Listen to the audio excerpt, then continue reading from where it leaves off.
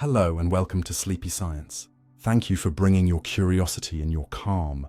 Set your thoughts down like a warm cup on a bedside coaster and drift with me through a starlit syllabus of beginnings. We'll open with the universe's wave function as a quiet map. Let no boundaries smooth the first light and watch a spark tunnel from almost nothing into somewhere. We'll float past bubble worlds of never-ending growth, cradle the earliest seeds and the simple vacuum that taught ripples to start, and pause where tiny wavelengths still ask to be heard. We'll feel the cosmos listen to its own tremor as coherence softens into a classical sky. Sit with a timeless equation and a clock made from correlations. Then practice honesty in toy labs while we learn to count fairly in a multiverse. We'll ask whether horizons keep the books, read quantum handwriting in the afterglow, let quasars flip cosmic coins, weigh vacuum versus gentle fields, and meet modest understudies, Axions and Curvatons. We'll consider bounces that trade fireworks for discipline, tunnels that shift the rules by a hair, and edges of black holes where endings might be edits. We'll try gravity's information ledger, hold a mirror at the bang for a twin that walks away as we do, and watch space emerge from growing ties like harmony thickening into melody. We'll ask why the first page was so tidy that arrows could form, where selection helps without closing questions, and how later and earlier grow from spreading records. We'll open new windows, light, waves, hydrogen whispers, to test the tale, rehearse early universe physics on careful chips, and finally sit with nothing, naming which emptiness our laws can truly hold. If this gentle voyage helps you learn as the day loosens its grip, breathe slowly, feel supported, and rest in the comfort that the universe doesn't break its rules to be beautiful. It reads the fine print and writes in the margins. Before we begin, where are you watching from? And what time is it there right now? Wave function of the universe concepts. Imagine you could hold not just a picture of the universe, but the instructions for every picture it could have become, like a quiet score that contains every melody the cosmos might play. This is the spirit of the wave function of the universe. And the most helpful way to feel it is to see it, not as misty mysticism, but as an honest bookkeeping device for possibility that obeys the same rules small laboratory systems obey, only scaled up to everything. Start gently. In ordinary quantum stories, we talk about the wave of an electron to summarize where it could show up and how likely each outcome is when we look. For the universe, swap where with every arrangement of matter, light, and geometry, and you get a grand ledger that assigns weights to entire ways the world might unfold. Those weights aren't guesses. They evolve according to known dynamics and their phases. Think of them as choreography rather than numbers. Decide whether different possibilities cooperate or cancel. Because we never experience all possibilities at once, your natural question is how this ledger gives us the single, sturdy reality of tables, trees, and Tuesdays, and the answer begins with environments. Everything talks to everything else. When a tiny system interacts with air, with light, with dust, with detectors, with your retina and your brain, the delicate ability of rival possibilities to recombine is shredded into the world's countless degrees of freedom. What remains is a set of robust stories that no longer interfere. That transition is called decoherence, and it is not a hand wave. We engineer it and control it in the lab when we build quantum technologies. In the universal picture, decoherence doesn't need a human to press a button. It needs records, physical imprints that are, in principle, retrievable. A branch is just a network of consistent records that agree with one another, and your everyday life is lived along one such branch because once enough records pile up, alternatives are effectively quarantined from ever rejoining the narrative. This helps us avoid two bad extremes. We don't smuggle in a magical rule that treats human observation as special, and we don't pretend macroscopic contradictions ought to haunt the kitchen.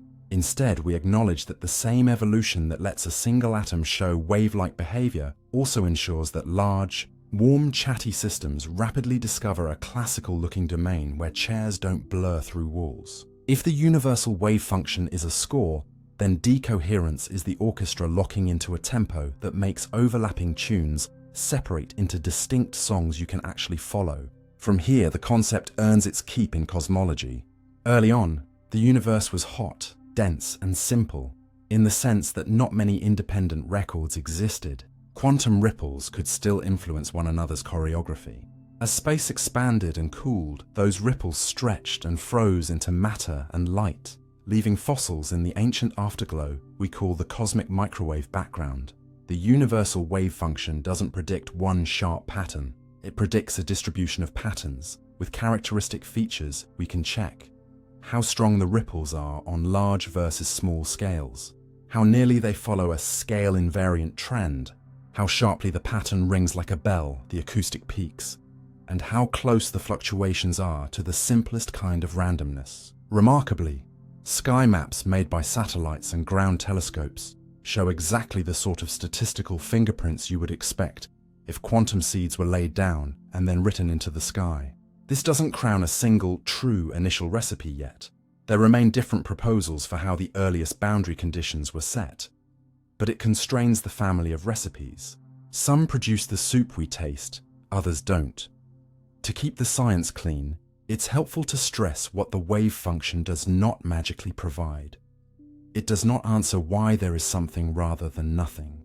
It does not force you into a particular interpretation about many worlds. It does not give personal meaning to outcomes. What it does provide is a disciplined framework where one evolving object carries consistent histories from the earliest times to now across scales, with no need to patch different laws for different sizes of things. That framework invites concrete questions instead of philosophical fog. Which coarse graining, what you choose to ignore because it's irrelevant at your scale, makes a galaxy behave like a fluid rather than a swarm of stars? Which states of matter and light are naturally stable under environmental chatter and thus become the pointer states that define the classical apparatus we trust? How does the arrow of time show up as an asymmetry in records, more fossils of the past than the future, when the underlying rules treat forward and backward so symmetrically?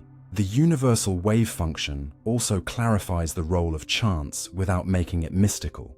Probabilities enter as weights attached to possible histories. When similar experiments are repeated many times across the universe, or even just across your lab, the frequencies of outcomes settle down to match those weights. Not because a dice god decrees it, but because that is how the choreography of interference and decoherence distributes records. On human scales, this means novelty is not a sign that the rules broke. It is an ingredient of the rules. On cosmic scales, it means our sky is one drawn sample from a broader distribution. We read it to learn about the underlying score, just like a geologist reads layers of rock to learn about long-gone seas. Some wonder whether speaking of a wave function for everything makes time feel illusory, as if history were a block already carved. But the better feeling is that the score exists while the performance is real. Interactions create records in sequence, and that ordered accumulation of records is the flow you call time. There is a quiet intellectual humility in this view too. When we say the universe is in a state, we are not claiming a hidden absolute picture. We are stating what the best compression of all consistent records looks like at a given level of description. Change the level, zoom far out to galaxy surveys or far in to atom interferometers, and you need different coarse grainings, like switching camera lenses. Yet you do not need new laws, and that economy is the whole appeal. In the end, the wave function of the universe is less a grand metaphysical pronouncement and more a promise-keeping device.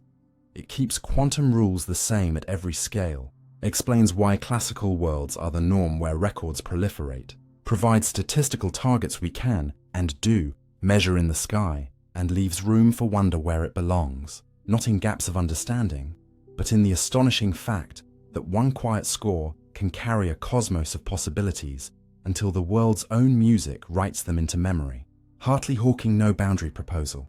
You've been told to imagine a beginning, fire, flash, a first tick of a cosmic clock, but the Hartley-Hawking no-boundary proposal invites a different picture.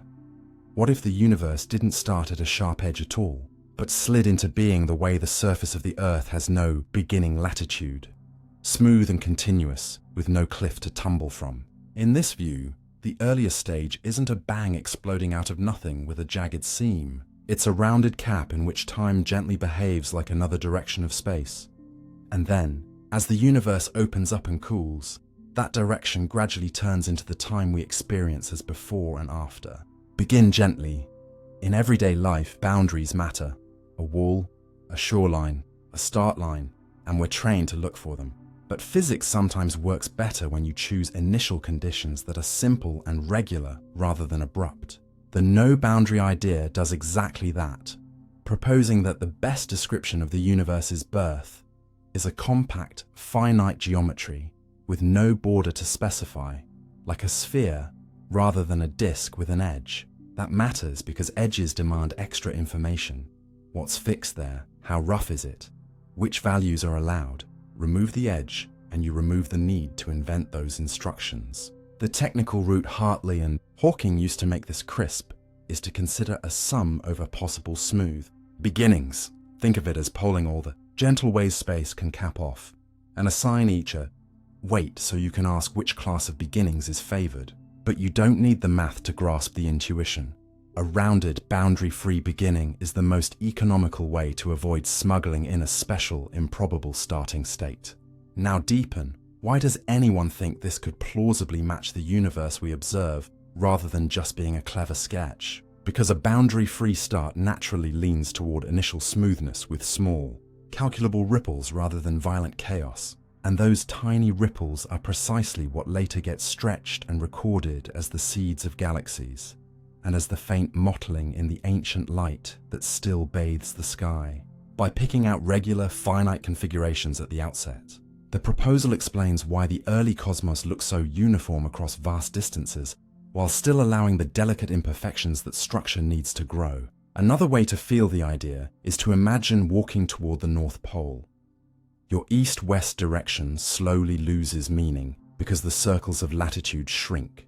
At the pole, the concept east dissolves, not because the planet ends there, but because the geometry tells you that direction has run out of room. Similarly, near the rounded beginning, the direction we call time gradually loses its familiar character, and the question, what was before this, becomes like asking, what's north of the North Pole? It's not a trick answer.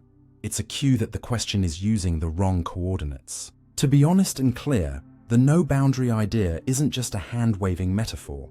It makes definite statistical expectations about the kinds of fluctuations the early universe should produce, how smooth the overall state should be, how the strengths of ripples change with scale, and those features line up with what modern observations reveal about the early cosmos. Nearly uniform temperature across the sky, ripples with a spectrum close to scale invariant, and a geometry that, on the largest scales we can test, is remarkably simple rather than wildly curved. That said, science earns its confidence by grappling with difficulties, and the no-boundary proposal has open questions that researchers keep refining. How exactly to choose the contour of histories you're summing over so that the result is unambiguous and stable, how to express probabilities cleanly when you're talking about the entire universe, and how to make the transition from that rounded, boundary-free cap to our familiar expanding space-time as crisp as possible without slipping in hidden assumptions. Yet even the debates are productive, because they force you to ask what really counts as an initial condition in a universe that includes the rules for its own birth. Do you want an edge where you must paste on extra data, or do you want the earliest stage to be self-contained, its simplicity doing the heavy lifting? Practically, this view has consequences for how we think about fine-tuning. If the universe began with no boundary, then many of the special settings you might otherwise have been tempted to impose, extreme smoothness, an exquisitely chosen phase of early expansion, can emerge from the rule prefer regular, compact beginnings rather than from a cosmic coin toss that happened to land just so. Philosophically, it's both disarming and calming. Instead of a hard origin and an unanswerable why that boundary, why those values, you get a picture where the question softens into geometry. What is the simplest, most regular way for spacetime to be complete on its own? And your curiosity can move from inventing border conditions to checking the statistical fingerprints a smooth start should leave in today's skies. In the end, the no-boundary proposal doesn't close the book on beginnings. It changes the genre from a story about a singular first instant to a story about a graceful turning, space, curling into time and then unfolding, into the eras we inhabit, so that the universe does not need a place to be glued to or a moment to be switched on, only a consistent way to be whole from the start, like a globe without edges whose very roundness is the reason it holds together. Vilenkin tunneling from nothing. Suppose the universe did not start in the way a match flares from a roughened strip, but appeared the way a note can emerge from silence. No stage, no lights, not even a room in which to place them. Just a lawful chance event in which a tiny closed seed of space-time slips into being. This is the spirit of Vilenkin's tunneling from nothing proposal, and the first step to understanding it is to clean up the word nothing, because here, it does not mean empty space or a dark void you could float in. It means no classical space or time at all, no background on which to draw coordinates, only the rules that govern what is physically allowed and forbidden when gravity is quantum and geometry itself is subject to fluctuation. In ordinary quantum stories, a particle faced with a barrier it cannot classically climb sometimes appears on the other side anyway, not by cheating the rules, but by obeying deeper ones. What was forbidden for a definite trajectory becomes allowed as a rare event in a world described by probabilities. Vilenkin lifts that logic to the largest scale and says the barrier is having a space-time at all. The classically forbidden region is the absence of a universe, and the rare event is the sudden appearance of a minimal, self-contained space-time, often pictured as a tiny closed bubble that immediately expands. The mathematics behind this is a semi-classical calculation that treats early geometry like a system that can explore nearby configurations, and tunneling is the name we give to the path that connects no classical universe to a small classical universe, without requiring a smooth slide through intermediate classical stages. You don't need equations to feel the intuition. There is a ridge separating the landscape of no space from the landscape of possible spaces, and quantum rules give a non-zero chance to hop the ridge. What makes Vilenkin's version distinctive, compared with other ideas about beginnings, is the boundary condition he imposes. In the space of possible histories, he selects those that behave like outgoing waves, universes that emerge and expand, rather than a mixture of incoming and outgoing behavior. This choice is not about human preference. It is a way to tell the theory, pick configurations that correspond to creation events rather than annihilations, and it has consequences. Most notably, it tends to favor an initial state with relatively high energy density in whatever field drives early expansion, which makes the onset of rapid growth, cosmic inflation, natural rather than delicately arranged. If you start high on the hill, you roll, and the space inside your bubble grows fast, smoothing irregularities and stretching tiny quantum ripples so that they later become the seeds of structure. That simple story stands up against a handful of reasonable questions. First, how can you tunnel if there is no place to tunnel from or to? The answer is that from and to are labels we impose after the fact. In the calculation, you compare the weight of a configuration with a classical universe to the weight of the no classical geometry configuration, and tunneling is the name for the dominant path that links them in the space of possibilities, not in ordinary space. Second, are we smuggling in a law to explain the law? After all, if there is no universe yet, what enforces quantum rules? The honest answer is that every attempt to describe a beginning assumes the framework of physics still applies. Vilenkin's proposal is explicit about that. Nothing is a physical state with no classical space-time, but not a state with no rules. And the rules are those of quantum gravity in the regime, where space-time can flicker into and out of classicality. Third, does the proposal make contact with observation rather than floating as a clever metaphor? It does, albeit indirectly. By preferring high initial energy for the field that fuels early expansion, it influences the predictions for how strong the first density ripples are, how nearly they follow a simple spectrum across scales, and how curved the large-scale geometry should be. Different beginning prescriptions dial these features slightly differently. So precise maps of the sky's ancient light let us compare families of beginnings and throw out those that don't cook the soup we actually taste. There are, of course, live debates. One concerns how to properly set up the sum over histories so the tunneling amplitude is unambiguous and stable. Another asks how to treat backreaction, the way quantum fluctuations of fields and geometry feed on each other, so that the result isn't distorted by the approximations we use to make the calculation tractable. Yet another debate notes that when you talk about probabilities for the whole universe, you must define what you are counting carefully. Because you don't have an ensemble of universes to repeat an experiment, you have a spectrum of possibilities from which our actual history is one drawn sample. None of these challenges sink the idea, they sharpen it. They also help separate the scientific content from the easy misunderstanding that from nothing means a free miracle. In this proposal, from nothing means a lawful, low probability transition allowed by the same statistical logic that lets alpha particles escape nuclei or electrons slip across gaps in semiconductors. Rare but not disallowed, and once it happens, the aftermath is not fragile magic but robust physics. The newborn space-time expands, the high-energy field rolls, radiation floods the scene, matter condenses, light decouples, and the observable universe inherits the fingerprints of its earliest fluctuations. The proposal also reframes an old philosophical itch. If there were ever truly nothing, not even physical law, then nothing could happen. Vilenkin's point is not to dodge that, but to choose a definition of nothing that is squarely inside physics. No classical background, but lawful dynamics that include the option of creation. In that sense, it is a scientific answer to a scientific version of the question, and it stays in bounds by tying its claims to features we can try to measure. If you want a feel for the stakes, consider fine-tuning.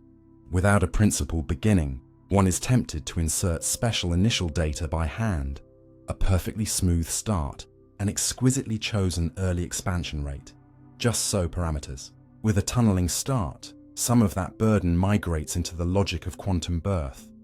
The theory itself assigns higher odds to beginnings that lead to rapid early growth, and rapid early growth is precisely what we need to explain today's near uniformity and the particular style of tiny imperfections that seed galaxies. That economy, rules doing more work than ad hoc choices, is why cosmologists keep this idea on the table despite its technical knots. And there is a quiet emotional payoff in thinking this way too.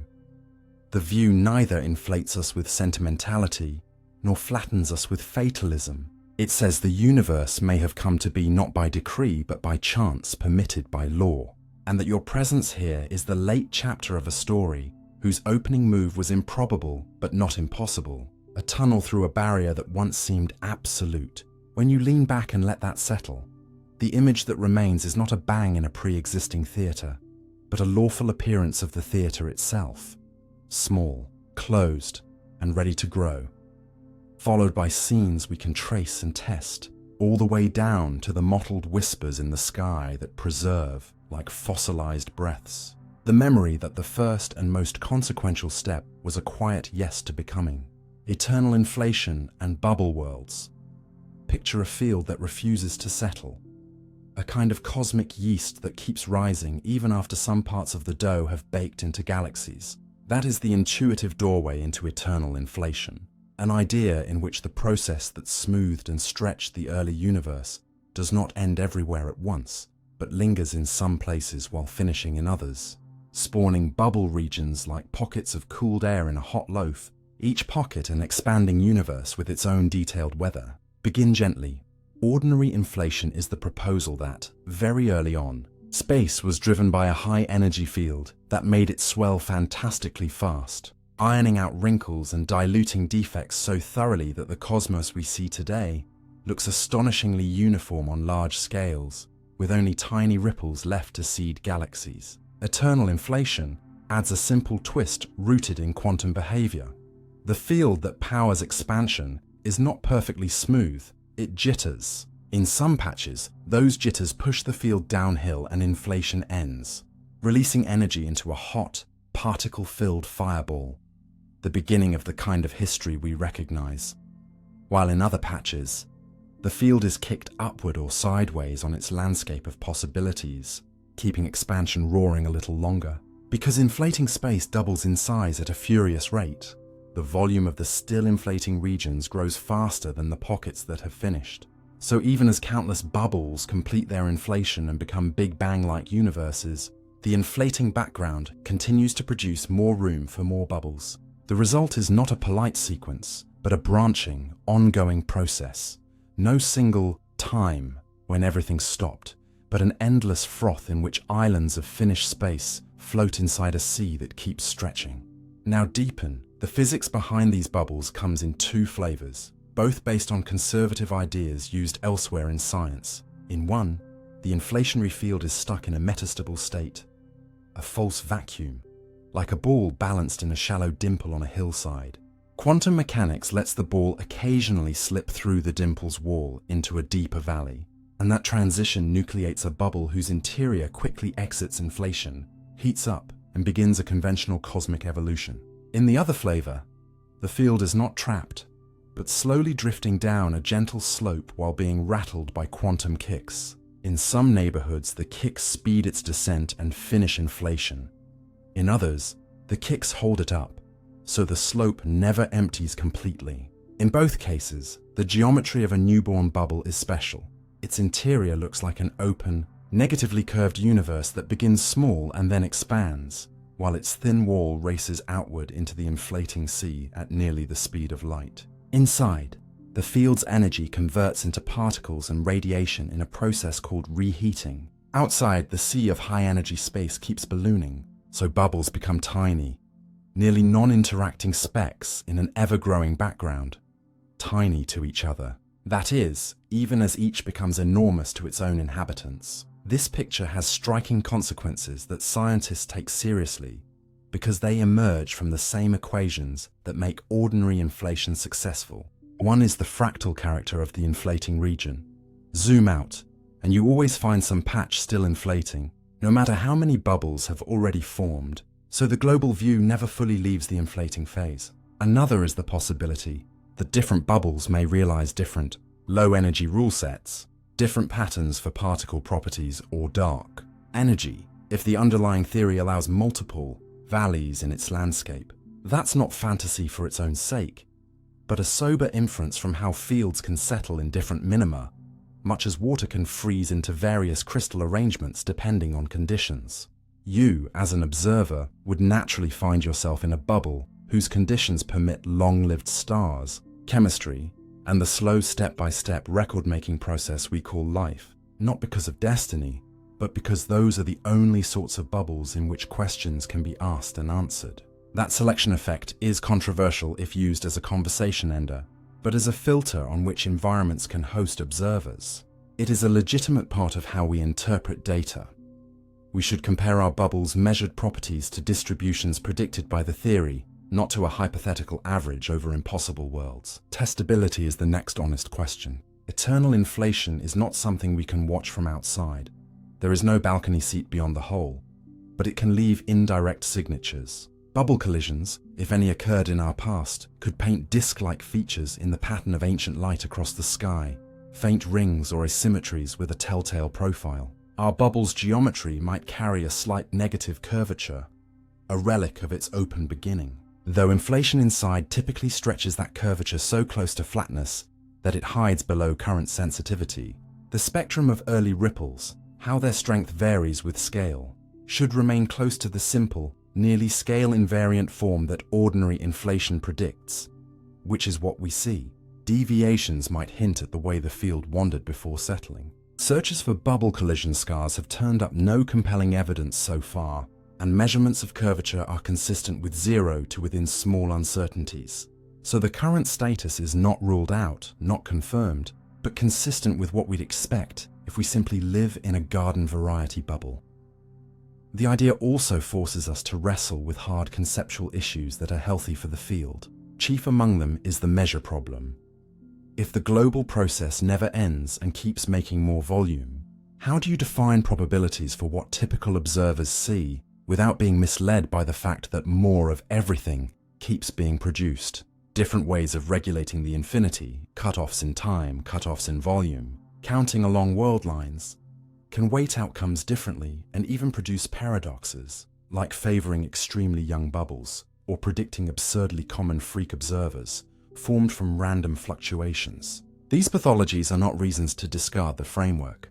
They are guideposts for what a consistent probability rule must avoid, and they have driven much of the best work on how to compare theory to observation honestly. Another issue is past completeness.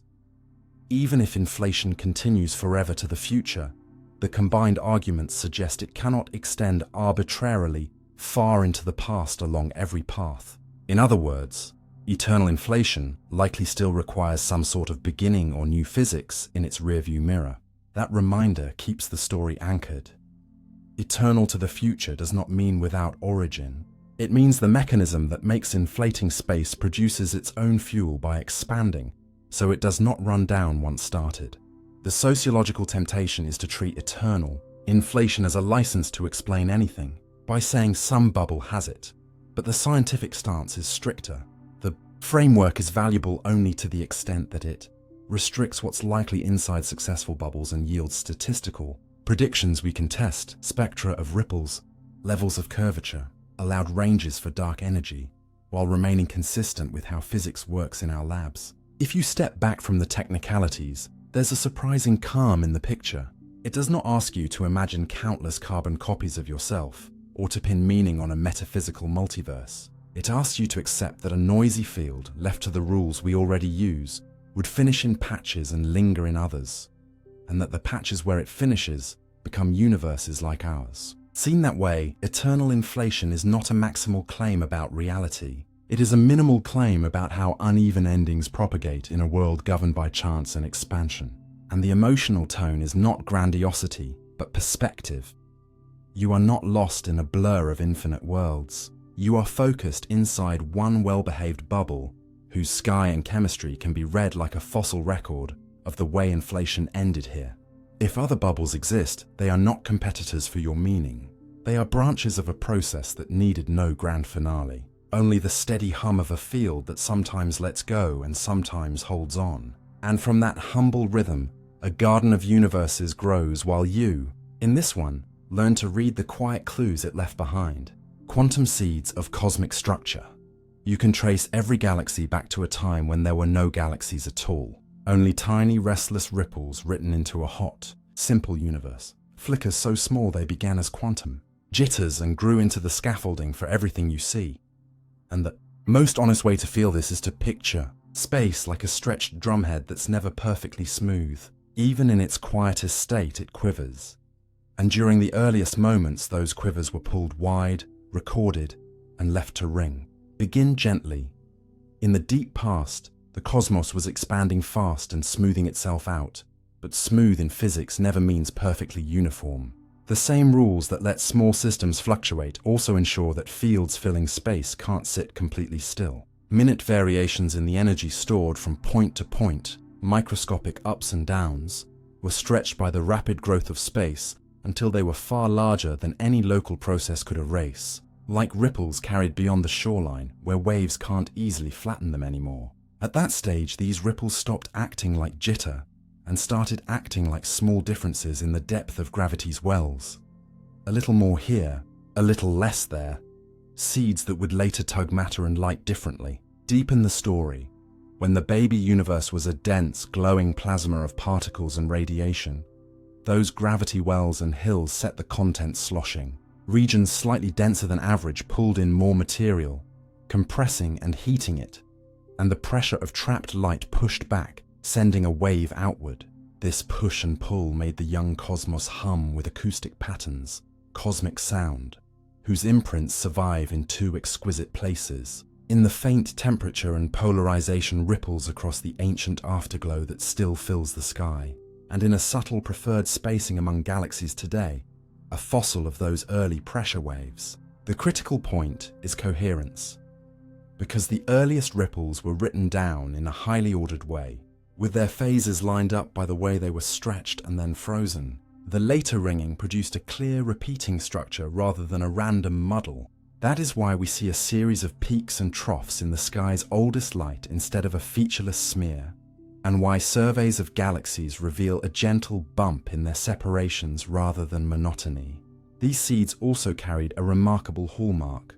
Across a wide range of scales, their strength changed only slightly, an almost scale-free pattern that means the universe doesn't prefer one size of structure over another too strongly. That near uniformity matches what we measure with satellites and telescopes, which find that the sky's ripples are close to, but not exactly, scale invariant, tilted just enough to be interesting, not enough to be chaotic. Another hallmark is their simplicity, to exquisite precision. Those first fluctuations behave like a Gaussian random field. A technical way of saying the map of tiny hot and cold spots is as if drawn by tossing many fair coins. This is not a flourish. It's a test that our instruments pass again and again, and any small deviation from that simple pattern, non-Gaussianity, would be a clue to more exotic beginnings than the modest quantum jitters we're describing. There's also the question of what kind of seeds they were. The observed mix looks overwhelmingly like adiabatic variations, where matter and radiation were nudged together in phase, rather than isocurvature shuffles that would have moved them in opposite ways. That, too, is a stringent check that the seeds came from one dominant source, imprinted early, not from a zoo of unrelated processes later. How did something as ghostly as quantum behavior leave such down-to-earth fingerprints? Here, the bridge is neither mystical nor hand-waving. It's a combination of growth and recording. As space expanded rapidly, modes of fluctuation were stretched so that their wavelengths exceeded the distance over which anything could communicate. Once outside that horizon, the ripples could no longer trade energy or cancel one another, and their amplitudes were effectively set, like a snapshot in mid-splash. As the universe aged and the horizon grew, those same modes wandered back inside, re-entering as classical-looking patterns because the environment had long since shredded the delicate quantum phase relations that would have allowed them to interfere. In plainer words, the early expansion turned microscopic randomness into macroscopic initial conditions, and the later environment made those conditions robust records written in light and matter. From there, the script of structure formation is steady and testable. Slightly denser regions pulled more strongly, growing into clouds, filaments, and halos. Gas cooled within those halos. Stars ignited. Supernova exploded. Black holes fed, and feedback from all this activity sculpted the luminous parts we can now photograph. Gravity kept tugging on dark matter and ordinary matter alike, weaving the cosmic web we map with surveys, while the radiation left over from the plasma era kept a faithful picture of the initial seeds, seen today as tiny temperature variations, a few parts in 100,000. The elegance of this account is that it ties together phenomena across absurdly different scales. Jitter, in an almost featureless sea, becomes the blueprint for clusters of galaxies. Coherent sound in a plasma becomes a ruler we still use to measure the expansion rate. A near Gaussian pattern of ripples becomes a yardstick for ruling in or out complicated beginnings. And it leaves you with honest edges of curiosity rather than slogans. We keep pushing measurements to ask how slight the tilt really is, whether any faint non-Gaussian fingerprints lurk in the data, how strongly gravity may have lensed the ancient light as it traveled, and how the first stars and black holes modified the pristine patterns they inherited. Yet the central lesson already stands. The universe did not require a miracle to draw galaxies on an empty canvas. It needed a gentle, lawful way to turn the smallest possible uncertainties into the largest possible structures. And that is exactly what those early quantum seeds accomplished. Let that settle, and the sky becomes more than backdrop. It becomes a readable archive where randomness was not noise, but the opening measure of a symphony that still plays. From the hush of the microwave afterglow to the quiet shapes of the galaxies holding your night in place. Bunch Davies' Vacuum and Fluctuations. You can think of the early universe as a vast stage that needed a quiet starting note before the orchestra could build its theme. And the Bunch Davies Vacuum is that quiet note, a specific, disciplined way of saying, start the fluctuations in their calmest possible state, so that every later riff, every ripple of temperature in the ancient sky, and every seed of structure has a clear, testable origin. Begin gently. In ordinary, uncurved space, we know how to define nothing happening. It's the state with no particles, the calm baseline from which excitations stand out. But in a universe that is expanding, nothing is trickier. because space itself is changing, and what looks calm at one moment can look stirred up at another. The Bunch-Davies prescription navigates this by focusing on the behavior of very short wavelength ripples early on, when any small region of the inflating universe looks locally flat. There, the rules of empty space apply, and vacuum means the same simple thing it does in the lab. The choice is to insist that each fluctuation mode, when it is far smaller than the horizon and not yet feeling the expansion, sits in that familiar calm state. As the universe stretches, the mode is carried along by the flow, but its initial condition is anchored to something we understand. This matters because in curved spacetime, there are many mathematically allowed ways to call a state vacuum, and different choices can sow different patterns in the sky. The Bunch-Davies choice is the conservative one that says, wherever the universe looks locally like ordinary space, use the ordinary vacuum. Deepen the picture by trading jargon for imagery. Imagine an endless field of tiny springs, each spring representing a wave of a particular size. At very early times, when a spring's wavelength is much smaller than the scale over which the universe changes, the spring vibrates as if the background were rigid. Its lowest energy twitch is the same as in a quiet room. The Bunch-Davies rule sets every spring into that lowest energy twitch before the expansion begins to matter. Then the room stretches. As the universe inflates, wavelengths grow. The springs lengthen, their natural pace slows, and eventually each one becomes so large that it no longer fits inside the causal room where vibrations can coordinate. When that happens, the spring's motion effectively freezes into a standing displacement, a tiny imprint in the fabric of the universe. Later, when the cosmic room has grown and communication scales catch up, those frozen displacements re-enter as initial conditions for the fluid of matter and light, driving the acoustic ringing that left fossils in the microwave afterglow and setting the scaffolding for galaxies. The Bunch-Davies starting point does two priceless things for this story. First, it makes the statistics simple. Because every mode begins in a calm, symmetric state, the combined pattern of fluctuations is extremely close to a Gaussian random field, the cosmic equivalent of many fair coin tosses whose sums produce a bell curve. Exactly the simple pattern we observe to high precision. Second, it predicts a nearly scale-invariant spectrum.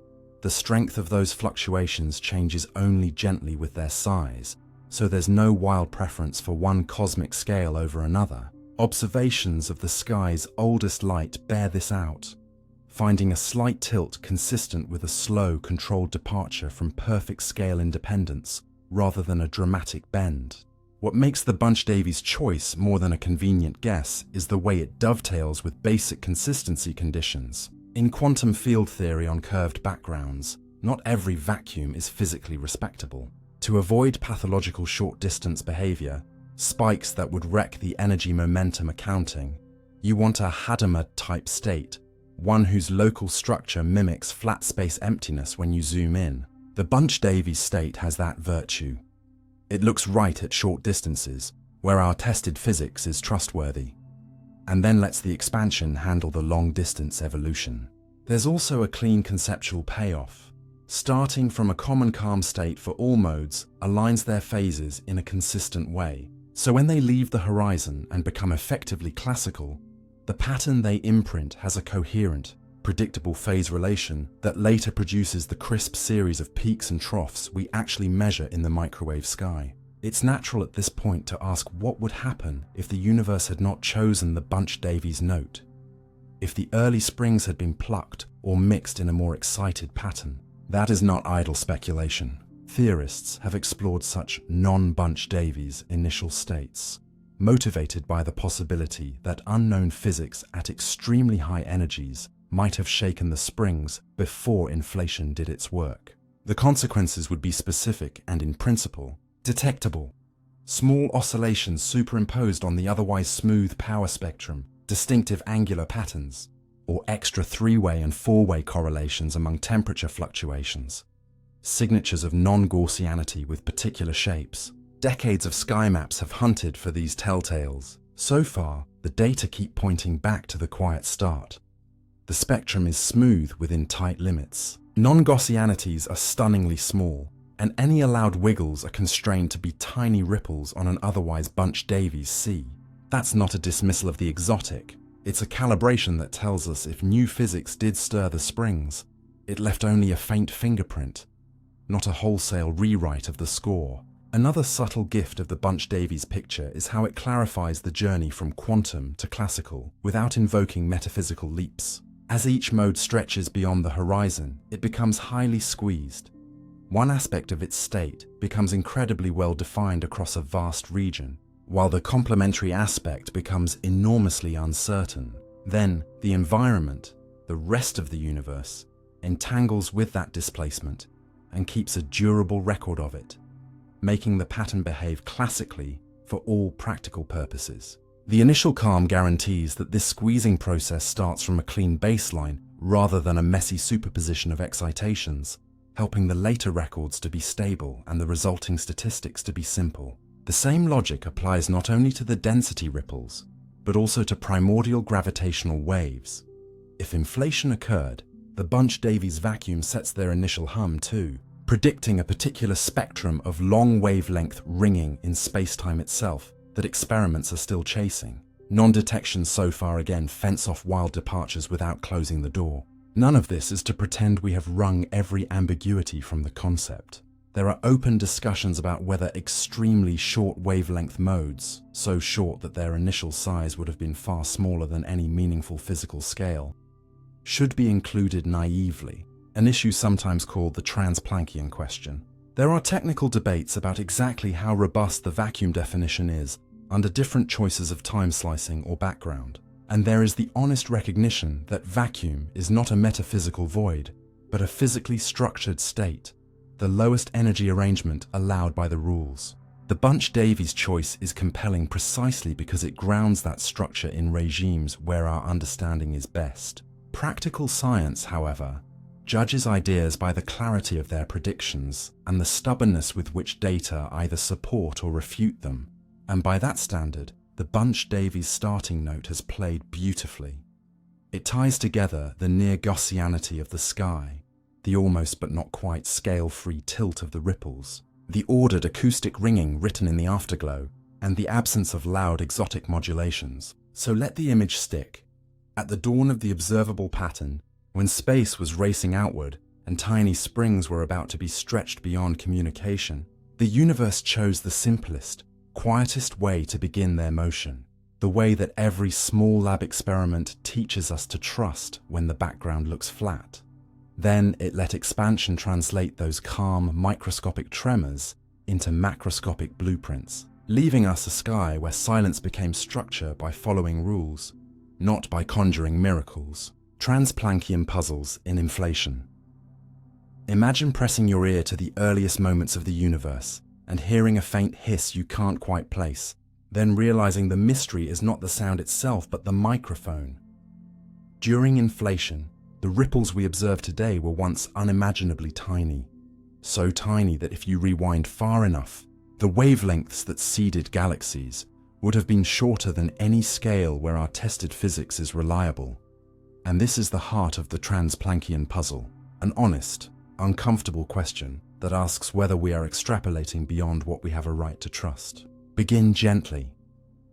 Inflation stretches everything, like drawing a tiny doodle on a balloon, and then expanding it until the doodle spans the room.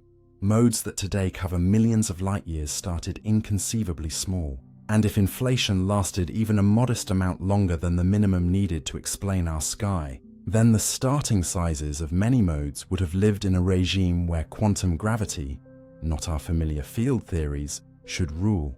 In that regime, we do not possess a finished theory.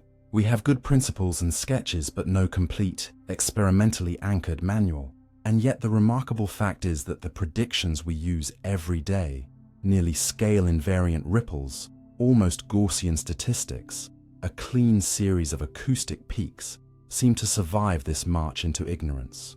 Why? The most hopeful answer is adiabaticity and humility. If the microphysics is absurdly short, distances is gentle in a particular sense. If it lets the earliest vibrations settle into the calmest allowed state when you zoom in, locally, then the expansion of the universe acts like a translator that carries those modes out to safe scales without scrambling them, so their later behavior depends mainly on the smooth ride rather than the exact details of the vehicle. That is the logic behind choosing simple, well-behaved initial conditions that look locally like ordinary emptiness when you magnify a tiny patch.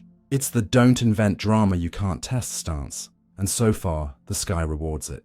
Now deep in the tension, what if the microphysics wasn't so gentle? The Trans-Planckian question invites you to probe alternatives, not because we want complexity for its own sake, but because nature may have left a small, readable accent from those forbidden scales. If very short-distance physics modified how waves propagate, changing their speed a little at extreme energies, or mixing the calm ground state with excited tremors, then the stretching during inflation could emboss tiny, telltale signatures on the pattern of cosmic ripples. These might appear as faint, repeating wiggles on top of the smooth distribution of power across scales, as specific angular alignments that ordinary models do not favor, or as extra correlations among triples or quadruples of hot and cold spots in the ancient afterglow. The beauty of this framing is that it replaces metaphysical worry with a shopping list of measurable consequences. If extreme energy effects existed and were not completely erased by later expansion and environmental noise, they should show up in precise maps of the sky, waiting to be spotted like a watermark in old paper. Decades of increasingly sharp observations have hunted for such marks and found the main melody to be astonishingly clean. That does not solve the puzzle, but it does corral it, telling us that any short-distance excitement must have been small, brief, or cleverly hidden. Still, the conceptual itch remains, and it is good that it does, because it forces careful thinking about first principles. One line of attack says, treat unknown ultra-short physics as boundary data placed on a sensible cut-off surface. A point in the past where you declare that you will no longer extrapolate, then parameterize every allowed departure from the calm start and ask how large the resulting imprints could be without wrecking the energy accounting or drowning later predictions in contradictions. Another line studies modified dispersion relations. The idea that at wild energies, the relation between frequency and wavelength deviates from the simple form we trust, and tracks how such deviations would percolate into the frozen patterns we read today. Yet another examines whether very early excitations would dump so much energy into the background that inflation itself would be disrupted, a self-consistency check that rules out many flamboyant scenarios. Through all these routes runs a sober constraint. Whatever you do at the beginning must leave behind a state that is physically well-behaved when you zoom in. Otherwise, the energy in the fluctuations blows up or the whole setup becomes ill-defined. That demand, far from being pedantic, is a shield against wishful thinking. It says that only those early choices that look locally like ordinary emptiness when inspected closely are viable, which is why the simplest starting notes keep winning. A different worry is philosophical. Are we allowed to talk about wavelengths shorter than any meaningful physical ruler? Maybe distances below a certain scale are not simply unknown but undefined. No detector could, even in principle, resolve them. So our modes there are not features of reality but artifacts of the math we use to evolve them forward. This perspective reframes the puzzle. Inflation may magnify ignorance into apparent structure, only if that ignorance corresponded to something physical in the first place. If it didn't, then what we are really doing is evolving well-posed, medium-scale physics from a boundary where our description ceases to apply, and the robustness of predictions reflects the fact that the details beyond that boundary don't matter, just as a river's downstream meanders don't depend on the precise shape of every grain of sand at its source. That is both comforting and motivating. Comforting because it explains why our forecasts work so well despite our ignorance. Motivating because it pushes us to define carefully where the boundary lies and what doesn't matter really means. On the data side, the Trans-Planckian program has matured into a suite of concrete tests. Analysts look for high-frequency ripples in the power spectrum that would betray early mixing of calm and excited states. They constrain 3-point and 4-point patterns in the sky that would pop out if ultra-short physics left specific fingerprints. They place limits on any preferred directions or periodic features that would come from exotic early behavior. And they connect these searches to cousins in other messengers, like the polarization patterns that long-wavelength gravitational waves would leave, or the subtle lensing distortions that large-scale structure paints on the microwave background.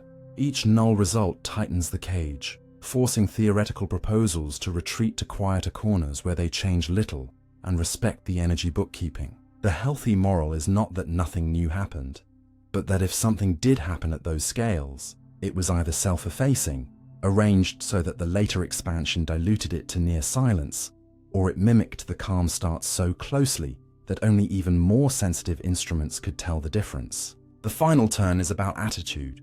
The Trans-Planckian puzzle is not a scandal, but a teacher. It reminds you that explanations you trust can lean on extrapolations you have not earned, and that the right response is not to abandon successful ideas, but to frame the uncertainty in ways that invite measurement. It also showcases the quiet power of effective theories. You don't need to master the ultimate microphysics to make reliable predictions, provided you identify the few parameters that leak out from the unknown into the known, and you ask experiments to bound them. And it honors the strange generosity of inflation as a laboratory, by stretching microscopic whispers into macroscopic fossils. The early universe gave us a chance to read in today's sky. Hints about rules that operated at energies no collider will ever reach. So let the puzzle do its work on you. It should leave you humble about how far we are extrapolating, clear on why the standard predictions are so robust, alert to the small, specific ways truly new physics could reveal itself, and attentive to the discipline it takes to tell a tempting story from a testable one. If one day a delicate wiggle or an odd correlation in the sky refuses to go away, we will know where to look for meaning. Not in slogans about beyond or before, but in the fine print of how short-distance reality chose to whisper into the vastness, and how the universe, obligingly, stretched that whisper into something we could finally hear. Quantum backreaction in expanding space. What happens when the actors in the universe's play start tugging on the stage itself? When the very ripples and particles that ride the expansion begin, quietly but insistently, to push back on that expansion? That question is quantum backreaction in an expanding cosmos. And the cleanest way to feel it is to imagine space as an elastic fabric that not only carries waves, but also changes its stretch in response to whatever those waves are doing.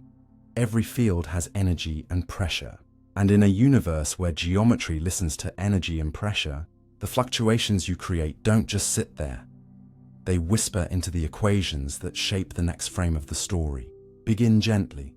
In ordinary settings, we treat particles and fields as passengers, and gravity as the road.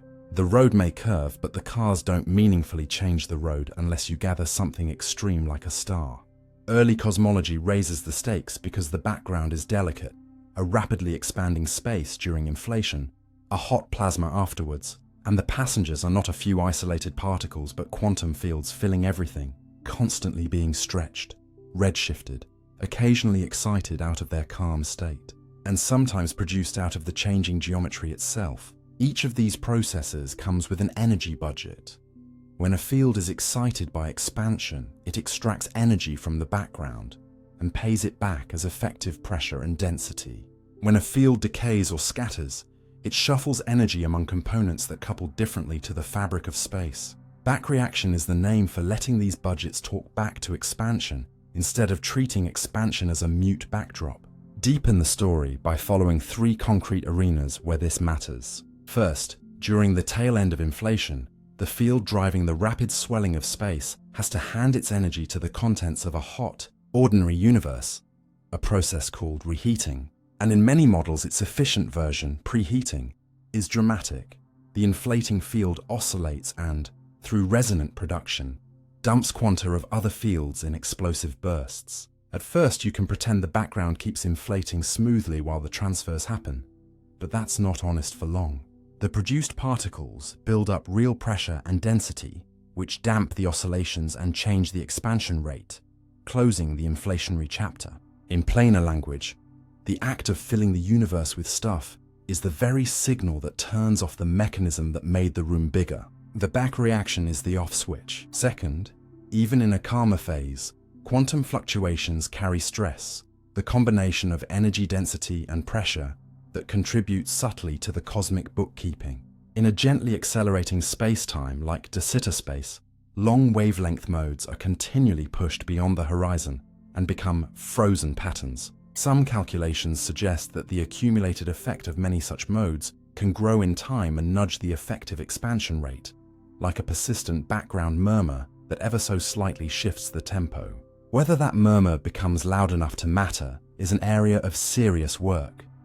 Naive treatments overcount or break cherished conservation principles, while careful ones ensure that the stress carried by fluctuations is finite, conserved, and properly renormalized so that you're not mistaking artifacts of your math for real physics. The headline you can trust is conservative, with the initial conditions and energy scales favored by observations. These quantum pushes are generally small corrections to the main expansion, not runaway brakes or turbochargers, but they are principled and, in some corners of parameter space, measurable in the tilt or running of the primordial spectrum, in the amount of gravitational waves produced, or in the detailed statistics of the ancient light. Third, there is the cousin problem of inhomogeneities at later times, when matter clumps into galaxies and clusters and voids.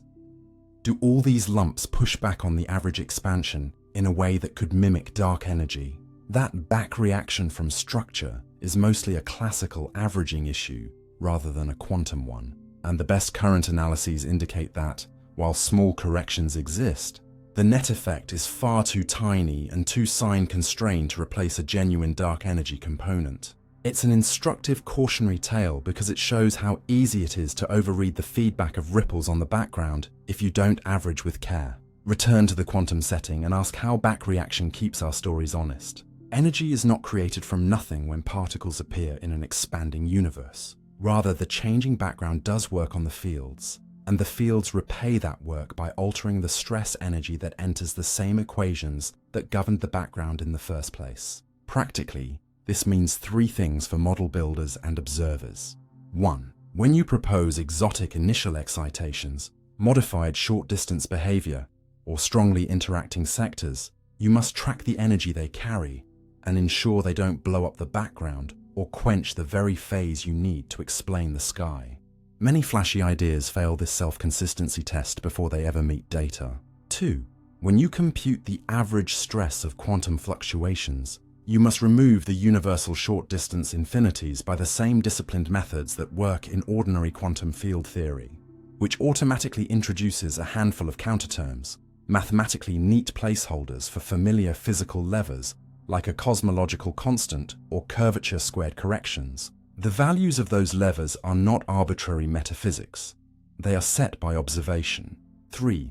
When you claim a large secular effect, a correction that grows, with time, you must show it survives changes of coordinates and choices of what you call background versus fluctuation. Otherwise, you are measuring a gauge shadow rather than a physical shove.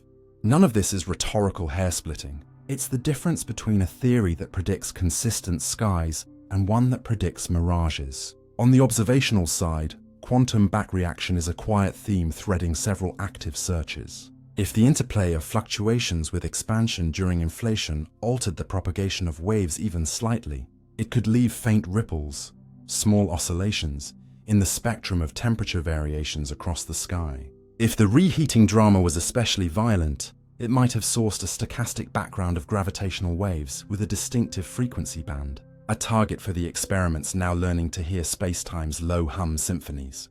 If long wavelength modes during inflation accumulated a real gauge-invariant stress, it would show up as tiny shifts in the relation between the amplitude and tilt of the primordial spectrum that next-generation surveys could detect. So far, the universe has answered in a restrained voice. The sky's statistics are strikingly close to the simplest expectations. Non-Gaussianities are small. No loud extra backgrounds have appeared. That restraint doesn't belittle backreaction. It calibrates it, telling us that the feedback loop between quantum fields and cosmic expansion is there, but typically modest, an adjustment of the stage lights rather than a collapse of the set, unless the energy scale, couplings, or initial excitations are tuned to make it otherwise. The philosophical payoff is clarity about causation. The universe is not a one-way script in which geometry dictates and fields obey. It is a conversation in which fields and geometry take turns leading, bound by conservation and consistency. And there is a human-sized lesson tucked inside the equations. Feedback matters, but good systems are stable because their feedbacks are mostly small and properly signed.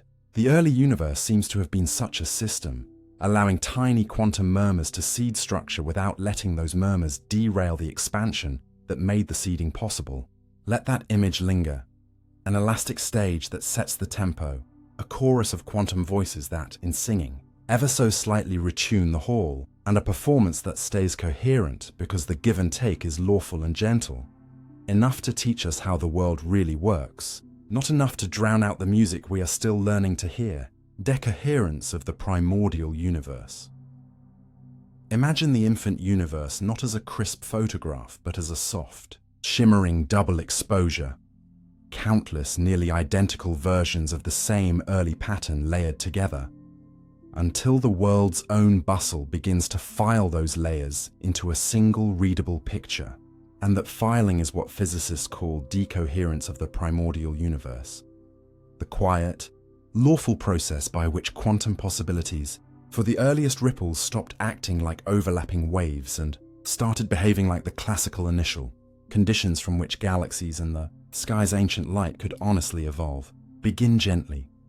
When the universe was very young and expanding fast, the tiny fluctuations in its fields were genuinely quantum objects, with phases that in principle allowed different histories to interfere.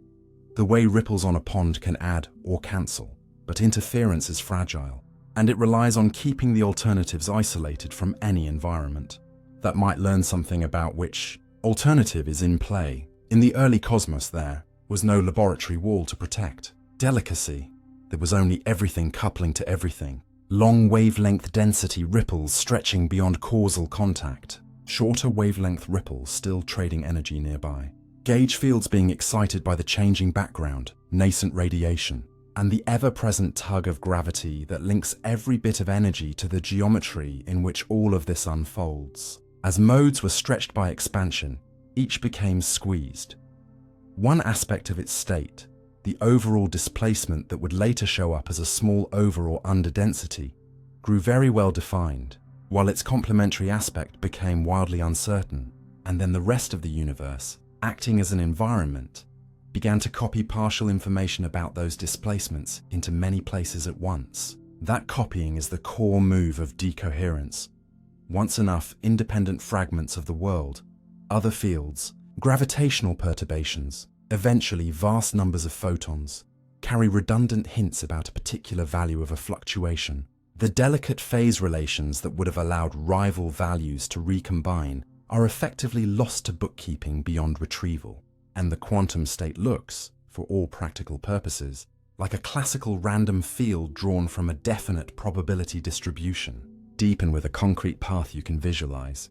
Picture the space of early fluctuations as a hall of tuning forks, one fork for each wavelength. While the forks are tiny compared to the horizon, their hums can, in principle, interfere, but inflation stretches them so quickly that many forks are carried outside the region where vibrations can coordinate.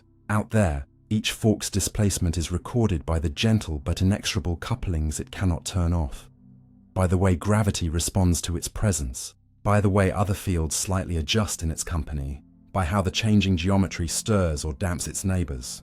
If you choose to ignore the sea of degrees of freedom that now carry those records, because you cannot possibly keep track of them all, the remaining description of the fork state becomes a diagonal ledger of classical-looking alternatives. The jargon for this is that the reduced state becomes approximately a statistical mixture in the pointer basis.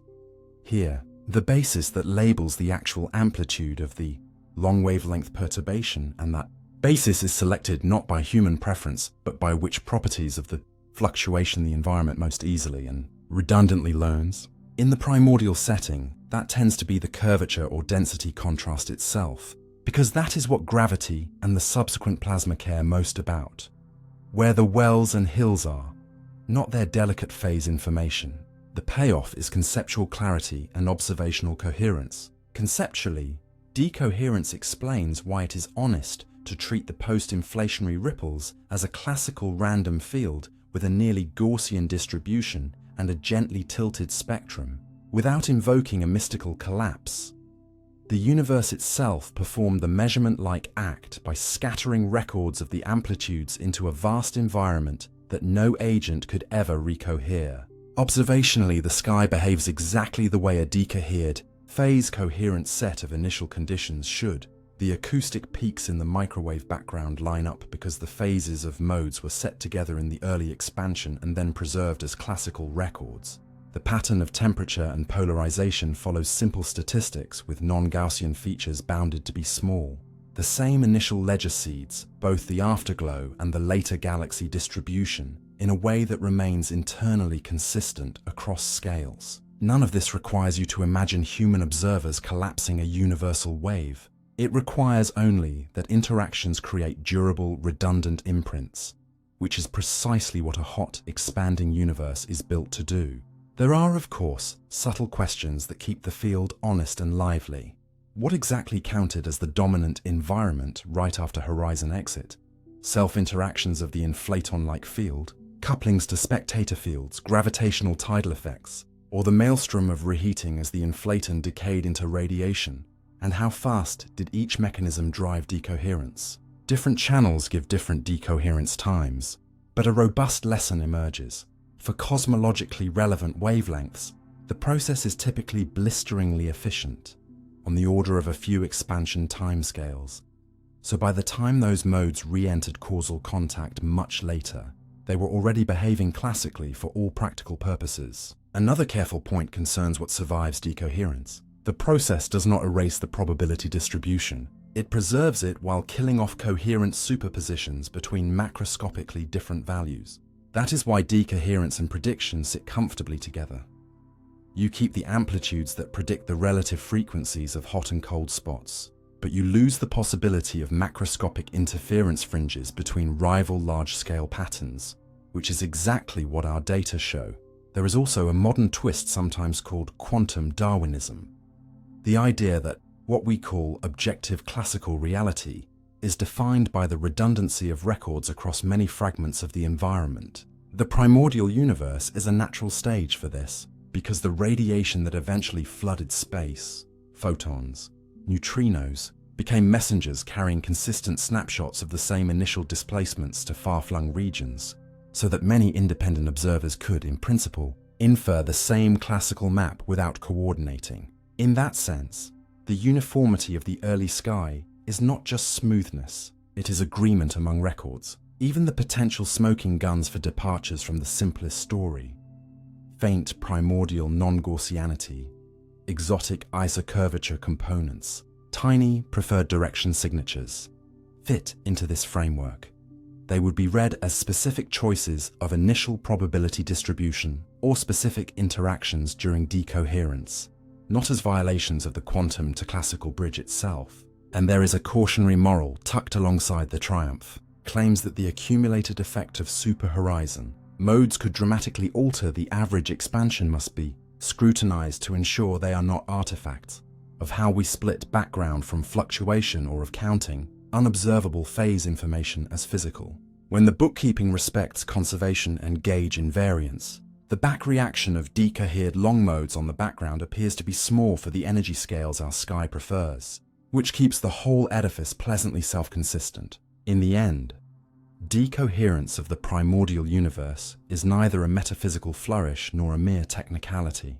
It is the quiet mechanism that allowed a lawful handoff from the quantum rules that wrote the first ripples to the classical behavior that let those ripples grow into structure. It does not ask you to choose between magic and determinism. It asks you to notice how records accumulate, how redundancy makes objectivity, and how a world that began as delicate as breath could, by copying information into countless channels, become sturdy enough to craft stars, planets, and minds that look back at the sky and recognize, in its faint mottling, the signature of the moment when possibility blurred into history. Wheeler-DeWitt equation and timeless. You're used to stories that begin with "once upon a time," but the Wheeler-DeWitt equation quietly asks you to drop the time and see what remains. A single, all-at-once description in which the universe's possible geometries and matter arrangements are woven into a grand static pattern. And what you call the flow of moments is not a universal tick, but a relationship that certain parts of that pattern can read off from others. Begin gently. In ordinary quantum mechanics, change is driven by a clock outside the system, an implicit stage on which waves evolve. In general relativity, by contrast, space-time itself is dynamical. So asking for a master clock is like asking the ocean to provide a fixed shoreline. When you try to quantize gravity honestly, this mismatch becomes the problem of time. And the Wheeler-DeWitt equation is its clearest expression. Instead of telling the state how to march forward, it imposes a constraint that the total energy of geometry plus matter vanishes, leaving a wave functional that satisfies a timeless condition. Roughly, physical states are those that solve h=0, so that the right question is no longer how does change with time, but which correlations inside describe consistent experiences of change. If that sounds like a philosophical trick, make it concrete with a pocket analogy. Imagine a book of photographs showing a pendulum swinging past a dial. The book itself is not moving, but inside it there's a beautiful regularity. Whenever the pendulum is at a certain angle, the dial's hand points to a matching number. Open the book at random and you see a correlation that could be read as time, even though the book as a whole is still. The Wheeler-DeWitt universe is such a book. The state encodes which three geometries co-occur with which matter configurations and with which readings of internal clocks. Choose one variable as a clock, say the average scale of the universe, and ask conditional questions. Given that the scale reads this value, what are the relative chances for the distribution of matter to look like that? In good regimes, this reproduces the familiar Schrödinger evolution as an approximation. When geometry is heavy and slow, and matter is light and quick, a careful separation shows that branches of the timeless state behave as if matter were evolving in an emergent time defined by the geometric clock, a result you can derive without smuggling in an external ticking. This is the semi-classical bridge that lets cosmology do honest calculations. Treat the dominant part of the wave functional as providing a quasi-classical background and read matter's dynamics relative to it, recovering the equations we trust for atoms, radiation, and structure formation. Time, in that view, is the parameter labeling the background branch you're walking along, not a godlike metronome. Deepen the picture by facing two sharp questions. First, if the fundamental equation is timeless, why do you feel a forward flow and remember the past, not the future? The answer lives in records and boundary conditions. The timeless state can still favor branches in which certain variables increase monotonically across the correlations. Those branches are the ones rich in stable records, photons, fossils, detector clicks that accumulate in one direction, giving rise to the arrow you experience.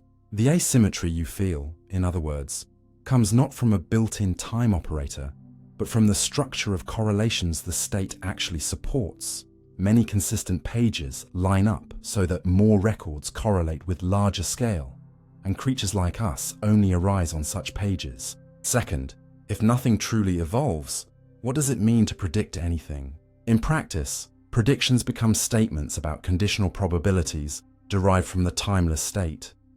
If an internal clock reads value A, what distribution of outcomes B should you expect? And how are those probabilities constrained by the requirement that the correlations fit together consistently across different choices of clocks? This is less exotic than it sounds. You already live by conditional probabilities, and the Wheeler-DeWitt framework elevates that logic from the lab to the universe as a whole. To keep the story scientific rather than mystical, you must be careful about what counts as an observable. In a diffeomorphism invariant world, only relational quantities, the value of this field, when that geometric marker reads thus, are meaningful. The Wheeler-DeWitt equation quietly enforces that discipline by killing off any reference to an external time and forcing you to build observables out of correlations. When you do, measurable quantities drop out cleanly, from the pattern of cosmic ripples to the lifetimes of metastable states in the early universe. There are technical knots here, and acknowledging them keeps the wonder honest. Defining a good inner product in the space of solutions is tricky, because the equation resembles a wave equation with an indefinite sign. Choosing clock variables is subtle because a variable can hiccup, stop being monotonic, making it a poor global clock. And ensuring that different choices of clock lead to compatible predictions demands consistency, checks that are still an active frontier. Yet the encouraging part is how robust the approximations become in the regimes we can test. Whenever one sector plays the role of a smooth, classical background and another plays the role of nimble system, the emergent time description works and yields the physics that guides satellites, telescopes, and particle detectors. You can even see how decoherence, discussed in another context, plugs into this story without repetition. In the timeless state, there are many potential WKB-like branches that look quasi-classical. Interactions with many degrees of freedom suppress interference between those branches, making one relational narrative stable enough to live in, which is precisely why your internal clocks don't jump or blur. What about Minisuperspace, the laboratory where many of these ideas are tested? By trimming to a few degrees of freedom, say, a homogeneous scale factor and a simple field, you can solve the Wheeler-DeWitt equation explicitly and explore how different boundary conditions pick out distinct families of correlations. The point isn't to crown a final answer, but to show how timeless encodes familiar behavior when the right clock is chosen, and how it fails when the clock is bad. This also reframes debates about the beginning. In a timeless picture, before and after are not global absolutes. They are labels internal to a branch. A bouncing branch can encode correlations that you read as contracting then expanding, while another can encode always expanding. The job of observation is to decide which branch's conditional predictions match our sky, not to elevate one metaphysical timeline. Stepping back, the emotional punch is quieter than a headline and deeper than a slogan. The Wheeler-DeWitt equation doesn't say nothing happens. It says that happening is the emergent grammar of certain correlations, and the reason it feels so natural is that you are made of record-making machinery tuned to those correlations. The practical payoff is discipline. Never confuse coordinates with clocks. Never mistake a global parameter for a physical reading, and never add more structure than the theory allows. The philosophical payoff is a kind of freedom. If time is not an external river, but a relation among things, then meaning lives in the patterns we can check. How matter lines up with geometry, how records accumulate, how arrows arise, not in a cosmic stopwatch we'll never find. And the closing image is gentle, a library of consistent pages, bound by a law that asks for harmony rather than marching orders, where now is a bookmark you place by choosing a clock, an opening to a page whose correlations agree. And in that quiet, relational universe, the story of stars and minds unfolds not because time commands it to, but because the pattern itself allows it, beautifully and enough. Page Wootters' time in Cosmology. Imagine you wake in a room with no windows and no clocks, only a softly ticking metronome on the table and a mobile of planets spinning overhead. And someone whispers, "There is no external time here, only relationships. Watch the metronome to learn how the planets move, and watch the planets to learn what the metronome has ticked." That is the spirit of Page Wootters' time. An approach that asks you to stop searching for a universal stopwatch outside the cosmos and to read time from correlations inside it. And in cosmology, this becomes a crisp working rule. Pick a physical degree of freedom that behaves like a clock, entangle it with the rest of the universe, and describe change as how everything else looks when that clock reads a particular value. Begin gently. In general relativity, space-time is not a fixed stage. Geometry flexes with energy, so importing an external time parameter into a truly closed description of all there is like asking a novel to come with page numbers printed by another book. The Page Wootters move is to treat the universe as one wholly quantum object, whose total energy budget nets to a constraint, then split it conceptually into two parts, clock and system, and ask conditional questions such as, Given that the clock points to this value, what is the state of the rest?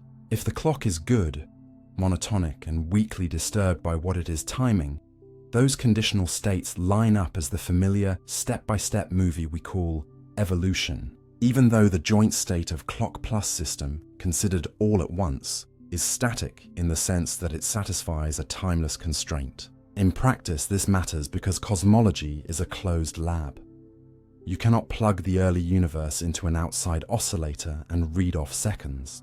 You must extract time from within, often from something like a homogeneous scalar field, the overall size of space, or a dust component introduced precisely to serve as a clock, and then compute what the rest of the fields are likely to do when the chosen clock reads this or that. The beauty of the Page-Wootters construction is that it turns what sounds like philosophy into a recipe. Choose a clock variable that advances smoothly across the history you care to describe. Write the joint quantum state of clock and cosmos so that they are correlated. Specific clock readings paired with specific matter plus geometry configurations, and then build predictions as conditional probabilities, the same way you do every day when you say, if the thermometer shows 10 degrees, expect frost, or if the isotope has decayed halfway, infer an age. Now deepen the picture and keep it honest. A clock is only useful if it is stable and precise, and quantum clocks have limits. If you try to make one arbitrarily accurate, you must endow it with energy spread that, in gravity, backreacts on the geometry you are also trying to measure. Conversely, a clock too gentle to disturb the world is also too fuzzy to tell you much. In cosmology, this trade-off is manageable if you stick to clocks that change steadily, like a rolling scalar field during early expansion or the volume of the universe in certain models, so that the ticks are widely spaced, robust milestones rather than fragile flutter. With such a clock in hand, the Page-Wootters conditional states of the system obey, to an excellent approximation, the same evolution equations we use in ordinary physics. The trick is that time in those equations is not a godlike variable, but the reading of your internal clock. This perspective clarifies a long-standing headache known as the problem of time. If the deepest equation for the whole universe looks timeless, how do we recover change? The answer here is that change was never about marching relative to an external meter. It was about reliable correlations among subsystems, clocks, fields, geometry, and when those correlations have the right structure, the familiar movie appears without adding extra structure to the theory. It also reframes the arrow of time. The Page-Wootters framework by itself does not pick a direction. What gives you a forward sense is the special pattern of correlations and records in the actual state of our universe. Entropy grows because the configurations that pair a larger clock reading with more and more redundant records are the ones realized. You remember the past because there are physical marks of it, photons, fossils, data, written into the environment when the clock is smaller that accumulate as the clock grows. In this way, the arrow emerges from how records are layered in the conditional states, not from a preferred tick hiding in the equations. The approach earns its keep in concrete cosmological toy models. In Minisuperspace, where you keep only a few degrees of freedom, say, the overall scale of space and a simple field, you can solve for a joint quantum state that satisfies the global constraint and then take the field as a clock. When the field reads this, what is the distribution of the scale? The result is that the conditional distribution of the scale factor obeys an effective dynamical law that looks just like ordinary evolution, with corrections that tell you where the approximation breaks. You can swap roles and choose the scale as the clock to read off the field's dynamics, a practical proof that different internal times can be used so long as they are monotonic, and the overlaps where you compare them agree. This last point exposes the main technical caveats. Clocks are not free. Choose a bad one that stutters, reverses, or ceases to be globally monotonic, and your emergent notion of time fails in that regime. Choose two good clocks and you face the multiple choice problem. Do different reasonable clocks yield the same physics? They should in the overlaps, and demanding that consistency is a powerful filter on which models are acceptable. There is also the need for a good probability notion in the space of solutions to the global constraint. You want an inner product that lets conditional probabilities add up and remain invariant under changing your bookkeeping. And constructing that carefully is an active craft, not a solved exercise. Yet none of these caveats block the road. They mark the places where better clocks, better approximations, or better bookkeeping improve the view. The Page-Wootters idea also touches experiment in a down-to-earth way that reassures the intuition. In tabletop quantum optics, you can engineer small universes built from entangled photons, designate one degree of freedom as the clock and the other as the system, and show that although the joint state is stationary, conditioning on the clock yields a sequence of system states that evolve just as if an external time were driving them. These demonstrations don't prove anything about the cosmos directly, but they prove the logic is physically meaningful, not wordplay. In cosmology, the payoff is methodological clarity rather than a single dramatic signature. It tells you how to pose questions about the early universe without smuggling in a background time that the theory itself does not grant. It tells you how to compute correlations for relics like the ancient afterglow by evolving with respect to a clock field. It tells you how to match emergent time descriptions across eras, early inflation, reheating, radiation-dominated expansion, whenever your chosen clock remains good, or when you must hand off from one clock to another. And it dovetails naturally with decoherence. As the clock interacts with the rest, robust records of its readings become widely distributed, suppressing interference between very different clock values, so that observers like you will almost never witness a clock that is in a delicate superposition of wildly separated times. That's why the emergent time you use is not only calculationally convenient, but operationally real. Step back and the emotional tone is gentle rather than grandiose. Page-Wootters' time does not say nothing flows. It says the only flows that matter are flows you can read from the world, and those flows are rich enough to carry galaxies and life. It invites a kind of intellectual humility. Never add a clock that no instrument could, even in principle. Consult, and a kind of practical courage.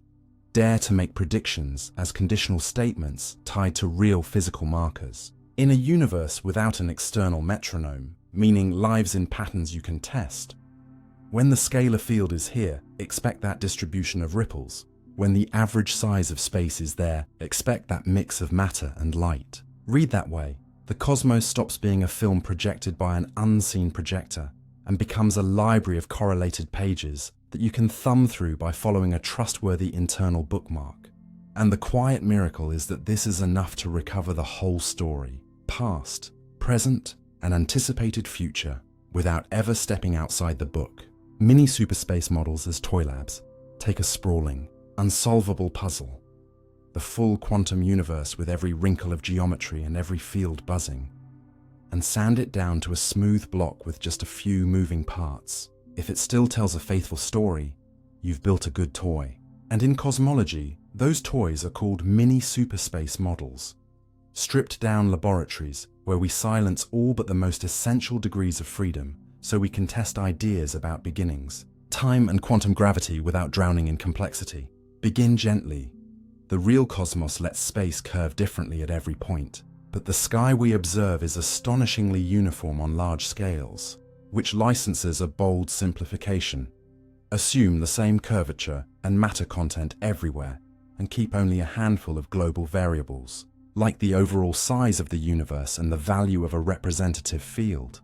With that symmetry reduction, the monstrous wave function of all geometries collapses to a tractable wave function of a few variables, and the Wheeler-DeWitt constraint becomes a one- or two-dimensional equation you can actually solve, plot, and argue about.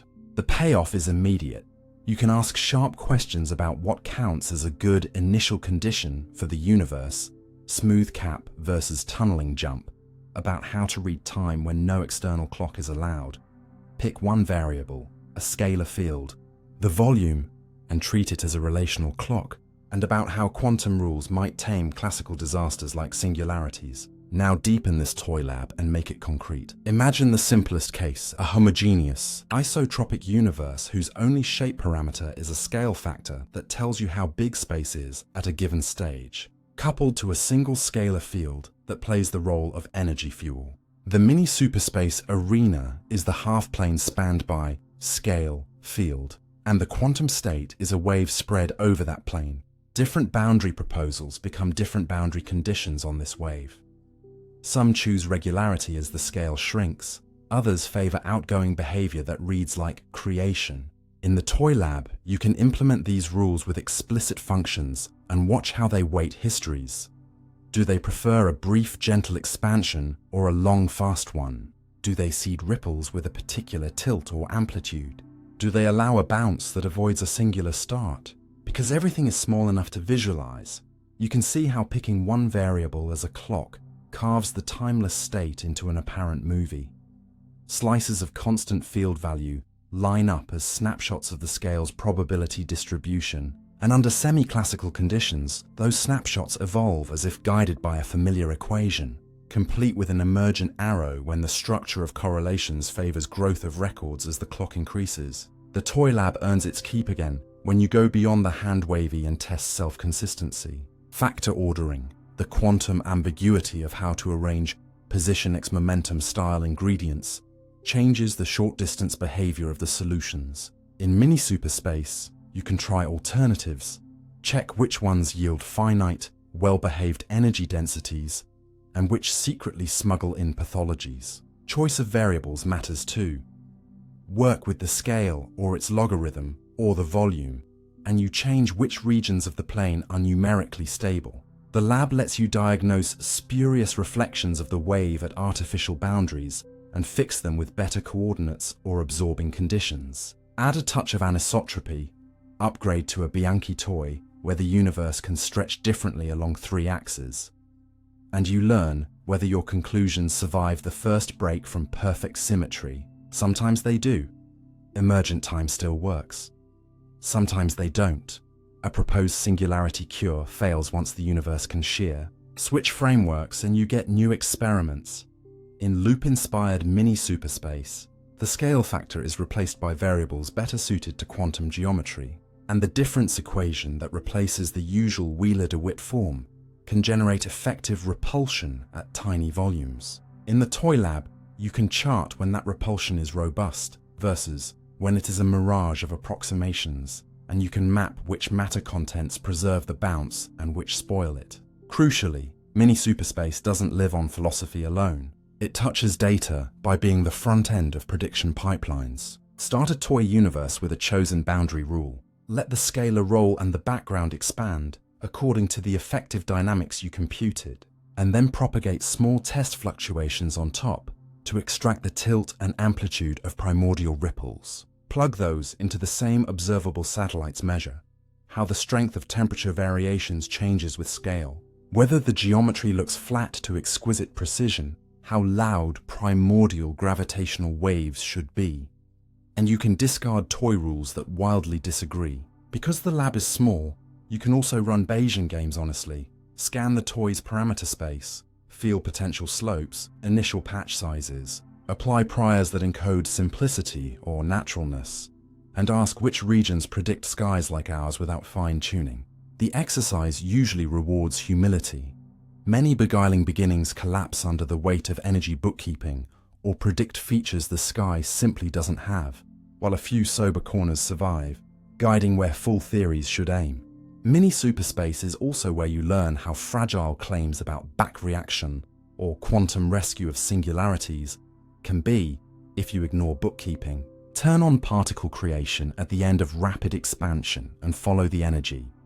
The wave for the background should tilt as energy transfers to matter. If your toy predicts no tilt, it's missing the feedback. If it predicts a runaway, it's violating conservation or double counting excitations. Either way, the lab forces a fix before you dare scale up. Try to store too much precision in your clock, and the lab shows you the cost. Quantum spread that backreacts on geometry and spoils the clock's reliability. Try to use a clock that stalls, and your emergent evolution becomes multi-valued, exposing the multiple choice problem and prodding you to choose a better marker or to glue together charts that overlap consistently. Even decoherence, the handoff from delicate quantum possibilities to sturdy classical initial conditions, gets a fresh angle here. By coupling your few system variables, scale, field, to a simple environment of surrogate modes, You can watch interference between macroscopically different histories die away and identify the pointer label that becomes classical, typically the curvature or density contrast, giving you a concrete timescale for when the toy's predictions become the seeds that later structure inherits.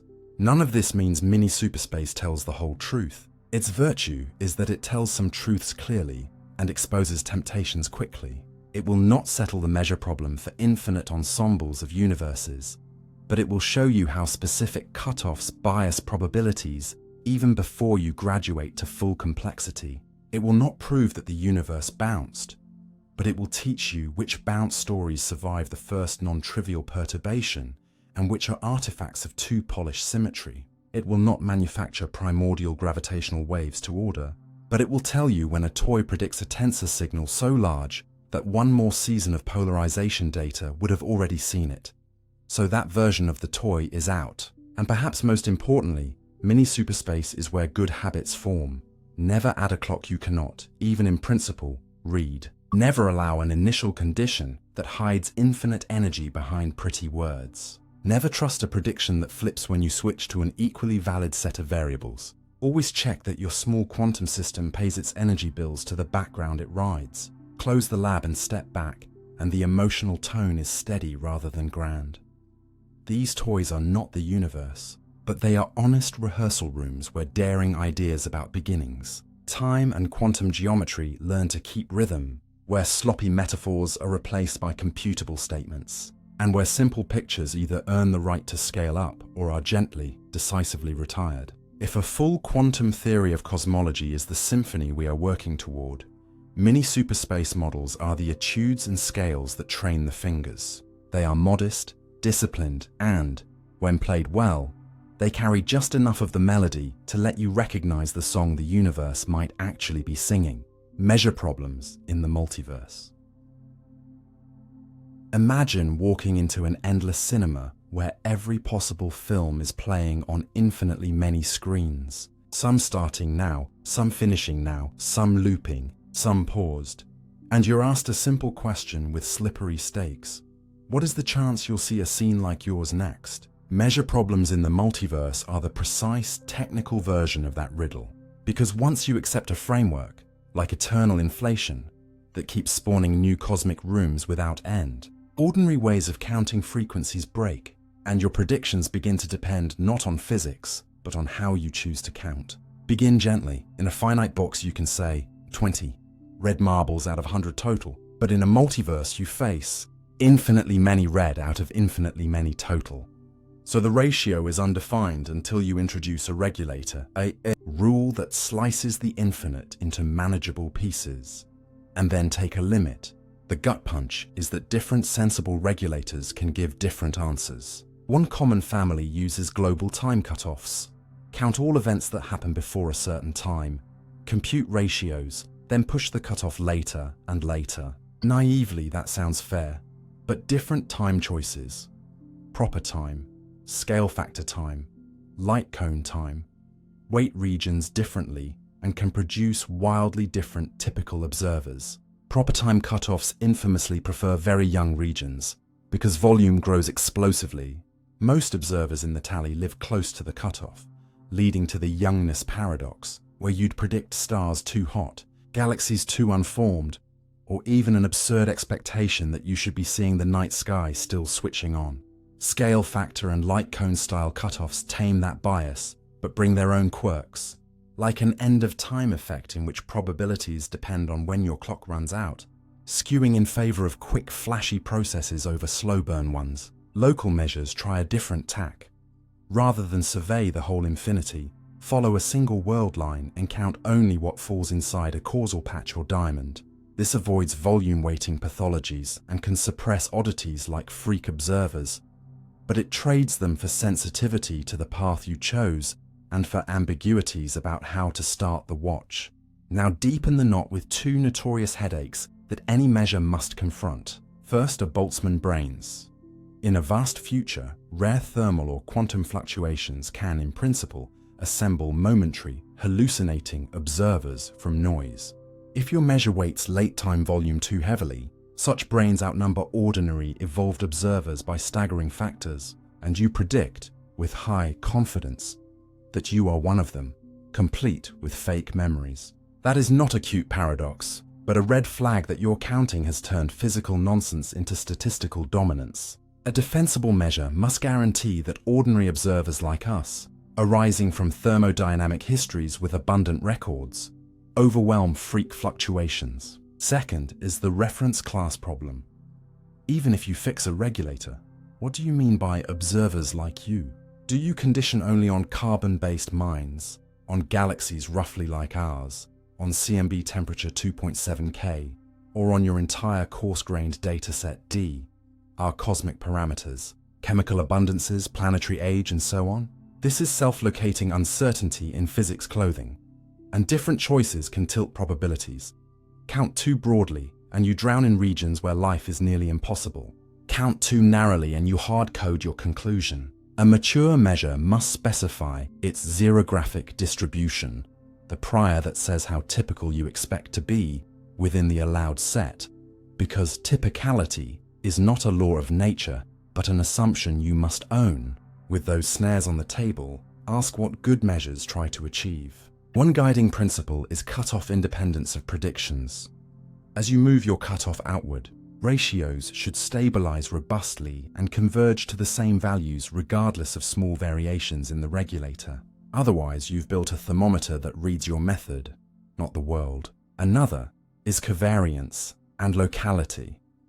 Probabilities should not depend on coordinate choices and should be computable from physical local data in each region, not from distant bookkeeping hoops. A third is continuity and sanity checks. Small changes in microphysics should not cause probability avalanches. The measure should not reward runaway production of any one type of object, like ultra-fast inflating patches, just because your regulator loves them. When you apply these filters, many attractive-sounding schemes fall away, and the survivors, various light cone scale factor cutoffs, causal diamond measures, stationary watcher constructions tend to produce overlapping, more restrained predictions. They suppress youngness, avoid Boltzmann brain domination for sensible cosmological constants, and yield probability spreads that can be tested against the one sky we possess. That testing is subtle but concrete. The multiverse is not a license to shrug. It is a recipe for comparative statistics. You compute distributions for observables, curvature close to zero, but not necessarily exactly. The amplitude Q of primordial fluctuations within a range allowing galaxies a small positive dark energy density because large values rip apart structure and large negative values recollapse the universe. And you condition on the data D we really have. Anthropic reasoning enters only as a filter that says, no observers in empty deserts, not as a cure-all. The measure supplies the baseline frequencies. Habitability carves out viable islands. Your dataset picks the relevant shoreline. Done carefully, this pipeline can explain why we observe a cosmological constant absurdly small compared to naive particle physics scales, yet not zero, and why the amplitude of initial ripples sits in the Goldilocks band that births galaxies without collapsing everything into black holes or leaving the cosmos featureless. The honest part is that these successes are not unique proofs. They are consistency checks that show the machinery can produce our world without absurd fine-tuning. Equally important are the go-no-go criteria measures must pass to remain plausible. They must not predict that the most common observers with our data are Boltzmann brains. They must not bet overwhelming odds on values of curvature or fluctuation amplitude we have already ruled out. They must not create paradoxes like the Q catastrophe, where the most probable universes make structures so differently that our sky would look alien. They must also face the measure sensitivity audits, flip from one regulator in the same equivalence class to another, and verify that key predictions barely budge. In practice, progress looks like this.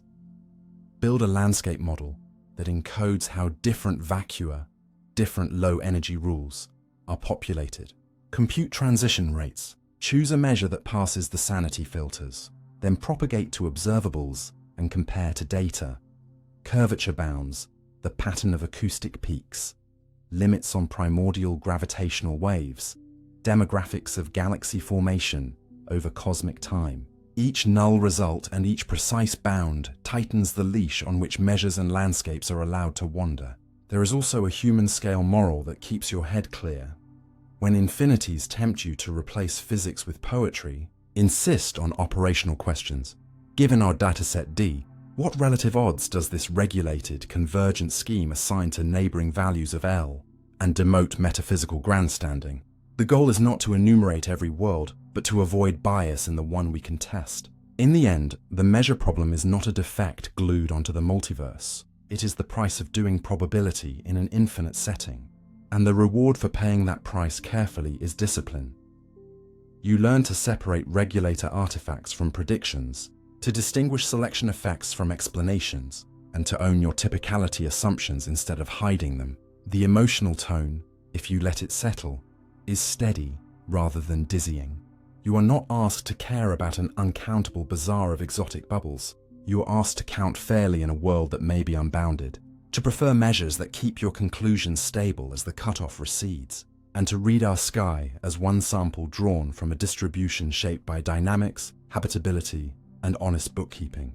Do that, and multiverse stops being a word that licenses anything and becomes a framework that forbids many things, guiding you toward models that are not only imaginative, but also accountable to the one universe whose ticket you actually hold. Holography for DeWitt. Stand on a hill at dusk and notice how the horizon closes you in. No matter how far you walk, there is always a last circle of sky you cannot cross. This feeling is the right doorway into the puzzle of holography for DeWitt, and because a universe with positive vacuum energy, like ours today, builds horizons for every observer. And horizons force us to ask whether the information describing a vast region is somehow encoded on a lower dimensional boundary you can never touch, but that still keeps the book straight. Begin gently. Holography is the bold idea that a full gravitational world can be equivalent to a non-gravitational theory living on its boundary. And in anti-de Sitter space, where gravity has a natural wall at infinity, this idea blooms into a sharp dictionary between bulk physics and an ordinary quantum field theory. De Sitter space, by contrast, curves the other way and offers no time-like boundary where observers can hang a screen and define an external time. Instead, it presents two strange bookends, past and future infinity, space-like caps you can only approach in imagination, plus a personal horizon around each observer that radiates with a gentle temperature and carries a finite entropy proportional to its area. Those simple geometric facts set the scene for both the promise and the pain. The promise is that finite horizon entropy hints at a finite number of independent degrees of freedom for any one observer's world, a clue that some compact description must exist. The pain is that without a shared global wall or a shared global clock, we can't copy the anti-de Sitter playbook. What then could holography mean here? One line of thought places the dual theory not at a wall you can visit, but at the future boundary, where the whole inflating history of a region projects as a kind of final snapshot. In this DSCFT spirit, the late-time wave function of the universe behaves like the generating object of a Euclidean field theory living on that boundary sphere, and operator dimensions in that theory would encode the decay rates and late-time ringings of bulk fields. A second line goes local and personal.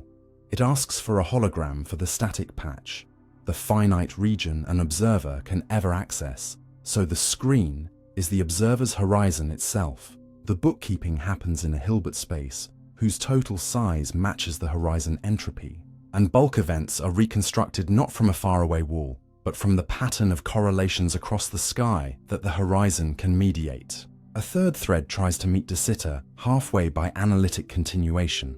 Start with anti-de Sitter correlators, rotate to imaginary angles that turn attraction into repulsion, and read the resulting objects as de Sitter correlators.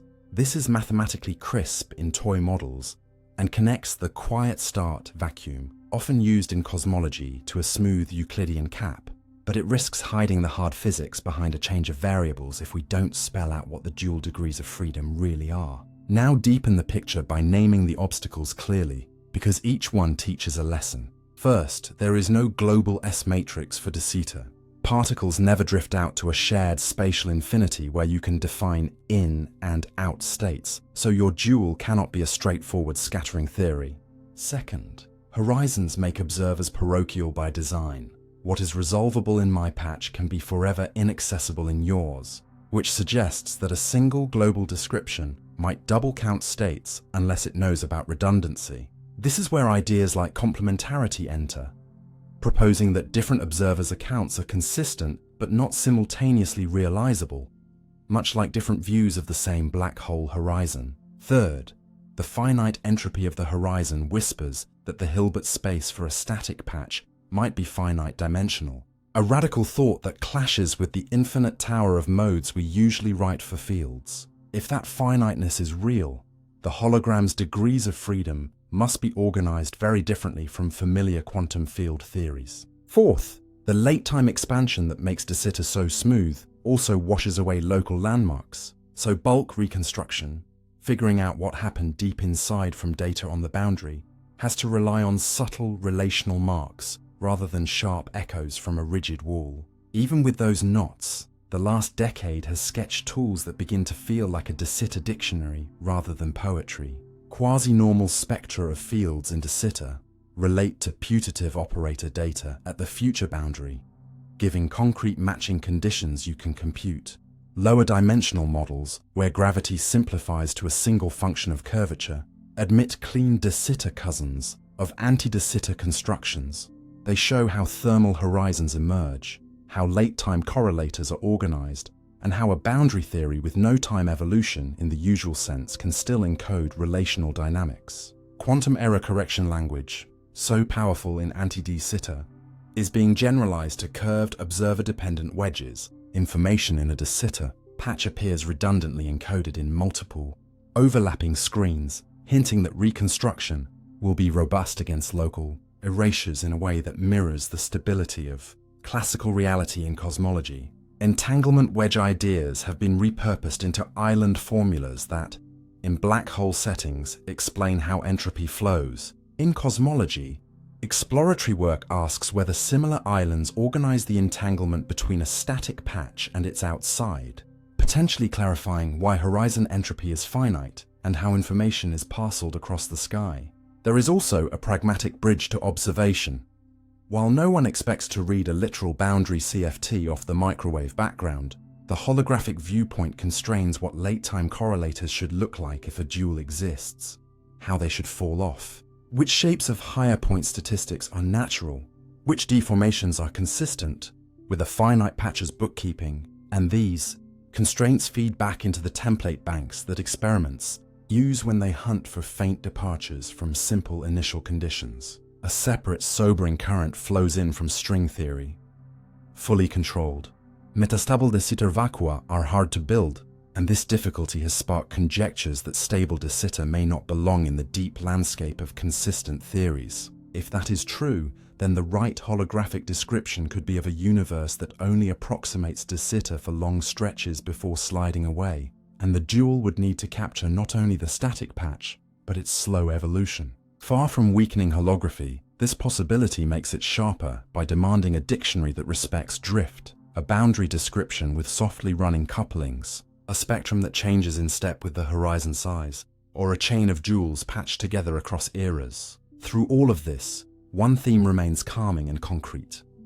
The horizon's thermal character and finite entropy are not optional decor. They are the signature that any candidate dual must reproduce. That means a good proposal should explain why every observer measures the same gentle temperature, why information cannot be cloned across overlapping patches, and why the number of independent pixels available to draw a static patch world is finite and set by the horizon's area. It should also honor the relativity of simultaneity that De Sitter bakes in.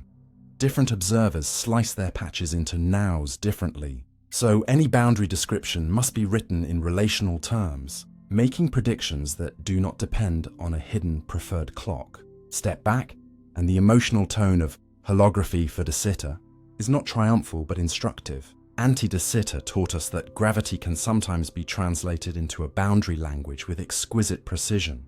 De Sitter, nearer to our actual sky, teaches us humility, about what counts as a boundary, about how much information an observer can honestly claim, and about how physics should be phrased when horizons are unavoidable. If a clean de Sitter hologram is possible, it will likely look less like a single, eternal theatre and more like a network of overlapping playbills, each tied to a patch, each finite, each consistent where they overlap, and together robust enough to reconstruct a universe that accelerates. And if the answer turns out to be that de Sitter holography is only approximate, useful over long but finite epochs, that too is a result with teeth. It would tell us that our cosmos writes its story in volumes rather than on a single wall. That information is budgeted by horizons the way households are budgeted by walls. And that understanding why the night circle of sky feels both enclosing and honest is not a metaphor at all, but a clue to the deepest accounting system nature uses. Quantum signatures in the CMB lift your eyes to the oldest light and think of it not as a picture but as a recording, a hushed studio take, pressed into the sky, because the cosmic microwave background carries quantum signatures that survived fire and expansion to reach you, and reading them is less like mystical divination and more like good forensics. You learn which sounds must have been laid down by quantum rules, because no classical jam session could have coordinated them so precisely. Begin gently. The first and clearest signature is the way temperature ripples and polarization patterns line up across the sky with phases that are strikingly well organized, as if countless instruments began their notes together. Such phase coherence is what you expect when fluctuations were born as paired, quantized excitations that were stretched and then set long before plasma physics had time to scramble them, so that when the young cosmos behaved like a resonant fluid, each wavelength rang with a predictable start time, leaving a ladder of peaks in the power spectra and a characteristic alternation between compressions and rarefactions. There is simply no natural classical process that would engineer that global, cross-horizon coordination without fine-tuning. Push deeper and the quantum fingerprints multiply. The near-perfect bell curve statistics of tiny temperature variations are not an accident of noise but a hallmark of a state built from many independent quantum modes whose only memory of the beginning is their variance. Any large departure from those simple statistics would have screamed of extra drama in the earliest moments. So the stubborn smallness of higher-order correlations becomes evidence that the initial state was close to the calmest allowed configuration, and that the dynamics that amplified it were gentle. Yet almost is the operative word, and the small places where simplicity must break are themselves a signature. In the so-called squeezed limit, where one very long wavelength modulates shorter ones, the three-point correlation is not free to wander. Consistency conditions tie its size to the slight tilt of the primary spectrum, a relation that is deeply quantum, because it follows from how long and short modes were entangled before the universe's growth locked in their amplitudes. Measuring that relation is a way to check whether those modes were indeed siblings from the same quantized parent, or a collage of unrelated classical disturbances. Polarization adds a separate, elegant voice.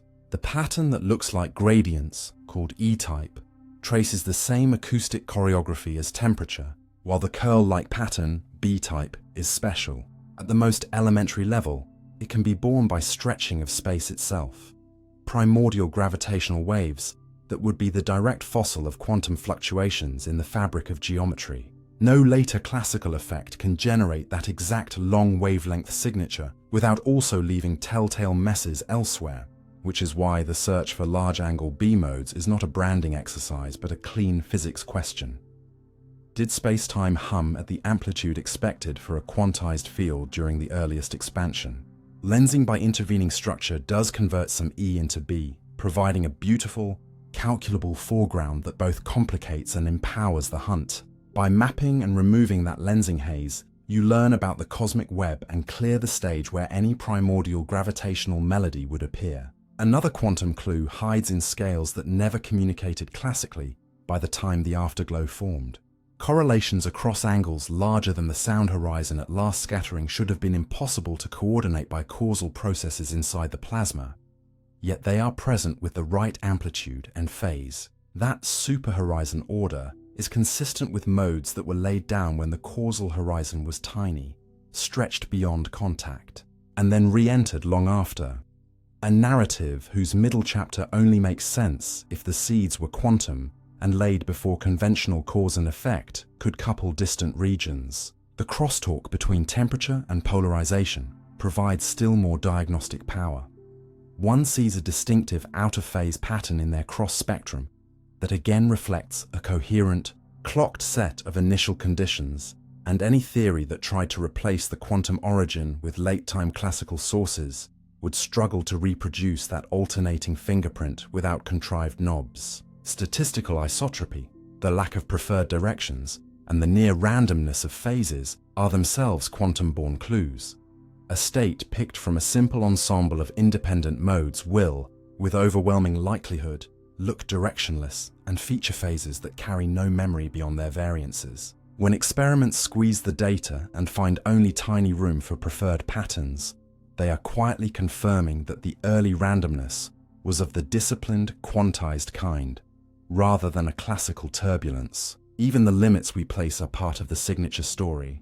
Tight bounds on exotic 3- and 4-point patterns tell you that if unknown high-energy effects shook the earliest modes, they did so with a self-effacing touch. Strict limits on any asymmetry between left-handed and right-handed polarization modes say that if space-time preferred one twist over another in the beginning, it hid that taste all too well. Constraints on correlations that would arise if the initial state had been excited rather than calm show that the sky lacks the small ripples and oscillations such excitement would print across scales, pushing us back toward the conservative quantum vacuum start. Looking ahead, new windows extend this forensic work rather than repeating it. Spectral distortions, minor departures from a perfect blackbody spectrum, could act as counters for power on scales far smaller than those imaged today, revealing whether the quantum blueprint stays smooth into the ultraviolet of the early universe, or whether it carries tiny, model-specific bumps from brief departures in the expansion's tempo. If detected, those distortions would let us weigh quantum history where images cannot go. Cross-correlations between the afterglow and later structure form a consistency lattice. Mapmakers can test whether the pattern of low redshift galaxies really is a biased, evolved version of the ancient template written in light, as the quantum picture demands, and use any mismatch to flag missing physics. Even cosmic variance, the irreducible blur from having only one sky to sample, is not an annoyance, but a truth in the signature. It reflects the fact that we observe one draw from a quantum distribution rather than a platonic average. Acknowledging it is part of treating the sky as data about a random process set by early universe rules, rather than a single deterministic script. Finally, there is a quiet, clarifying emotion that comes with reading these marks correctly. Talking about quantum in the cosmos is not a license to mystify. It is an invitation to check whether particular, falsifiable patterns, phase coherence, near Gaussianity with specific small deviations, cross-spectra with a prescribed alternation, polarization curls with an origin that only geometry itself can supply, are present where they should be, and absent where they shouldn't. The tally so far is decisive in tone, if not in finality. The sky behaves exactly like a world whose earliest irregularities were the lawful output of quantized fields in a rapidly changing background. Where the data allow deviation, they allow it narrowly.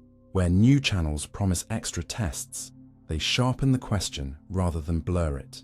Let that settle, and the microwave background becomes more than a pale glow. It becomes a readable album in which the universe kept not only the melody of its first vibrations, but also the studio notes proving how those vibrations were made, by rules that care about amplitudes and phases in just the way quantum mechanics says they should, and by a history that carried those notes across billions of years without smearing their meaning.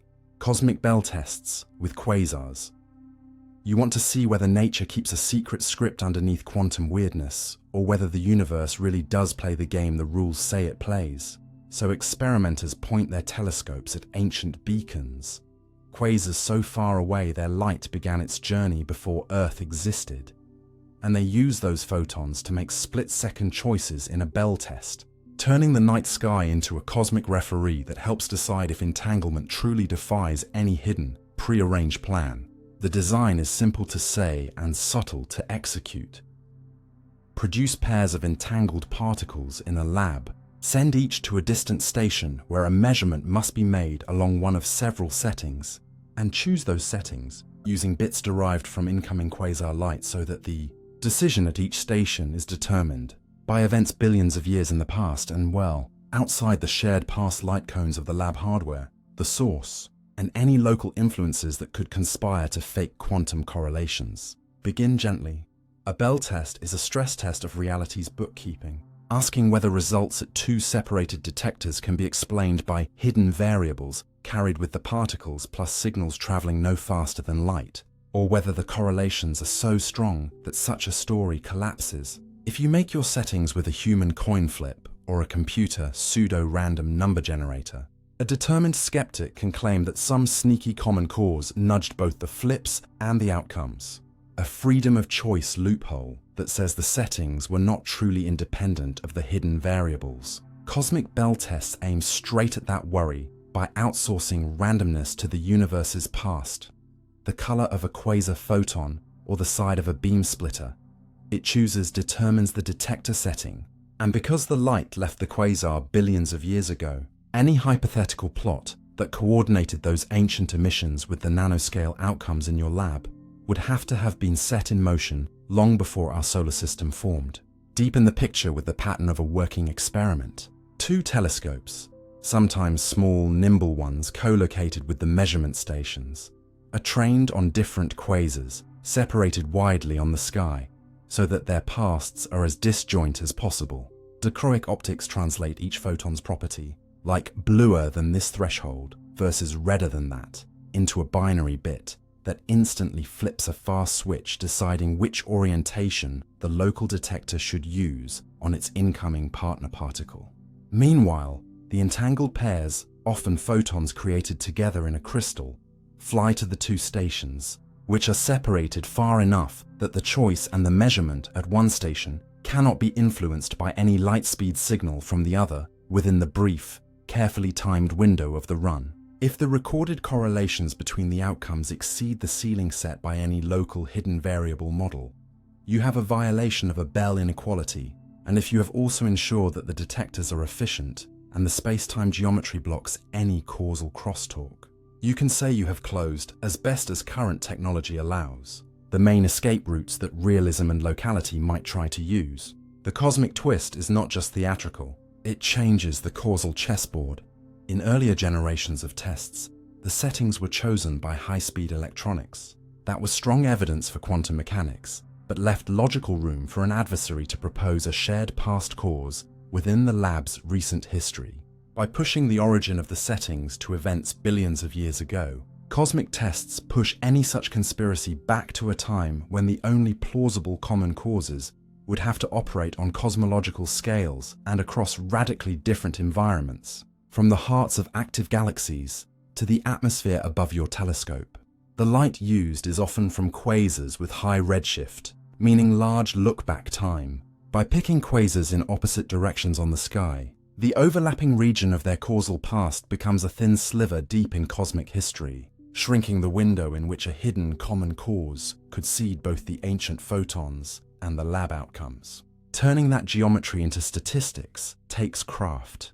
You must show that the quasar photons used to set the switches are not themselves selected in a way that smuggles in local biases. You must account for faintness and weather and the tricks of photon counting, and you must keep a relentless eye on timing so that every setting decision is genuinely space-like, separated from both the other station's choice and the entangled partner's emission.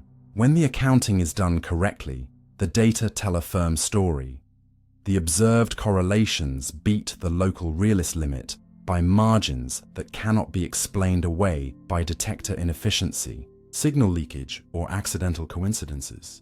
And the only surviving loopholes are the deliberately extreme ones. Superdeterminism, which says the entire universe's initial conditions were tuned so that your choice of quasars and the particular detectors you purchased were always going to produce violations. Or retrocausation, which allows influences from the future to reach back and coordinate ancient light with present outcomes. Those possibilities are not ruled out by any Bell test, cosmic or otherwise, because they step outside the usual scientific commitment to statistical independence and forward causal explanations. The point of cosmic tests is to make any remaining conspiracy so grand that it becomes less a scientific model and more a metaphysical stance. There are, to be fair, practical caveats that keep humility in the room. Quasars flicker and can be lensed, and the atmosphere is not a perfect channel. Experimenters therefore design their setting generators to be robust to color changes and use redundancy and calibration sources to ensure that any lensing or weather just reduces the rate, not the independence of bits. They also check that stray light, electronics crosstalk, or subtle correlations in the lab do not leak into the settings stream, and they perform settings anti-correlation tests to confirm that the bits at the two stations are statistically independent except for the designed cosmic geometry. Because long baselines are crucial, many setups co-locate telescopes with the measurement stations to avoid long cables and to keep the timing budget tight. The space-time diagram is part of the publication for a reason. It is the key to closing the locality part of the story. Meanwhile, a parallel research strand replaces quasars with even more ancient light, such as the glow from stars in our galaxy, or, aspirationally, the cosmic background itself. The logic is the same. Push the origin of settings as far back as you can and as far apart as you can, so that nothing short of a universe-wide coordination could fake independence. Where does this leave you, as a learner watching the idea settle? It teaches three clean lessons. First, the violation of Bell inequalities is not a parlor trick tied to vulnerable lab choices. It persists when nature itself flips the coins from across the cosmos, so long as you build the timing and efficiency right. Second, randomness is not a mystical essence, but a practical independence you can strengthen by leveraging causal structure, by choosing setting bits from regions that share no recent past with your apparatus. You convert philosophical qualms into geometric constraints that you can draw, time, and test. Third, the surviving loopholes become explicit and honest. To keep a local realist account alive, you must embrace either a universe choreographed from its birth to fake quantum statistics, or an influence that flows backward in time. Both views can be stated, but they carry the burden of explaining why ordinary scientific reasoning, where we treat experimental settings as free and causal arrows as forward, works so well everywhere else. The emotional register, if you let it be calm rather than giddy, is one of respect for how much care it takes to turn the night sky into data. Technicians align optics in cold domes. Statisticians simulate setting streams to bound biases. Observers pick targets whose light has been traveling since before the sun ignited. Theorists trace light cones to prove that no mundane signal could have tied the stations together, and all of them agree to let the world decide. In that sense, cosmic Bell tests with quasars are not just about quantum foundations. They are a manifesto for scientific honesty. When doubt points to a loophole, widen the experiment until doubt has nowhere ordinary to hide. And if it then survives, it must retreat to positions that say more about metaphysics than about physics. And if you step outside after hearing all this and look up, the sky feels different. Not distant, but involved.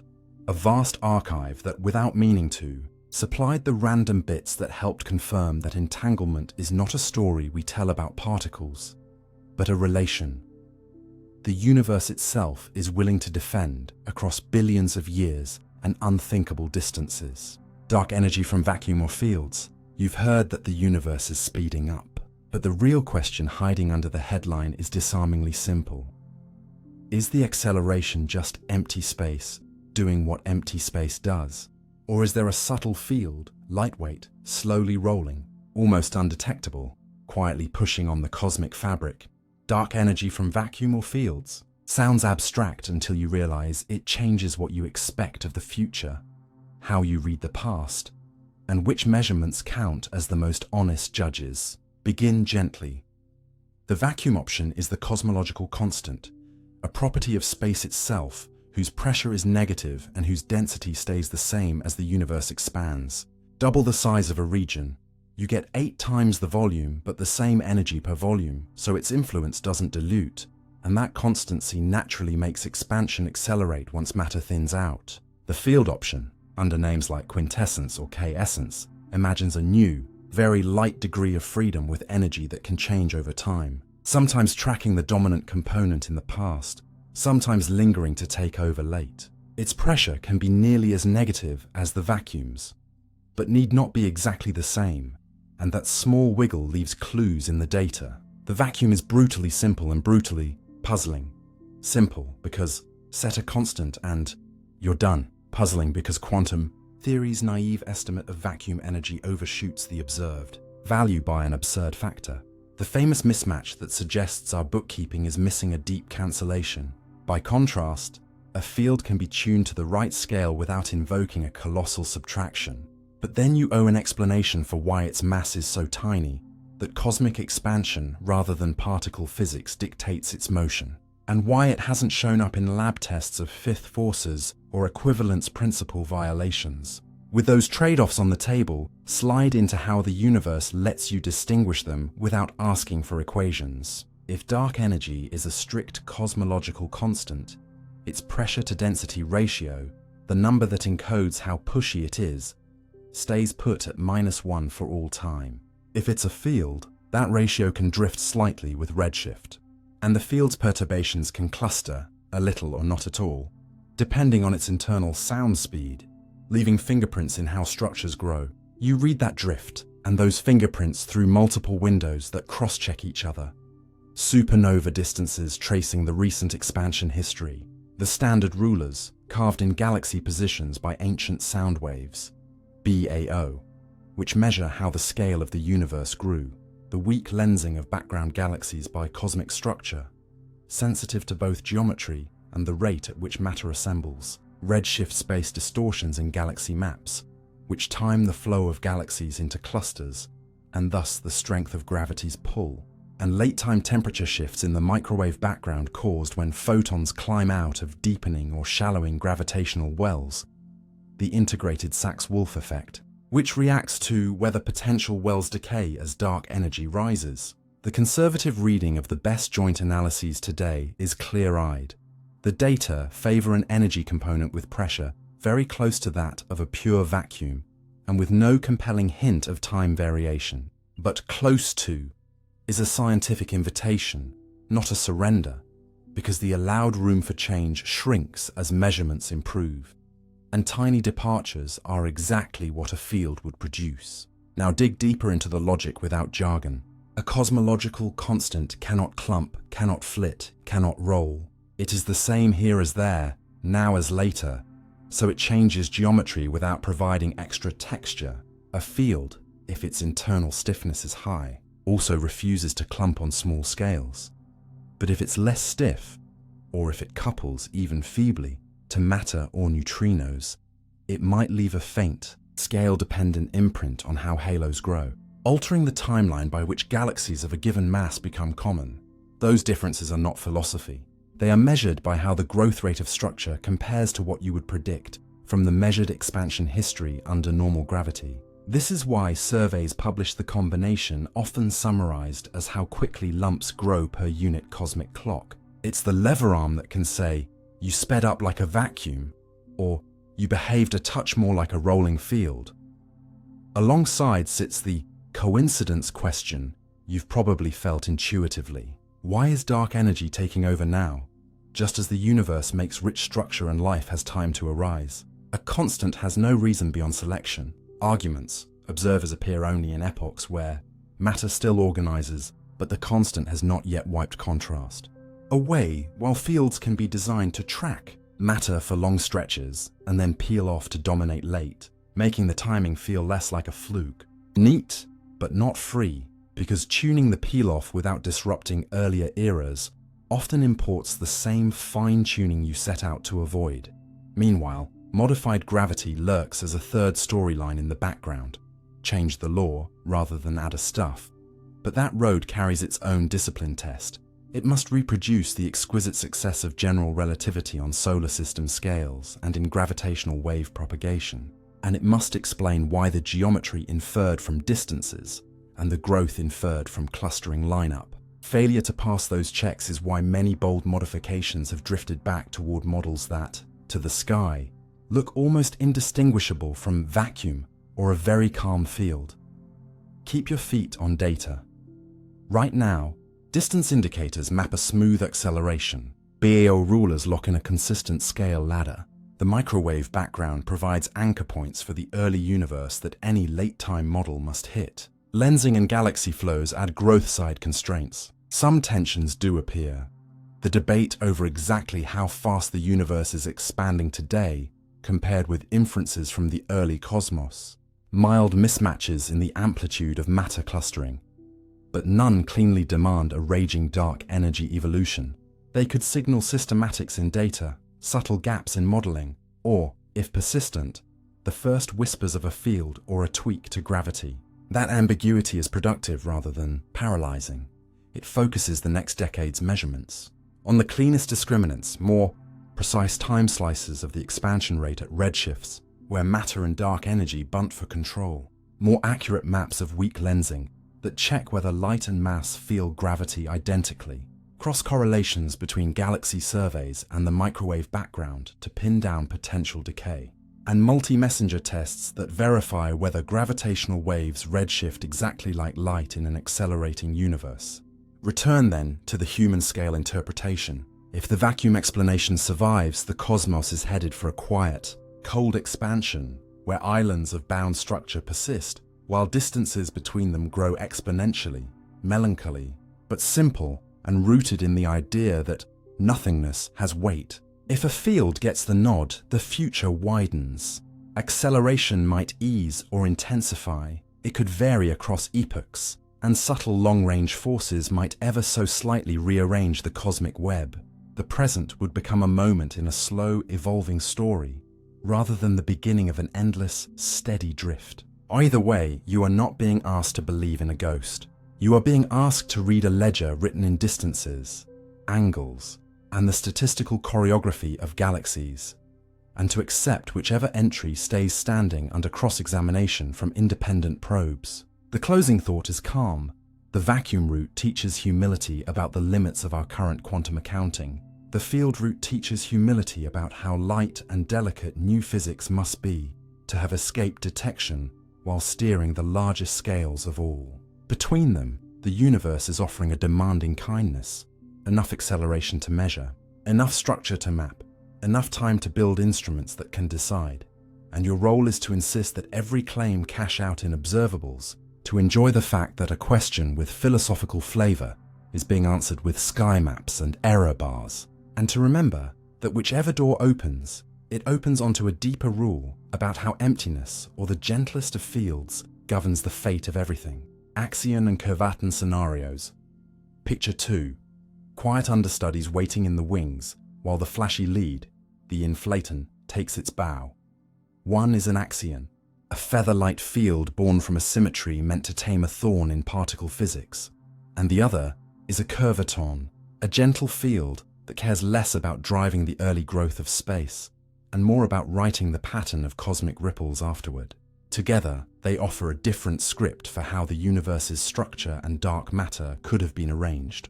And learning their cues teaches you to separate what must have happened from what only seemed inevitable.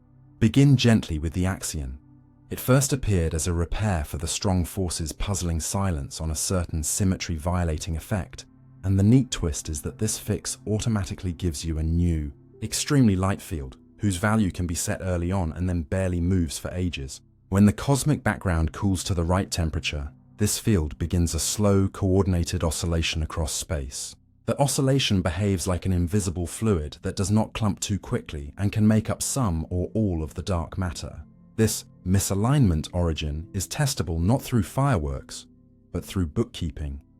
If the Axion supplied most of the dark matter, then tiny differences in its initial value across the sky would add a special kind of variation, one that shuffles the relative amounts of matter and radiation rather than their total, leaving a distinct statistical fingerprint in the ancient afterglow of the cosmos. Observations severely limit this kind of shuffle, which in turn boxes in how wild the Axion's early life jitters could have been, and, translated into plainer words, places an upper ceiling on how violently the universe could have expanded when those jitters were set. Axions are also unusually friendly to experiments for such ethereal characters, because they couple feebly to light and to the electromagnetic fields inside metals. You can build resonant radios that try to convert a whisper of Axion dark matter into a measurable tone, shine powerful lasers through walls to see whether a trickle of light reappears on the far side, and ask stars, by the way they cool, whether Axions are stealing energy from their interiors. Even spinning black holes may act as cosmic amplifiers, losing angular momentum if Axion-like fields exist in the right mass range, leaving behind gaps in the zoo of observed black hole spins. On cosmic scales, different Axion masses tell different stories. Extremely light versions smear away structure on the smallest galactic scales and can soften the central densities of dwarf galaxies. Heavier, more classic versions behave like ordinary cold dark matter, but may clump into dense mini-clusters that future surveys could detect through lensing or through brief radio flickers. Now turn to the Curvaton, which changes not what the universe is made of, but who wrote the initial pattern. In the usual story, the same field that drove the rapid early expansion also planted the small variations that later grew into galaxies. The Curvaton offers a cleaner division of labor. Let the inflaton focus on expansion, while a separate light field loiters in the background, picking up tiny quantum jitters. Long after the furious growth has ended, this field starts to oscillate and can briefly act like a matter-like component. When it finally decays into radiation or familiar particles, it converts its initial, gentle jitters into the very variations in density that shape the sky and the cosmic web. That detour has sharp consequences. First, it allows the early expansion to happen at a lower energy without starving the later structure of the variations it needs. That means the direct gravitational wave hum from the earliest times could be far fainter than simple forecasts suggest, making a non-detection of certain primordial polarization patterns in the sky less surprising. Second, because the Curvaton's imprint is painted late, it naturally leans toward a specific style of subtle non-randomness in the statistics of the ancient afterglow, a style that links a very long wavelength to patterns on much smaller scales. Current measurements push this effect to be small, which narrows Curvaton models to those in which the field almost, but not quite, dominates the energy budget before it decays. Third, the Curvaton can leave behind faint composition shuffles if it decays differently into neutrinos, ordinary matter, or dark matter, creating testable correlations that tie the cosmic recipe to the timing of the decay. These are not hand-wavy stories, but concrete targets for analyses of the sky's fine-grained maps. The two actors can even share the stage. An Axion can play the role of the Curvaton under certain conditions, writing the initial pattern and lingering as dark matter, but that mashup is tightly policed by data because it would simultaneously affect the afterglow's statistics and the present-day distribution of galaxies. What makes these scenarios valuable is not that they guarantee drama, but that they sharpen the questions we ask of observations. If you measure the way distances grow with time and see calm, simple acceleration, that doesn't choose between Axion or Curvaton by itself. But if, at the same time, you find an almost perfectly random pattern of ancient temperature and polarization fluctuations, with only the tiniest allowed departure from pure randomness, you start to prefer Axion dark matter models that kept their early jitters quiet and Curvaton arrangements that decayed after shouldering most of the energy load. If you someday discover a faint background of long wavelength ripples in space-time with a strength that points to a very high energy scale for the earliest expansion, the Curvaton becomes less necessary as the author of the density variations. If instead those ripples remain missing down to very low levels, Curvaton-like authorship stays comfortably in play. Meanwhile, laboratory searches press Axions from the other side. A narrow, confirmed radio-like signal moving in sync with Earth's motion through the Milky Way would be a smoking gun for Axion dark matter, and non-detections steadily squeeze the viable mass coupling ranges, guiding theory towards specific corners rather than castles in clouds. The reflective lesson here is practical rather than dreamy. Axion and Curvaton scenarios are not invitations to multiply entities for their own sake. They are consistent ways to divide and simplify the choreography of the early universe. Let one field expand. Let another write the initial map. Let a third furnish the dark stuff.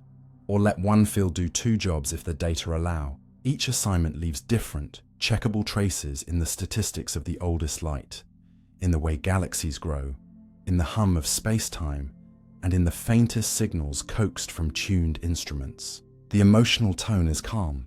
You are not being asked to believe in esoteric spirits. You are being asked to follow evidence paths that remain open because the cosmos was kind enough to keep records across scales, from the structure of dwarf galaxies to the pattern of microwave polarization, from black hole spins to resonance circuits cooled to near absolute zero. And the closing thought is quietly empowering.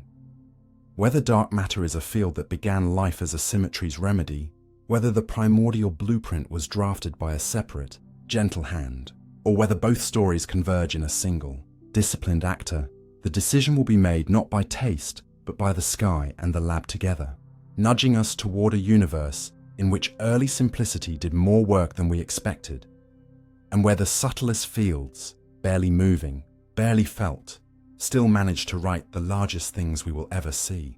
Bounce cosmologies and ekpyrosis. What if the universe did not explode from a point, but exhaled after a long, deliberate inhale, shrinking into order before turning around and expanding again? And what if that quiet, ordered contraction did the same jobs we usually attribute to a brief burst of runaway expansion? That is the promise of bounce cosmologies, with ekpyrosis as their sharpest version, and learning how they work teaches you to separate which early universe tasks really need an explosive beginning from which can be achieved by patience, discipline, and a different kind of physics. Begin gently. In a bounce picture, the hot Big Bang is not the first frame, but the first clear frame after a reversal. And before that reversal, the universe was contracting. Contraction sounds dangerous because gravity typically amplifies lumps and directional stretching, threatening to twist space into chaos. But ekpyrosis flips the script by having the dominant energy behave with extraordinarily high pressure, so that as the universe contracts, wrinkles and anisotropies are ironed out instead of amplified. The cosmic counterpart of pressing a wrinkled shirt under a very hot, very heavy iron until it lies flat. This slow, stiff contraction can make space astonishingly smooth and nearly flat without needing to start perfect. And it can dilute relics that would otherwise cause headaches, turning the usual initial conditions worry on its head. Rather than asking for a pristine beginning, ekpyrosis shows how an ordinary, mildly messy state can be driven toward order by dynamics. Now deepen the question you really care about. Can a contracting phase also plant the tiny variations that later grow into galaxies? And can it do so with the right statistical fingerprints? The answer is yes, but not automatically. A single contracting field tends to produce the wrong pattern. So successful ekpyrotic models draft a second, light field to carry entropy fluctuations, variations, in the ratio of the two components rather than in the total, and then convert those softly patterned variations into the curvature ripples that shape structure after the bounce. Done carefully, this entropic mechanism yields a nearly scale-free distribution of seeds, close to what we read in the oldest light, while naturally muting one of the main smoking guns of explosive beginnings, the background of long wavelength gravitational waves. In practice, this means a clean, testable contrast. If the sky's coveted swirl pattern from primordial gravitational waves stubbornly refuses to appear down to very low levels, bounce plus ekpyrotic stories remain comfortable. If it appears at an amplitude tied to explosive dynamics, they are pushed to the margins. Getting through the bounce itself is the technical and conceptual heart of the program. Classical gravity forbids a smooth reversal if ordinary matter obeys familiar energy conditions. So any successful bounce model must deploy new ingredients that remain healthy under stress. Some use effective corrections that appear in candidate quantum gravity frameworks and make gravity repulsive at ultra-high densities. Others exploit exotic but controlled interactions that allow a brief violation of the usual energy condition without unleashing catastrophic instabilities. Still others realize the bounce through extra dimensions, where our visible universe is a brain that collides and rebounds inside a larger geometry. Each route has a checklist. No hidden negative energy ghosts that would destabilize everything.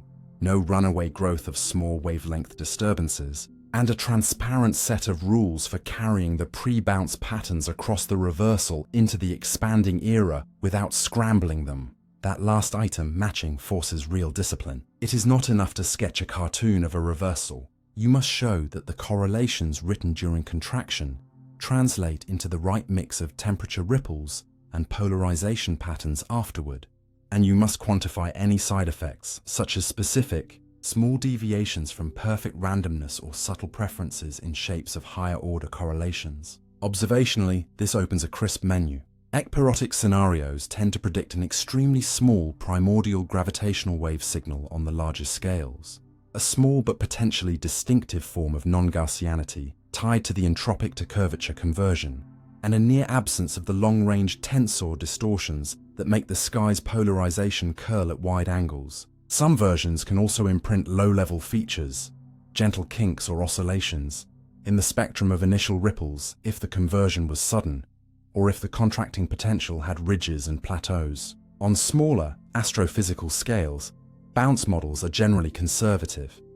They recover the same successful broad-brush picture of structure growth that we test with galaxy surveys and gravitational lensing, because once the reversal is past and ordinary radiation and matter dominate, familiar physics resumes. But the before leaves fingerprints that careful statistics can chase, and those fingerprints are sharper than slogans. The precise level and shape of non-randomness. Any residual isocurvature traces if the two fields decayed into different cosmic species, and the absolute faintness of primordial gravitational waves together create a triangulation test that can reward or rule out families of bounces. There is also a wider story that bounce cosmologies make possible: cyclicity. If the mechanism that smooths and seeds during contraction and the mechanism that reverses to expansion are both robust, one can envision a universe that breathes long, cold expansions that thin out entropy, followed by slow ordering contractions, followed by bounces, without ever needing to pass through a singular point where physics simply ends. In such pictures, the arrow of time is carried by the accumulation and then dilution of records within each cycle, and the why now. Puzzles of cosmic acceleration can be tamed by dynamics that repeat rather than by a one-off stroke of luck. Yet the attraction of cycles should not lower standards. Any cyclic model must explain how entropy is managed between rounds, how new structure isn't piled atop old until disorder wins, and how the delicate seed pattern avoids buildup of scars. Proposals that leverage a late phase of accelerated expansion to dilute debris before contraction starts are one promising path through that maze, but they must face the same data as one-shot bounces. Reheating, the handoff from the bounce to a hot, particle-filled universe, adds another check. It must populate familiar matter without flooding the cosmos with unwanted relics or violating bounds on light species and leftover radiation. In some constructions, the same fields that wrote the seeds also set the table for atoms and nuclei, tying the elegance of the origin story to the consistency of the cosmic recipe we infer from element abundances and background light. From a human vantage, the most valuable gift of bounce and ekpyrotic thinking may be methodological. They remind you that smoothing, seeding, and setting the arrow are tasks, not dogmas. They can be achieved by driving everything apart very fast or by compressing everything with controlled pressure. They can be achieved by a single field wearing many hats, or by 2 or 3 fields handing off responsibility at well-defined stages. And they can be tested not by taste but by the same observables: distance redshift relations, sky maps of temperature and polarization, the growth rate of clustering, and the relentless hunt for primordial curls in the microwave background. Let the tones settle as you weigh them. If future measurements lock in a non-zero swirl pattern at the level that would be natural for explosive beginnings, the bounce camp will have to reinvent itself or yield. If those curls stay invisible while statistics of the oldest light nudge toward the subtle signatures of entropic conversion, and the sky remains free of telltale tensor fossils, the case for a contracting prelude will strengthen. Either way, you learn something essential. Nature is giving you multiple, concrete routes to the same visible universe, and your job is to follow the evidence ruthlessly, accepting that the cosmos may have chosen grace over fireworks, order built by pressure, a turn rather than an origin, and that this choice, if confirmed, will change not only how we tell the first chapter, but how we imagine the chapters to come. Quantum tunneling between vacua. Imagine walking through a night valley and feeling, beneath the grass, a faint tremor from a deeper terrain, a reminder that what feels like the lowest ground might be a shelf above a still deeper basin, and that image is a faithful doorway into quantum tunneling between vacua, where a field that seems settled can, by lawful chance, jump to a state of lower energy and redraw the cosmic script around it. Begin gently. In modern physics, vacuum doesn't mean empty. It means a configuration where a field prefers to sit, and many theories allow more than one such resting place, like terraces on a hillside, with the world you experience shaped by which terrace your fields occupy, including the mass of particles, the strengths of forces, and the background push or pull on space-time itself. Quantum rules add a twist no classical hill would allow. Even if a field is marooned in a shallow terrace separated from the deeper one by a ridge, there is a tiny probability that a patch of space will borrow the right pattern of fluctuation to appear on the far side, planting a seed of the deeper vacuum. That seed is a bubble whose interior already lives by the new rules, with a thin wall separating it from the old surroundings. And once formed, the bubble tends to grow because the energy gained by converting interior volume to the lower vacuum outweighs the energy cost of its wall. You don't have to memorize the mathematics to feel the logic. The rarer the fluctuation needed to make a bubble large enough to survive, the more suppressed the transition. The thicker and higher the ridge between vacua, the more unlikely the jump. And if gravity is included, a positive energy background can either aid or hinder the process depending on the balance between the vacuum energies and the curvature they induce. In a calm, cold universe like today's, such tunneling, if it is possible at all for our fields, would be stupendously unlikely on timescales that make even the age of the cosmos feel small. By contrast, in the early hot universe, thermal agitation provided another route over the ridge, letting fields hop by heat. Assisted activation before quantum rarity was the only option. Once you accept the mechanism, the dynamics inside and outside the bubble are surprisingly concrete. Inside, the field that defines the new vacuum relaxes toward its preferred value and, if the energy difference is large, can heat or reheat that region, setting initial conditions that may differ from the parent domain. The spatial geometry inside a bubble born from a high-energy state typically resembles an open universe, with negative curvature imprinted by the way the bubble wall races outward near light speed. Outside, if the old vacuum drives accelerated expansion, bubbles remain separated by the swelling of space, so even an occasional nucleation hardly percolates. If instead nucleations are common, bubbles can collide and merge, a process that can leave telltale concentric imprints in the oldest light or seed. A faint background of gravitational waves with a characteristic frequency set by the nucleation rate and wall tension.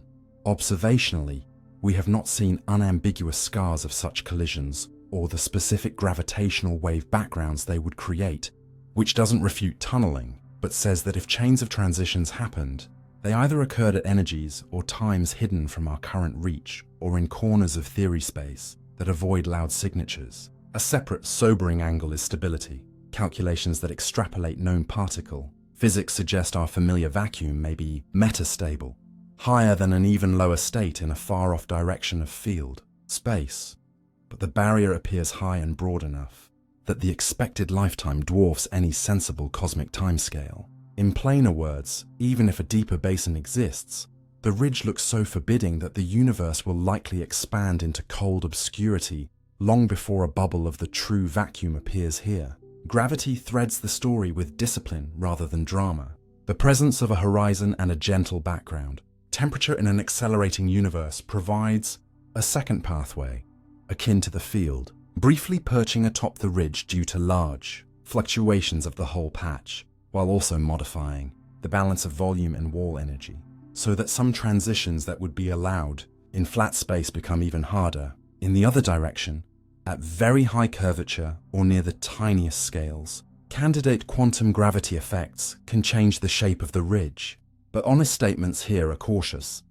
Some mechanisms can modestly alter tunneling rates, yet the exponential sensitivity in the problem means small theoretical uncertainties often translate into huge differences in lifetimes, which is why physicists focus on robust bounds and on signatures that don't depend on the most fragile assumptions. There are practical, testable branches of this topic that keep it tethered to data. In models where early acceleration ended by tunneling rather than by a smooth roll, the first hot regions inherit open geometry, a prediction that can be confronted with precision measures of spatial curvature.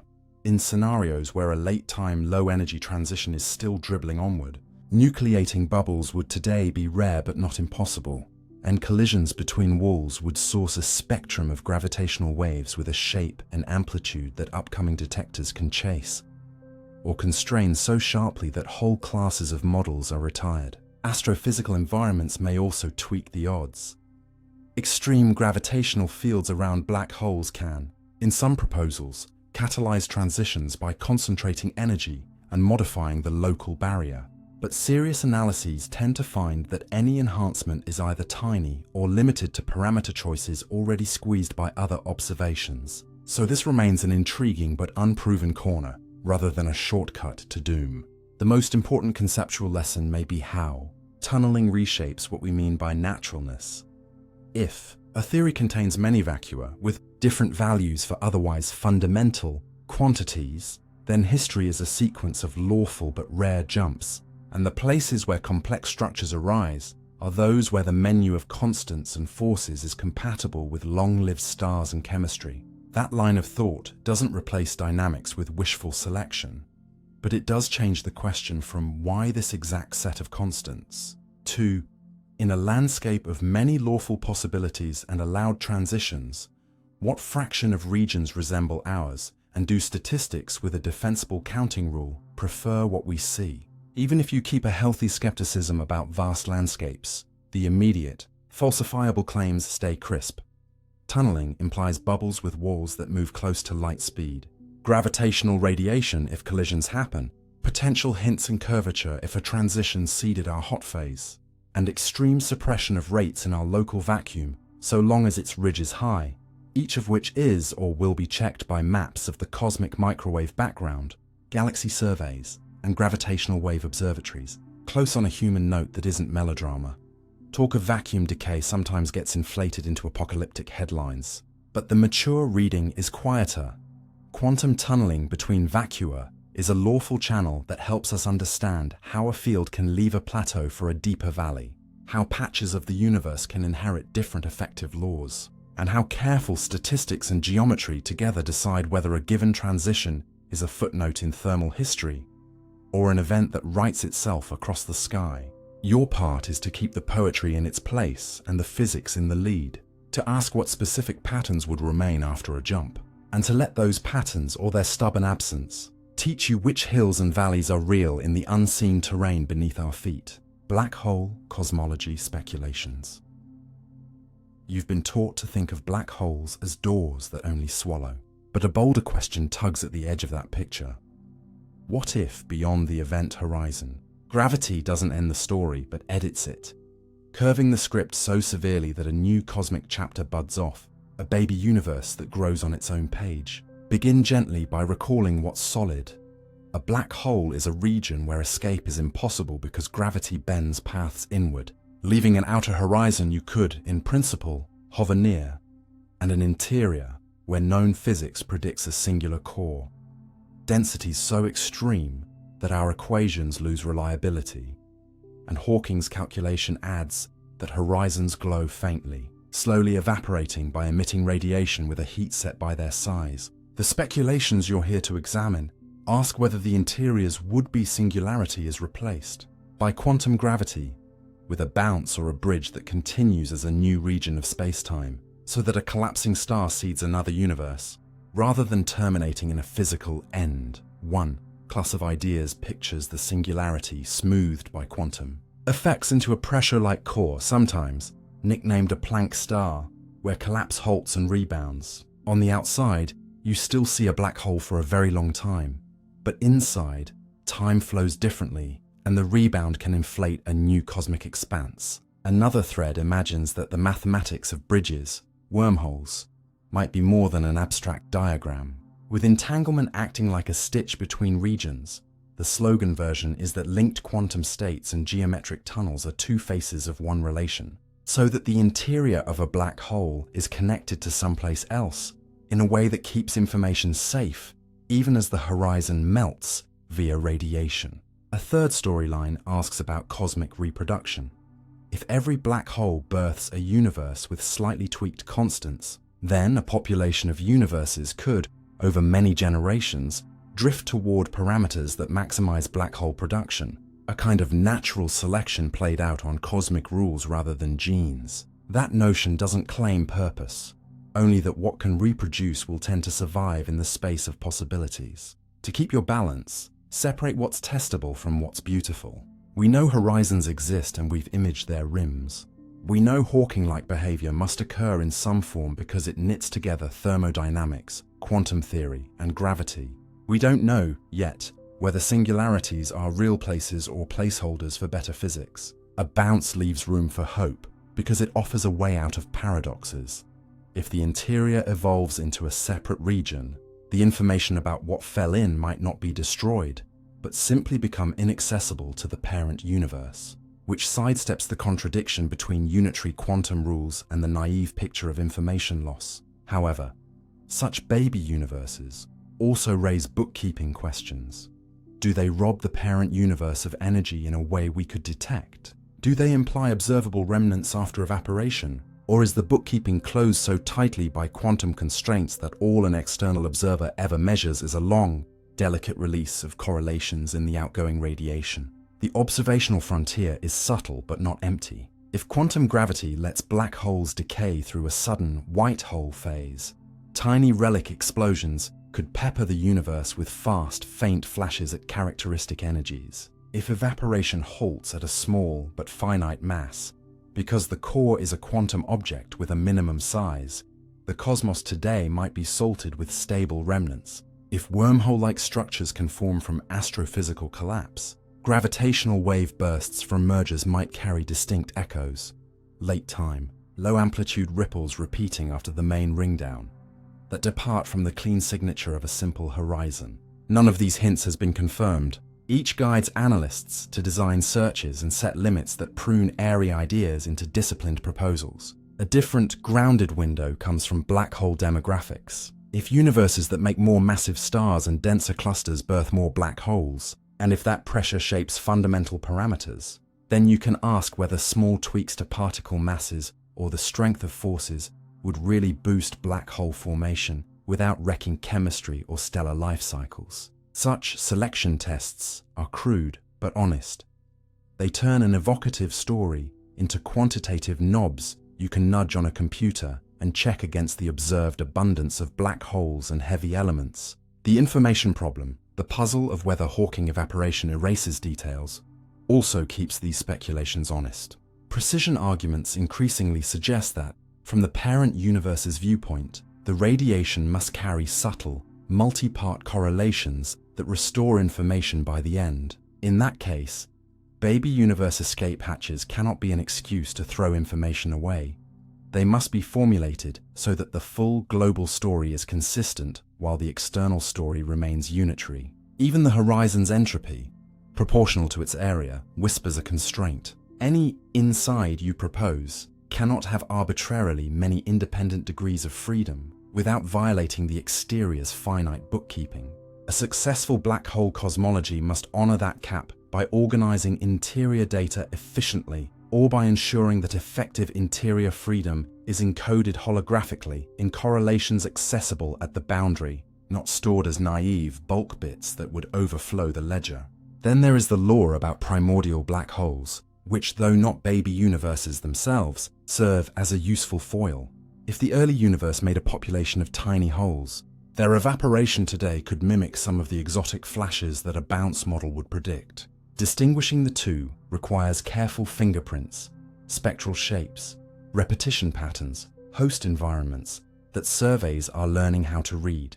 The human-scale lesson in all this is methodological rather than mystical. Black hole cosmology is a nursery for disciplined speculation. Start from a real tension, singularities, information, the origin of order. Propose a mechanism, bounce, bridge, reproduction. Derive concrete consequences, echoes in gravitational wave ringdowns, transient bursts, altered mass spectra, correlation patterns in late-time radiation, and feed those consequences into instruments that can say yes or no. It's also a reminder that humility is a superpower in theory. You can hold the image of a universe budding from a star's death while still admitting that, until a signature is found, the image is an invitation to work, not a claim to truth. Let the closing feeling be calm rather than fevered. Black holes are the tightest knots nature ties, and it is not an insult to them or to us to suspect that inside those knots the fabric doesn't tear but reweaves, perhaps into threads that never touch our loom again. Whether that reweaving births new expanses or simply arranges the ledger so information is never truly lost, the path to knowing is the same as always. Write down what yes would look like in data. Write down what no would look like and keep listening to the sky until it answers. Entropic gravity in cosmological dress. Think of gravity not as a force that exists on its own, but as the way the universe prefers to arrange its information. The way a crowded room naturally opens a path toward the door. That is the invitation behind entropic gravity in cosmological dress, where the pull we feel becomes a tendency of systems to move toward states with more microscopic arrangements. And the stage on which this plays out is not a lab bench, but the whole expanding cosmos. Begin gently. Thermodynamics already tells you that heat flows from hot to cold, and that systems drift toward configurations with more possible microstates. And black holes quietly extend that lesson by behaving like thermal objects with temperatures and entropies tied to their horizons. Entropic gravity proposals take those hints seriously and ask whether ordinary gravitational attraction might be understood as an entropic force, the statistical nudge that arises when matter's position changes the number of accessible microstates encoded on surrounding information screens dress. That in cosmology, and you get a striking idea, the universe's own horizon, the farthest distance from which light has ever had time to reach us, carries an entropy and a faint temperature. So perhaps cosmic acceleration and some galaxy-scale mysteries are not signs of unseen substances, but reflections of how information is stored and counted on horizons. Now deepen the picture without falling into symbols. In these models, the presence of matter deforms the bookkeeping of microstates on notional surfaces that wrap it. Motion toward mass is then favored, not because a hidden hand pulls, but because more ways to arrange the underlying bits become available when you move that way. Bring in the expanding background with a positive vacuum energy, and those information surfaces inherit a constant, horizon-scale temperature. Combine the two effects and you get an extra, extremely gentle acceleration that becomes relevant only when ordinary gravity is very weak. The regime of the outskirts of galaxies and of the large-scale cosmic web. That feature matters because it naturally points toward the low acceleration anomalies that standard gravity explains by adding dark matter. Flat rotation curves of spiral galaxies, the way stars move in dwarf galaxies, and some lensing measurements that seem too strong if only visible matter is present. Entropic gravity aims to reproduce those phenomena without cold dark matter by adding an elastic-like response of the information-bearing medium tied to the Hubble scale. In plain terms, the universe's expansion endows space with a memory that reveals itself when gravity is feeble. This memory produces extra apparent gravity around ordinary matter, growing in significance with decreasing acceleration, and yields scaling relations that observers actually measure, such as the tight link between a galaxy's total rotation speed and the amount of visible matter it contains. In its cosmological dress, the framework also tries to connect cosmic acceleration to horizon thermodynamics. If the entropy associated with the horizon grows as the universe expands, an effective repulsive pressure can appear, driving the late-time speed-up, not as a new fluid, but as a bookkeeping property of information. The attraction of this program is economy. One principle, gravity as emergent from information, would, if successful, bind together black hole thermodynamics, galaxy kinematics, lensing, and the acceleration of the universe. But the road to earning that economy is steep, and the honest part of the lesson lives in the tests. On galaxy scales, some entropic gravity-inspired models recover the observed rotation curves and the radial acceleration relation with surprisingly few knobs, and in certain regimes they match weak lensing signals around galaxies using only the light you see. On cluster and cosmic web scales, however, the story is harder. Lensing and hot gas in massive clusters demand more pull than visible matter provides, and entropic corrections tied only to the horizon often fall short unless additional components or refinements are introduced. The celebrated bullet cluster, with its offset between stars and hot gas, is a stress test. Any theory that denies dark matter must reproduce the lensing map's mass peak without invoking unseen particles, something entropic approaches attempt by attributing the extra pull to the information medium's response to the collision, but detailed fits remain under debate. The cosmic expansion history offers another crucible. Distances inferred from supernovae and standard rulers carved in the galaxy distribution form a tight ladder that the model must climb. If cosmic acceleration is an entropic effect, the predicted time dependence must line up with these measurements, while also satisfying the early universe anchors set by the oldest light. Then comes growth. How fast structures assemble over time is measured by weak lensing, galaxy flows, and the late-time imprint on relic photons. Any theory that modifies gravity must hit not only the geometric targets, how far things are, but also the growth targets, how fast things clump. And some current entropic implementations struggle to fit both without reintroducing ingredients that look suspiciously like dark matter in new clothes. That is not a dismissal. It is a research agenda. It pushes theorists to make the microphysical picture explicit. What are the bits? Where do they live? How do they evolve? And to show how local laboratory tests of gravity, which are exquisitely precise, emerge unchanged from the same rules. It nudges observers to design discriminating probes, comparisons of lensing and dynamics in low acceleration dwarfs, precision maps of rotation curves that minimize messy astrophysical feedback, cluster by cluster audits that test whether any extra pull traces stars or gas or neither, and redshift by redshift slices of structure growth that reveal whether gravity's strength drifts in the regime where entropic effects are supposed to matter. There are even conceptual dividends, even if the full program never replaces dark matter. Horizon thermodynamics has already reshaped how we think about gravity by insisting that areas, temperatures, and information are not metaphors but measurable properties. The thermodynamic viewpoint explains why horizons behave like thermodynamic systems and why the cost of information has geometric weight. If, in the end, dark matter remains the better explanation for most phenomena, an entropic component could still live alongside it, clarifying why certain galaxy relations are so tight and why the cosmic acceleration looks so simple. If instead a fully developed entropic theory does the heavy lifting on its own, it will do so by surviving the bluntest comparisons, not with poetry, but with the same data that now favor dark matter and a cosmological constant. Either way, the reflective lesson you carry out of this room is practical. Treat gravity not as a single, unquestioned primitive, but as a candidate emergent behavior, just as temperature emerges from molecules. Write down what that view predicts for the sky: rotation curves, lensing maps, cluster dynamics, the way structure grows, the particular time shape of acceleration, and ask the cosmos to grade it. The calm closing note is this: the universe keeps handing us clues that geometry and information talk to one another. Horizons with heat, areas with entropy, black holes that count their bits, and entropic gravity in cosmological dress is a disciplined attempt to listen. Whether it becomes the headline or remains an accent, its value lies in how it forces clarity about what we've measured, what we assume, and how the deepest rules might prefer to be written. CPT-Symmetric universe's mirror.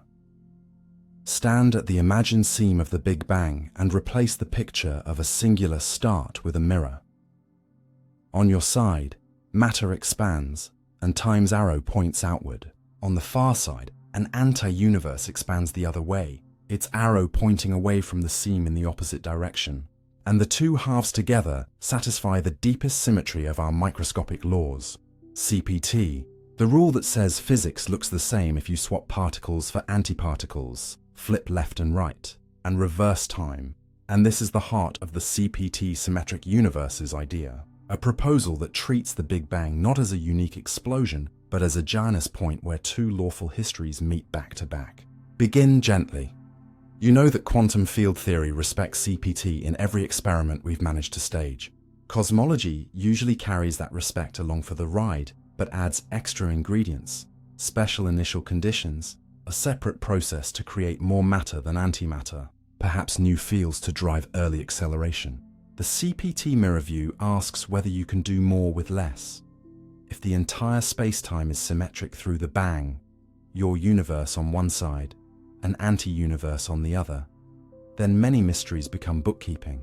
The small excess of matter over antimatter here is matched by the opposite excess of antimatter over matter there, preserving a global balance without inventing a one-sided creation trick. The arrow of time does not need to be injected from outside, but emerges on both sides from the same low-entropy waste, a shared, extremely simple boundary where degrees of freedom are minimally excited, and the overall geometry is driven to be exactly flat and smooth by the symmetry itself, not by a special push. Now deep into details you can test without leaning on heavy algebra. In such a CPT-symmetric cosmology, the particle menu is constrained. The neutrino sector, already a place where nature has left us clues, carries a special burden. If the mirror across the bang is exact, then the way neutrinos acquire mass must mesh with symmetry in a tight way, often suggesting that neutrinos are their own antiparticles, or, in some realizations, that one right-handed neutrino never mixes with the visible ones and becomes a naturally stable dark matter candidate. That kind of dark matter would be born thermally or gravitationally at the seam, carry no electric charge, and interact so faintly that it leaves almost no laboratory trace beyond its gravitational pull. Yet it would change the growth of structure subtly and imprint a specific pattern of small-scale clumping that surveys can chase. The same mirror logic changes how you think about the universe's earliest wrinkles, the tiny variations that seeded galaxies. Instead of invoking a separate inflationary field with an adjustable shape, a CPT-symmetric picture looks for ways those wrinkles could arise from quantum fluctuations tied to the time-symmetric boundary itself. Done carefully, this can yield nearly scale-free seeds with the right small tilt, while predicting that certain telltale backgrounds, like a loud bath of primordial gravitational waves, should be absent or extremely faint. That absence is not hand-waving. It turns into a clean, falsifiable statement about the sky's polarization curls on the largest angles. The arrow of time gets a clearer, less mystical face too. On both sides of the seam, low entropy at the bang means few records. As each universe expands away from the seam, interactions write durable marks. Photons scattering off dust, decays, star formation, and entropy grows. So observers in either half remember only the direction that points away from the waste.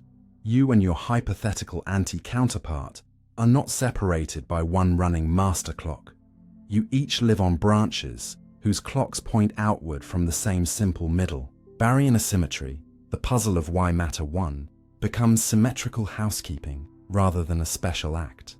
Your side has a small excess of baryons, the far side a matching excess of antibaryons. And globally, nothing is created without a partner. Even the cosmic neutrino background, the faint sea of relic neutrinos suffusing space, becomes a calibrated probe.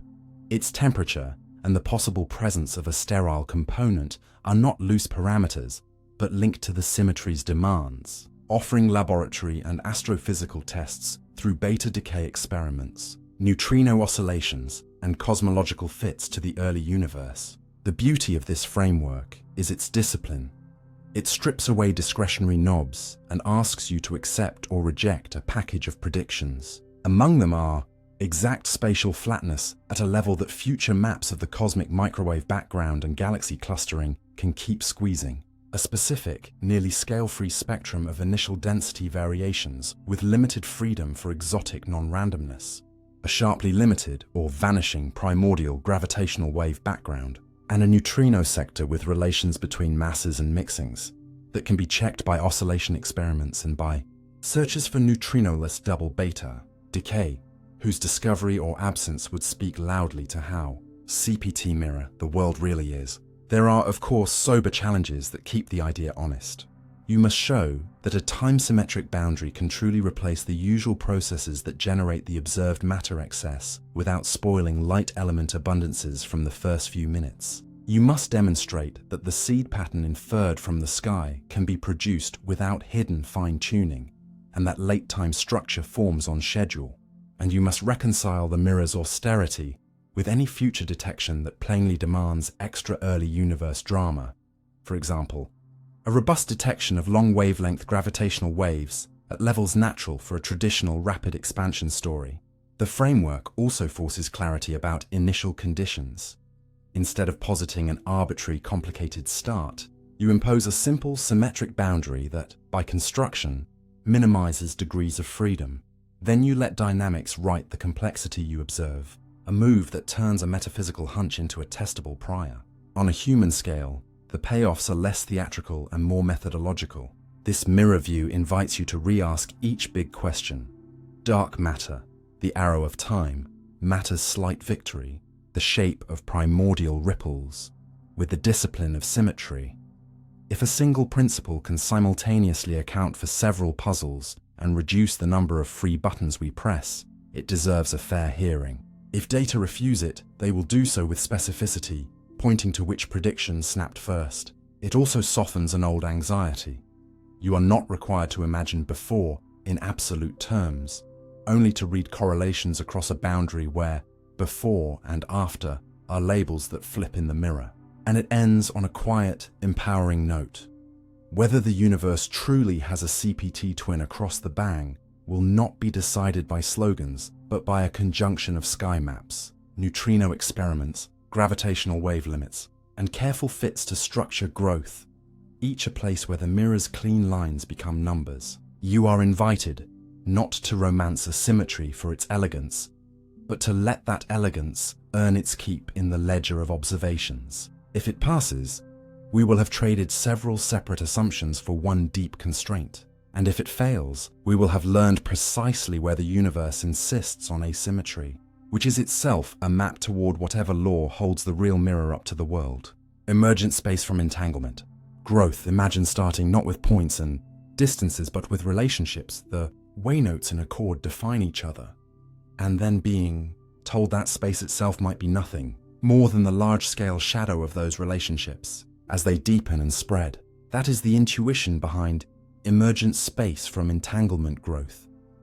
The idea that geometry is not the stage but the ensemble sound of quantum connections, and that when those connections strengthen in the right patterns, volumes and horizons appear the way melodies appear when many tones lock into harmony.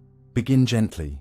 In quantum systems, entanglement measures how much two parts know about each other beyond what either knows alone, and simple many-body experiments already show that increasing this shared information reorganizes what is accessible and how signals move. Scale that up with discipline, and the claim becomes sharper. Patches of space are proxies for chunks of a deeper quantum state, and the distance between them is really a measure of how hard it is to separate their information. If correlations are sparse, the world looks far apart. If correlations thicken along certain channels, those channels behave as short bridges, and the map we would call geometry bends to reflect that. Now deepen this picture with concrete mechanisms that don't require chalkboards. In certain solvable models, the minimal amount of information needed to describe a region, the cost of compressing it without losing detail, naturally scales like the area of its boundary rather than the volume it encloses, a hint that surfaces are the true counters of information, not bulks. When you vary the state, the change in that boundary information tracks how surfaces in the would-be space curve. So, more entanglement literally reads as more room in a precise way. Build a toy universe as a layered network that coarse-grains information in steps, pushing local details downward while keeping long-range structure intact, and you get a geometry that looks like space growing as you climb the layers. perturb the state by injecting extra entanglement along a corridor, and you thicken that corridor into a shorter path. A vivid metaphor for how adding specific quantum ties can pull two regions closer in the emergent metric. This is not just a philosopher's metaphor. It is a working language in which gravitational dynamics turn into statements about how entanglement responds to small nudges. Make a tiny localized change to the state, and the rule that entanglement can't drop below a certain bound becomes the same balance law that tells curves in space how to shift. Expand the system so its entanglement spreads, and the volume measured by these information rules grows in step, an arrow that points from scrambling of quantum data to the expansion of space. Even the sturdiness of space-time features finds a natural home here. If bulk information is encoded redundantly across overlapping boundary pieces, then losing a few pieces doesn't erase the message. It merely shifts which combination can decode it. In geometric language, that redundancy shows up as the ability to reconstruct events inside a region from many different vantage patches, reshape the frontier slightly, and the same interior remains accessible. This is why emergent space built from entanglement tends to be robust against small errors and noise, the way a good language is robust against a few typos. It also explains why horizons, the places where access falters, behave like bottlenecks in information flow, carrying a limited number of letters that cap how much can be stored behind them. Dynamics add another layer. Take two formally disconnected quantum subsystems and let them interact. As entanglement grows, the effective distance between their emergent regions shrinks, and if you drive the growth fast enough, a bridge forms that allows signals to traverse more quickly than they could when the subsystems were austere and separate. The geometric avatar of what you would call a throat. Slow the growth or add noise that degrades long-range ties, and the bridge thins, lengthens, or pinches off. None of this requires you to abandon causality. It requires you to recognize that who can talk to whom, with how much effort, is the deeper grammar that geometry is summarizing at the macroscopic level. The early universe becomes a particularly illuminating laboratory for this view. Instead of inserting a special agent to push space larger, you can ask whether a simple, low-complexity quantum state, one with minimal entanglement across big separations, naturally evolves, under ordinary interactions, into a state whose entanglement fans outward at nearly light-like speed, and whether the associated growth in informational volume matches the smooth, nearly flat space we observe. In carefully tuned models, the answer is yes in spirit, starting from a restrained pattern where distant regions hardly shared anything. Entanglement floods outward in a way that quickly knits the state together, ironing out irregularities and producing a uniform large-scale map, while preserving delicate, small amplitude differences that later become structure. In that script, thermalization and the spread of quantum information are not nuisances, but the engines that write geometry. The page-like curves that track how much information any subregion holds up to a time act like rulers for how much bulk that subregion commands, and the late-time saturation of those curve signals that a maximal horizon-like surface has formed, beyond which new volume can only be gained by pushing information deeper rather than wider. The same lens puts familiar gravitational puzzles in practical language. The stability of a smooth region against small shakes, normally described by delicate balances of curvature, translates into statements that certain entanglement inequalities cannot be violated. Violate them and the emergent geometry kinks or tears. The tendency of massive bodies to curve space in proportion to their energy becomes the statement that adding highly mixed, hard to compress information to a region raises the complexity of decoding anything that passes through, effectively lengthening paths and bending neighboring connections toward it. Even black holes take on an information-first face. They are where entanglement saturates the local budget, making the boundary cost scale with the area at its maximum and isolating interior data behind a code that only vast, global decoders can unpack over very long times. On the observational front, the program earns or loses credibility by whether it organizes disparate facts into one ledger. It should explain why areas and temperatures show up wherever horizons live, why large regions behave classically when their underlying quantum state is massively, redundantly entangled, why across scales, Gravitational dynamics can be coaxed from what look like bookkeeping identities among entropies, and why errors in small subsystems rarely produce catastrophic changes in large-scale geometry. It also sets a research agenda: measure how quickly entanglement spreads in controlled many-body systems, assess which patterns of redundancy yield stable, coarse-grained shapes, and ask whether the same mathematics that maps those shapes in the lab matches the architecture we infer from the sky, how regions of the universe at different scales share information as judged by correlations in ancient light and by the growth of structure. Skepticism, properly aimed, fortifies rather than weakens the picture. If geometry is emergent, you must show how it stays precise where experiments demand it.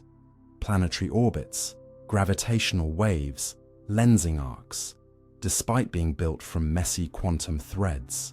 The reply is that macroscopic precision is exactly what redundancy buys. When countless micro-configurations encode the same coarse fact, the average becomes sharply defined, and fluctuations shrink like the hiss that disappears when many microphones record the same song. You must also face limits. Not every entanglement pattern produces a smooth, low-dimensional space. Many produce fractal or highly curved messes, so the physical world is telling us that its fundamental state is special, one that privileges local, layered correlations that knit short-range ties first, and only then compose them into longer roads. That constraint is not a disappointment. It is a clue to the principle that replaces space is given. Close with the calm perspective, this view is meant to teach. Emergent space from entanglement growth does not ask you to pretend that atoms and telescopes are illusions. It asks you to see that the map they inhabit is a high-level summary of a deeper conversation among quantum degrees of freedom. A conversation whose grammar is redundancy, whose verbs are scrambling and error correction, and whose nouns are surfaces that count how much can be known. When that conversation intensifies, space grows. When it frays, distances lengthen. When it saturates, horizons form. The gift of this frame is not poetry, but economy. The same concept that explains why horizons have heat, why classicality emerges from quantum noise, and why gravity respects certain balance laws also explains why the universe could knit itself into a smooth, roomy place starting from a remarkably simple beginning.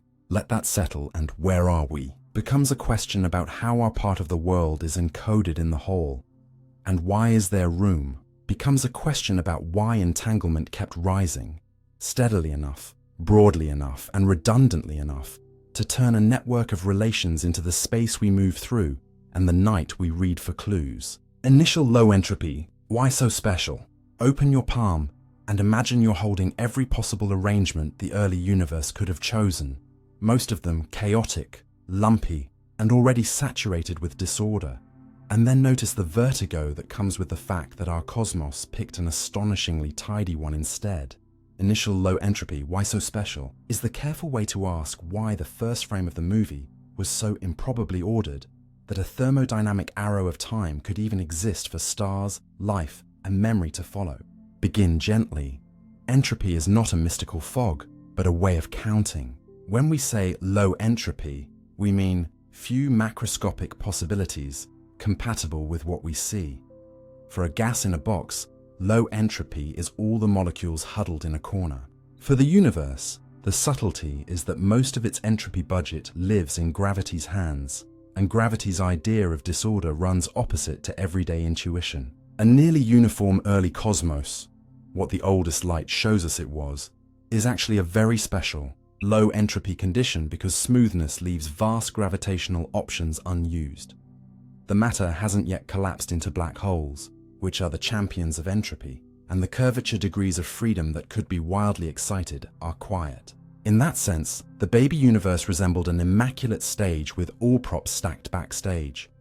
Little local disorder, minimal gravitational wrinkling, and an enormous capacity for entropy to grow later as structure forms. Why does that matter? Because the arrow of time, the fact that you remember yesterday but not tomorrow, that eggs scramble but do not unscramble, requires a boundary condition that is both simple and asymmetric.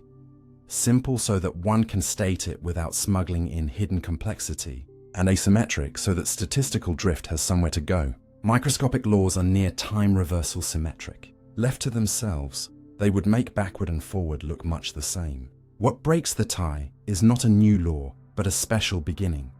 A past hypothesis that says the early universe occupied a tiny sliver of its allowed possibilities. From there, the rest follows with no extra magic.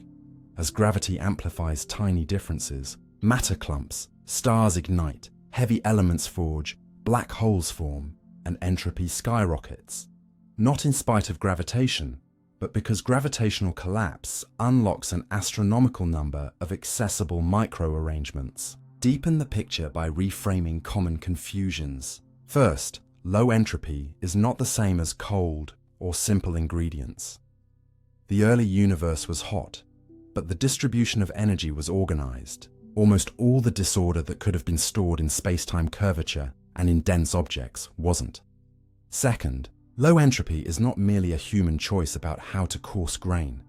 Our macroscopic variables, densities, temperatures, smoothness, are picked because they correspond to stable, record-making features. If you chose perverse variables that treat a scrambled egg as simple, your bookkeeping would cease to predict what actually happens. The reliability of our coarse graining is what lets you build engines and satellites. And the early universe's low entropy is measured in that same predictive language. Third, low entropy is not explained by saying it had to be that way, unless you supply a mechanism or a boundary rule robust enough to be tested. Some proposals appeal to deep geometric constraints, like the idea that the earliest slice of space-time favored minimal gravitational free curvature, so that the smoothness of the beginning is not an accident but a rule. Others try to show that expansion dynamically funnels many messy initial conditions into a small set of simple outcomes, though you must then be precise about what counts as generic and about which degrees of freedom are actually tamed. Either way, the target is the same: account for why the space of allowed beginnings was effectively smaller than it looks if you treat all gravitational wiggles as equally likely. Pragmatically, low initial entropy is the reason records work. A record, a fossil, a photograph, a cosmic ripple, is a localized, durable imprint that correlates with other imprints. To accumulate such records reliably, the world needs slack in its entropy budget, so that there is a preferred direction in which correlations can proliferate and not be immediately washed away. The young cosmos supplied that slack by being smooth. As time flows, interactions copy information outward. Photons scatter off dust, atoms arrange into crystals, galaxies leave gravitational fingerprints, and entropy climbs. In this view, memory and complexity are not exceptions to the second law. They are its beneficiaries. Islands of organized structure can temporarily form and persist because the environment, the rest of the cosmos, carries away waste heat and increases its disorder.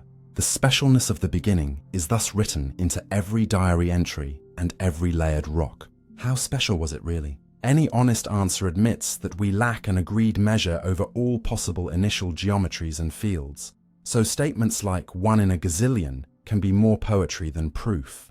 Yet we can make two sturdy claims. First, relative to the set of macrostates that produce today's energy density and particle content, the smooth early state corresponds to an extraordinarily small region in state space. So small that if you randomly scatter matter and curvature according to that macro description, you almost always land in a world already dominated by black holes. Second, the growth of entropy since then has been immense. From a smooth plasma to a sky hosting supermassive black holes whose entropies dwarf that of all ordinary matter combined. Those facts together encapsulate the puzzle and the payoff. A tiny initial corner made the largest later explosion of possibilities feasible. Where does this leave explanation? There are three styles, each with a different bet. One pins the answer on a fundamental boundary condition.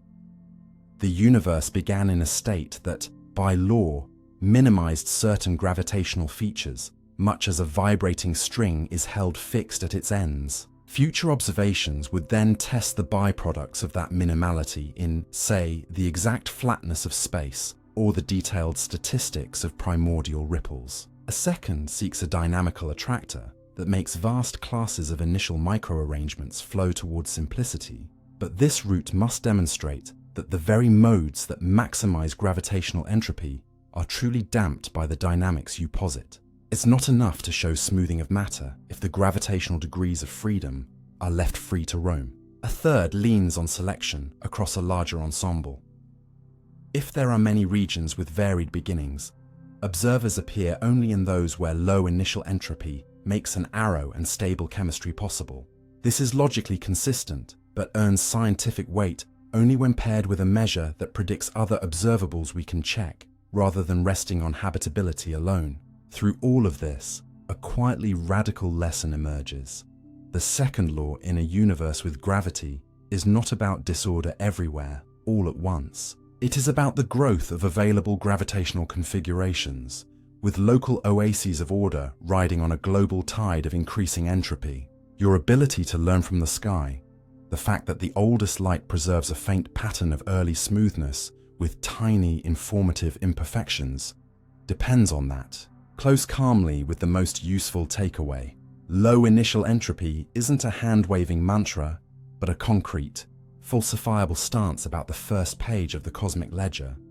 Few excited gravitational degrees of freedom, an absence of dense objects that would have saturated entropy early, and a macroscopic smoothness that left headroom for records and complexity. Whatever deeper story eventually wins, geometric constraint, genuine dynamical funnel, or principled selection, it will have to reproduce that ledger and explain why the world began in a state that let time have an arrow strong enough to carry galaxies, geology, and thought. Until then, the specialness is not an embarrassment. It is the reason there is a then at all, and the reason your questions have somewhere to go. Anthropic reasoning and its limits. Start from a modest observation that can feel like a cheat code.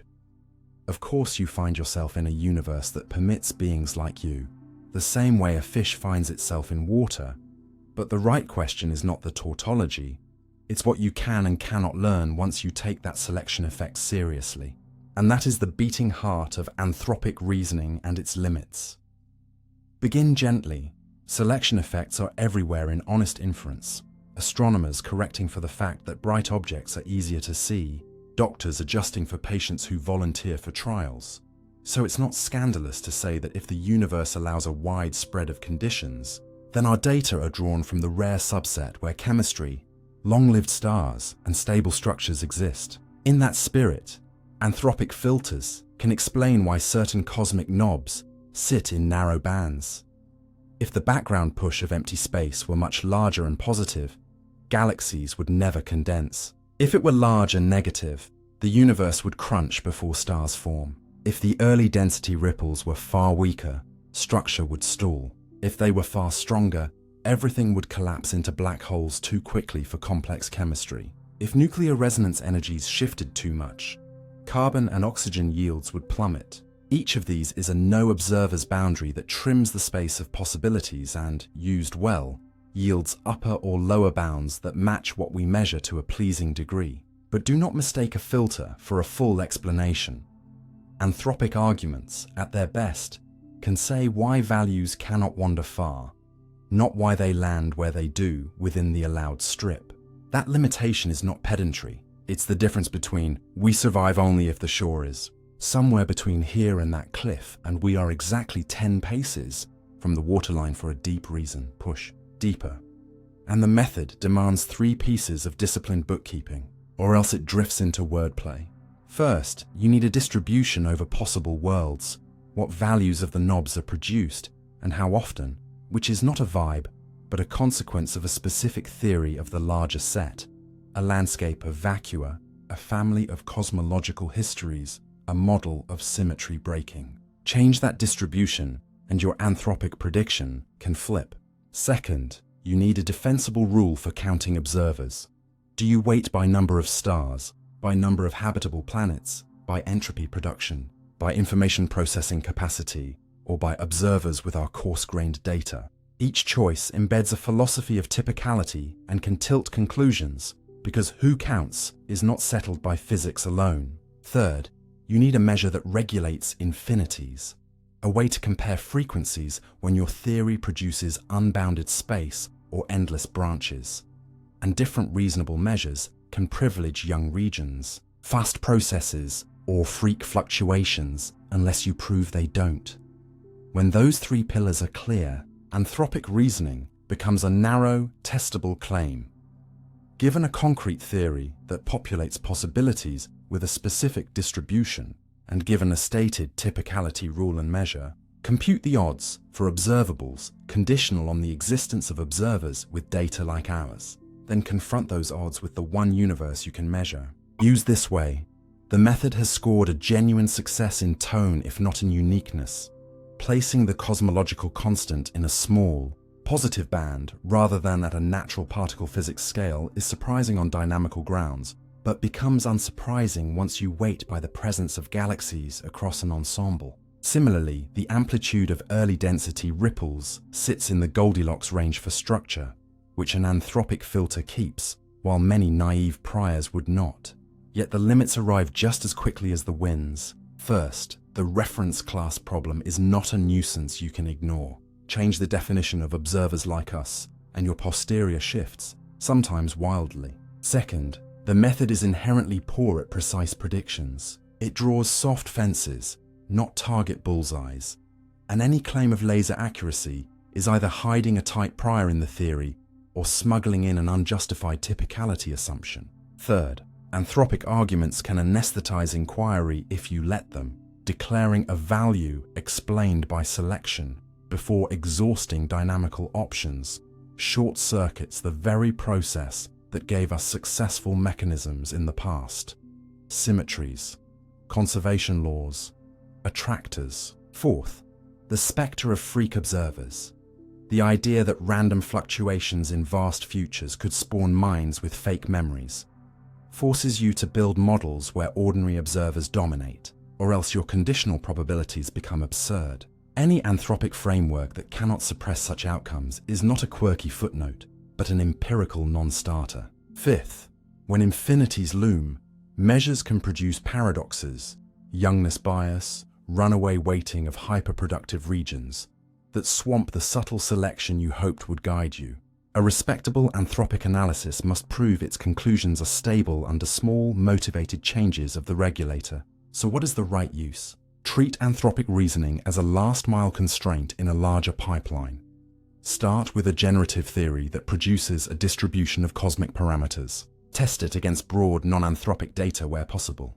Only then apply selection to carve out regions where observers exist and condition on our coarse-grained dataset, not just life, but the suite of facts we actually know: ambient radiation temperature, galaxy demographics, element abundances, planetary timescales. In this role, the method is Bayesian common sense. Data cannot come from worlds that do not host data collectors, so we wait by the availability of record-making histories. Do this, and you extract sharp consequences without self-hypnosis. For example, a theory that overwhelmingly prefers universes with strong negative curvature can be disfavored because our measured curvature is tiny. A theory that spills most of its probability into regions with no long-lived stars gets punished. A theory that forecasts a surge of small-scale power inconsistent with lensing maps loses credit. Meanwhile, keep a live list of anthropic versus dynamical forks, and try to kill the anthropic side where you can. If you detect a pattern, like a relation among otherwise independent constants, that cries symmetry, you have found dynamics. If a high-precision measurement reveals structure in what looked like an arbitrary number, you have a new handle that selection alone never predicted. Flip the cautionary coin, and you also guard against misusing dynamics to hide selection. If your mechanism needs exquisitely tuned initial conditions that look too good to be true, perhaps you are sneaking in the filter through the back door. The closing mood should be sober, not cynical. Anthropic reasoning is neither a miracle key nor a conversation ender, but a tool that narrows viable theories when, and only when, you specify the ensemble, the counting, and the regulator, and when you accept that its answers are often inequalities with leeway, not exact equalities. Its value is greatest where life truly carves a thin isthmus through parameter space, and where competing dynamics have failed to single out that isthmus. Its danger is greatest where the ensemble is wishful, the reference class is vague, and the temptation to declare victory is high. Used with those guardrails, it can help you understand why our world sits in a habitable peninsula of possibilities. Used as a blanket excuse, it becomes a way to stop listening just when the universe is about to tell you a more interesting story. Quantum origins of time's arrow. Begin not with clocks, but with asymmetry in what can be known. You wake each morning remembering yesterday, yet unable to recall tomorrow. And the question, why does information flow one way, is the right door into the quantum origins of time's arrow. Because quantum theory, despite its reversible equations, quietly builds direction when three ingredients line up. A simple, low entanglement beginning, interactions that spread and scramble correlations, and environments that copy fragments of those correlations into durable records. Start gently with the first ingredient. A quantum state can be richly knotted or barely tied together, and a state with little long-range entanglement has vast capacity to grow more. That slack is what we call room for entropy. If the early world began in such a restrained configuration, then ordinary interactions naturally weave subsystems together, increasing the amount of information each part must share with the rest to be described faithfully. This growth of entanglement entropy is not guaranteed by a new law. It is favored by statistics. Most accessible states at later moments are more entangled than earlier ones, so a system left to evolve generically wanders from special to typical. Now follow the second ingredient. Interactions that are neither exquisitely fine-tuned nor perfectly integrable tend to be scramblers, spreading local information outward, much like a drop of dye disperses in water, except that here the dye is quantum phase and correlation. Because signals propagate only so fast, there is a front to this spread. Nearby pieces entangle first, distant pieces later, but once scrambling is underway, the fine-grained details of how a small subsystem was prepared become hidden in non-local correlations distributed across the whole. To any practical observer who only ever accesses fragments, the local description looks more mixed, more disordered, and that perceived disorder grows monotonically, even though the global state remains pure. This is the quantum version of an H-theorem, not a theorem of the equations alone, but a typicality statement about what overwhelmingly happens, given modest assumptions about dynamics. The third ingredient turns drift into history. Environments, fields, photons, air, dust do not merely entangle with a system, they redundantly imprint certain stable properties into many places at once. That redundancy is decisive.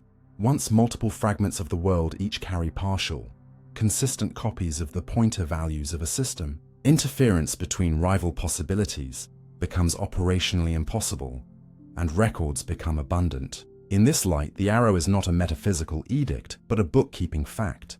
As time passes, more independent fragments store mutually reinforcing traces of what happened, so memory and inference can point only from fewer to more records, never the reverse. Critics sometimes raise the reversibility objection.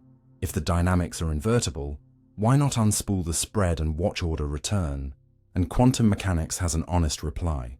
You could, in principle, engineer a global echo that refocuses all phases, but doing so would require manipulating astronomical numbers of degrees of freedom, with precision that scales exponentially with system size, including every stray photon that left the room. The set of states that naturally refocus under blind evolution is so thin that it may as well be none for finite creatures. In practice, complexity sharpens the asymmetry. Under generic reversible evolution, the minimum number of simple steps, gates, needed to reconstruct the global state from a compact description grows for a very long time before saturating. This growth of circuit complexity is a one-way street for observers with bounded control, and it converts reversibility on paper into irreversibility in the lab. A complementary view lives in operators rather than states. A simple disturbance, tapping one spin, morphs into an ever more complicated pattern that touches many spins, a process sometimes nicknamed operator growth. Measuring and reversing that growth would again demand global access and exquisite coordination, which real observers lack. Crucially, None of this requires you to invoke exotic physics or to smuggle in a secret timer. It requires only that the universe began in a low complexity, low entanglement macrostate, and that it possesses many weak couplings that are constantly writing and scattering information. With that in place, arrows proliferate. Thermodynamic arrows, heat flows from hot to cold, because microcorrelations unavailable to us are steadily created. Computational arrows, problems are easier in the forward direction of natural dynamics, because complexity balloons, and inferential arrows, Bayesian updating marches forward, because new records accumulate, while old ones remain embedded in redundant copies. The quantum lens also reframes familiar puzzles. Loschmidt's paradox, why entropy increases if the laws are symmetric, shrinks to a measure statement. Of all microstates compatible with today's macroscopic facts, almost all came from lower entropy pasts, given the special initial boundary. So past-directed inferences and future-directed predictions are asymmetric for statistical reasons, not dynamical ones. Poincare recurrences, the guarantee that an isolated system returns arbitrarily near to its start, become irrelevant on timescales fantastically longer than any realistic environment can avoid perturbations. In a world that is never truly isolated, weak, uncontrollable couplings keep resetting the clock of reversibility. Even the emergence of classicality is demystified. The variables that look classical are precisely those that survive decohering interactions and are redundantly broadcast. Positions of macroscopic objects, pointer readings, coarse densities. So history is written in a basis chosen by stability, not by us. The arrow's quantum roots are testable in miniature. In cold atom lattices, researchers can tune between integrable and chaotic dynamics and watch entanglement spread with a light cone-like front. In superconducting circuits, they can create small echoes by reversing simple evolutions and see how rapidly imperfections kill the revival as system size grows. In nuclear magnetic resonance, they can monitor how operator complexity rises and how tiny noise spoils time reversal attempts.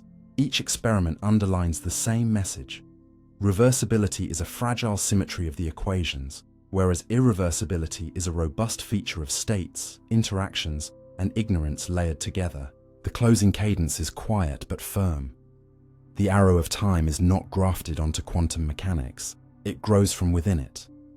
When the world begins with little entanglement, lets interactions weave correlations widely, and allows environments to copy those correlations into countless, stubborn records. Your memories, the fading of ice, the crackle of thermal noise, even the difficulty of unscrambling an egg, are different faces of the same process.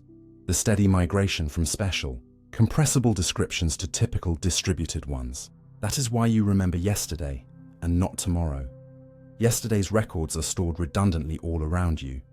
Tomorrow's are not yet written, and writing, through entanglement growth and environmental copying, is the quiet engine that makes later different from earlier in a world whose microscopic notes, on their own, would play equally well in either direction. Observational windows on quantum beginnings.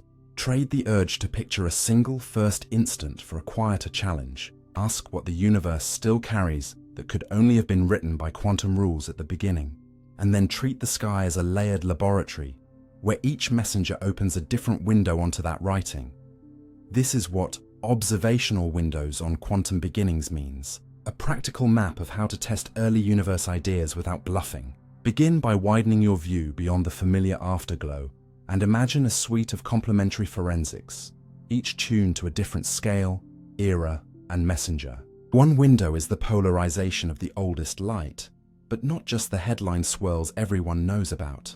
The real craft now is delensing, the art of removing the blurring caused by intervening structure so that any primordial curl pattern, if present, is revealed cleanly, and with it, the amplitude and spectrum of spacetime's earliest ringing. A second window is calorimetric rather than cartographic. Tiny departures from a perfect blackbody in that same ancient light, spectral distortions, act like a ledger for power that lived on scales too small to image directly. Detect a M or Y-type distortion at the right level, and you'll have weighed fluctuations far into the ultraviolet of the primordial spectrum. distinguishing smooth quantum blueprints from models with brief stutters or sharp features. A third window points to the universe before the first stars.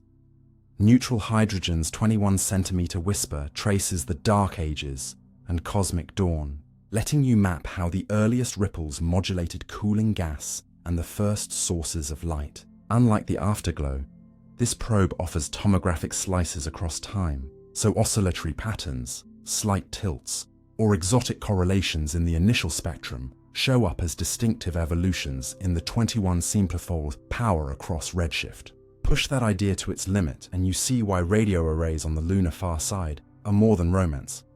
They can listen at frequencies the Earth's ionosphere blocks, turning the moon into a shielded dish for the oldest quantum weather reports. A fourth window listens for space-time itself to hum.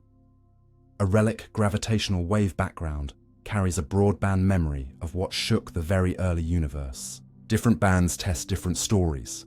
Pulsar timing arrays in the nanohertz regime can catch phase transitions or cosmic strings from grand symmetries snapping. Space interferometers, tuned to millihertz, sensitive to softer transitions and certain preheating dramas. Ground detectors hear kilohertz, where only the sharpest early fireworks would leave a trace. And emerging atom interferometers aim to bridge the mid-band gap.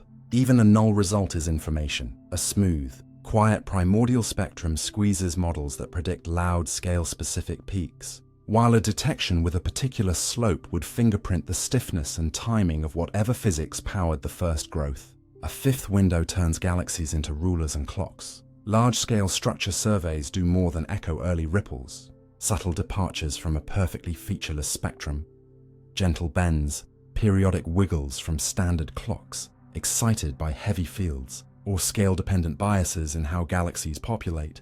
Halos lets you discriminate between different quantum initial states and between single-source and multi-source scenarios, without reusing the same evidence twice. Line intensity mapping extends this by treating the faint glow of a whole population of galaxies from CO or C2 lines as a continuous field, opening a faster route to the intermediate redshifts where initial conditions hand off to non-linear growth. Cross-correlating these maps with the afterglow or 21 centimeter slices builds a web of consistency checks that no single systematic can fake. A sixth window looks to small scales and to the possibility that some early ripples collapsed outright.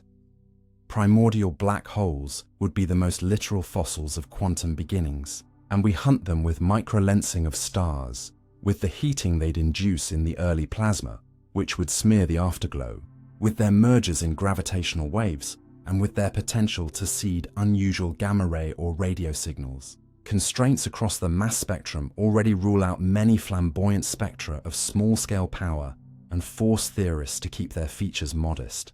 A seventh window comes from light but not luminous stuff. The effective number of relativistic species in the early universe acts as a head count for hidden fields. Measure it precisely, and you either find room for new quantum degrees of freedom that were excited at the beginning, or you tighten the leash on models that predict them. Neutrinos themselves are a double agent in this story.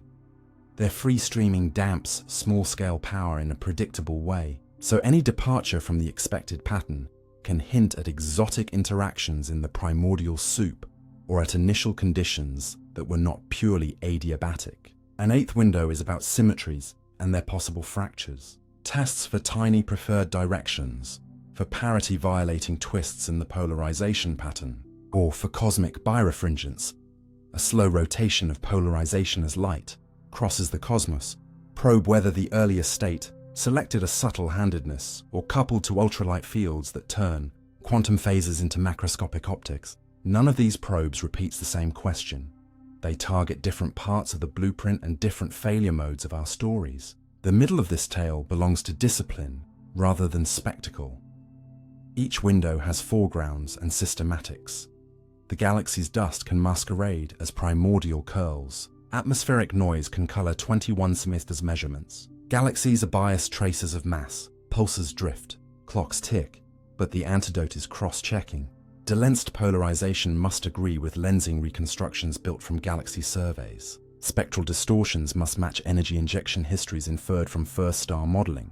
2170 tomography must align with the growth rate of structure measured by redshift space distortions. Any claimed parity violation must show the same phase in independent patches and experiments. A putative stochastic gravitational wave background must survive shape tests across bands and correlate with no known astrophysical population. This is not bureaucratic redundancy.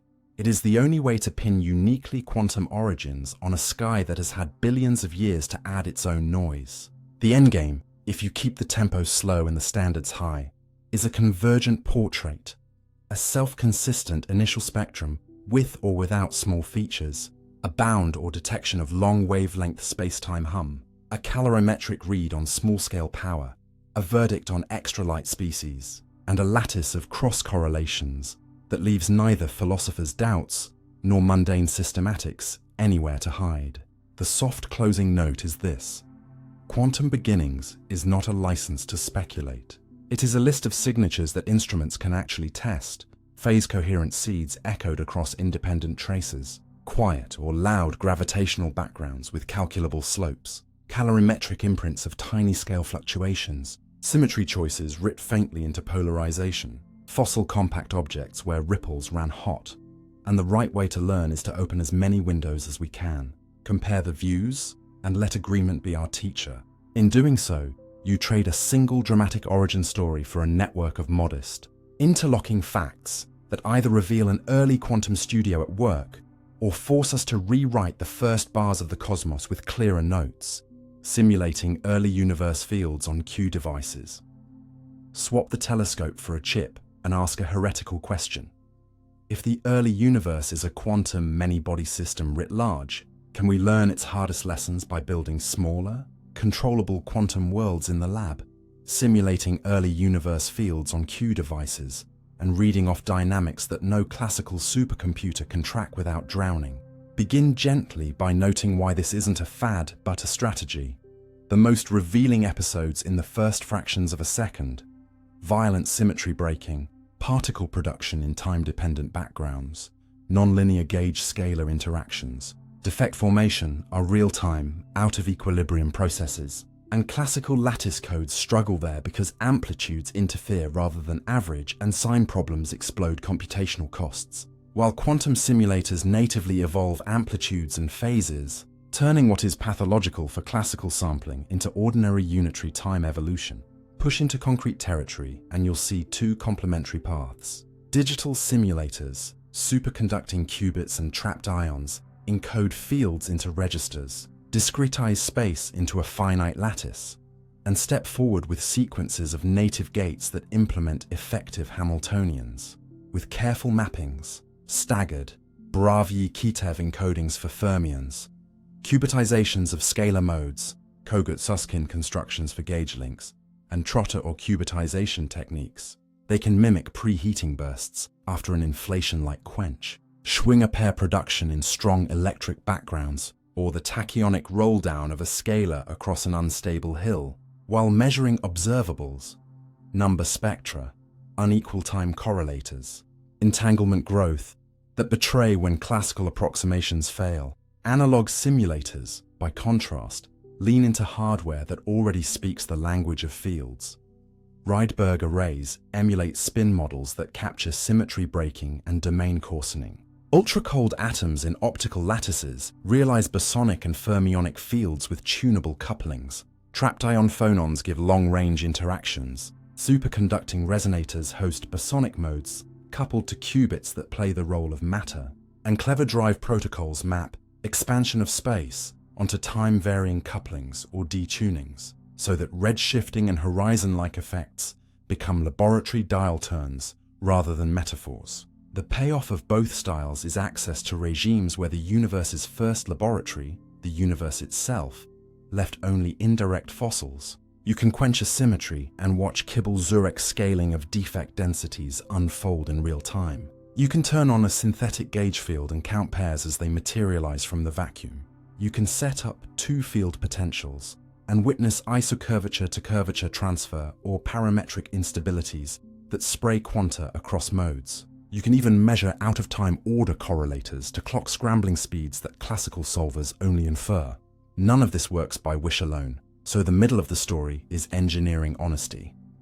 Mapping a continuum field to hardware means truncating Hilbert spaces, how many bosonic levels per site, preserving constraints, Gauss's law must hold or be energetically enforced, and controlling errors, gate infidelity, crosstalk, decoherence.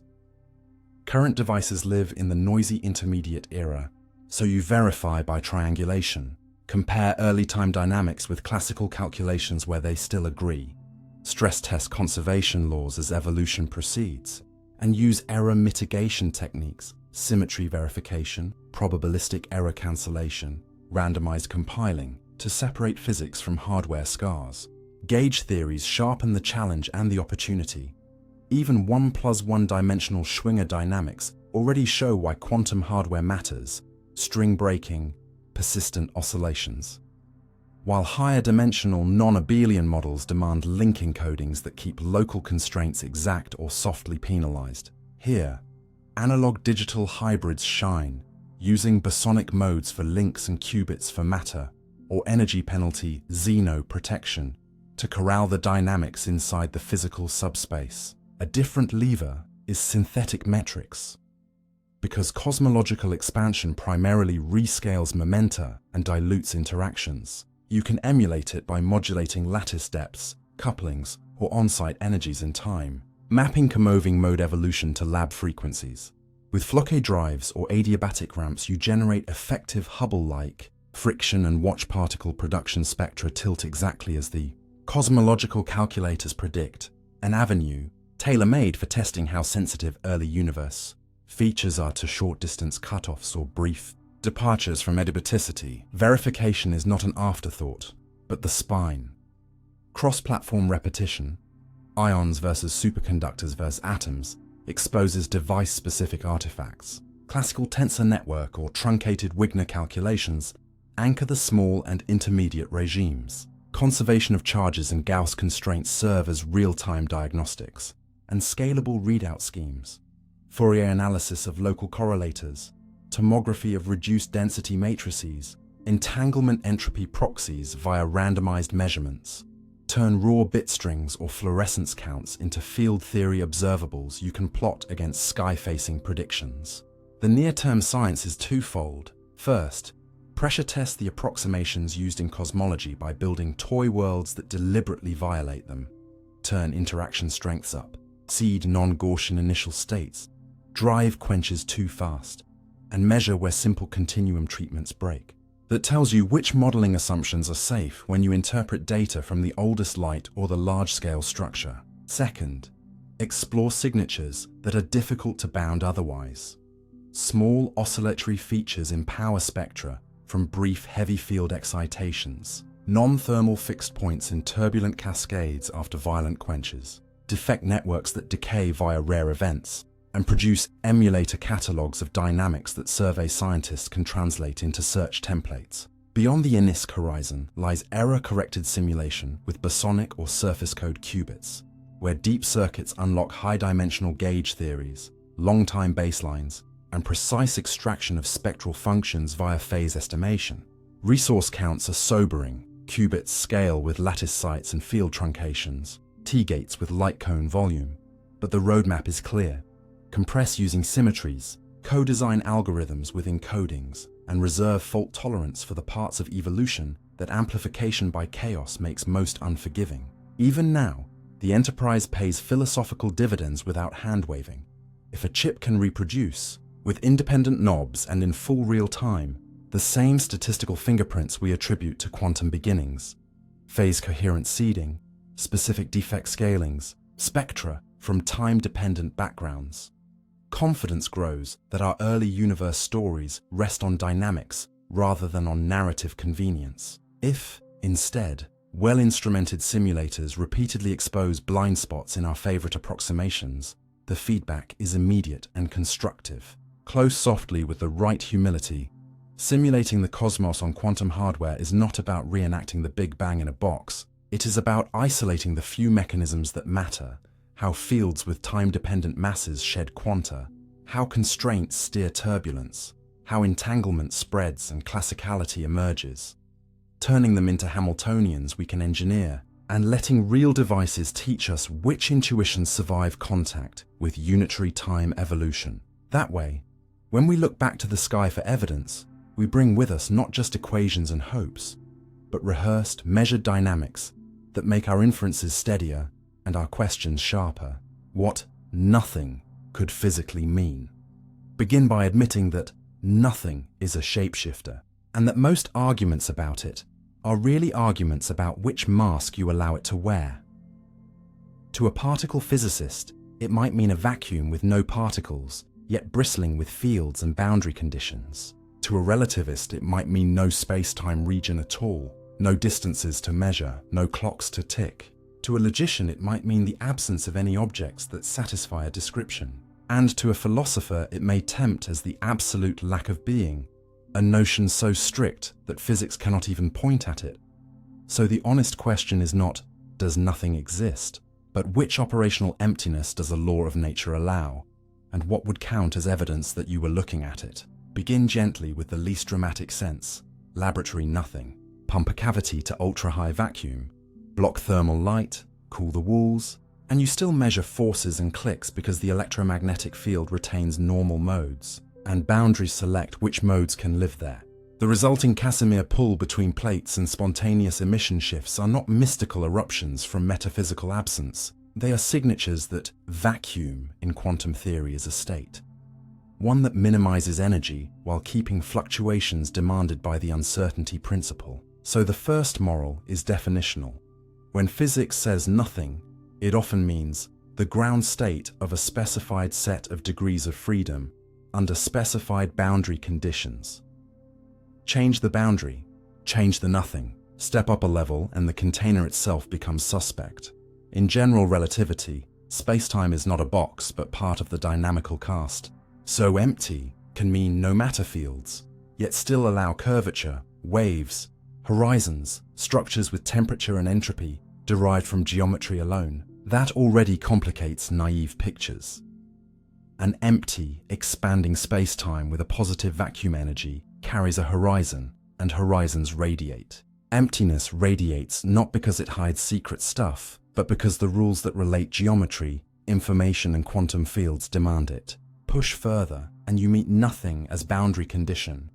Proposals that the universe began from nothing often mean that the history is rounded off without a boundary of the kind you could cross, or that the quantum state is selected by a rule that forbids singular, wild early configurations.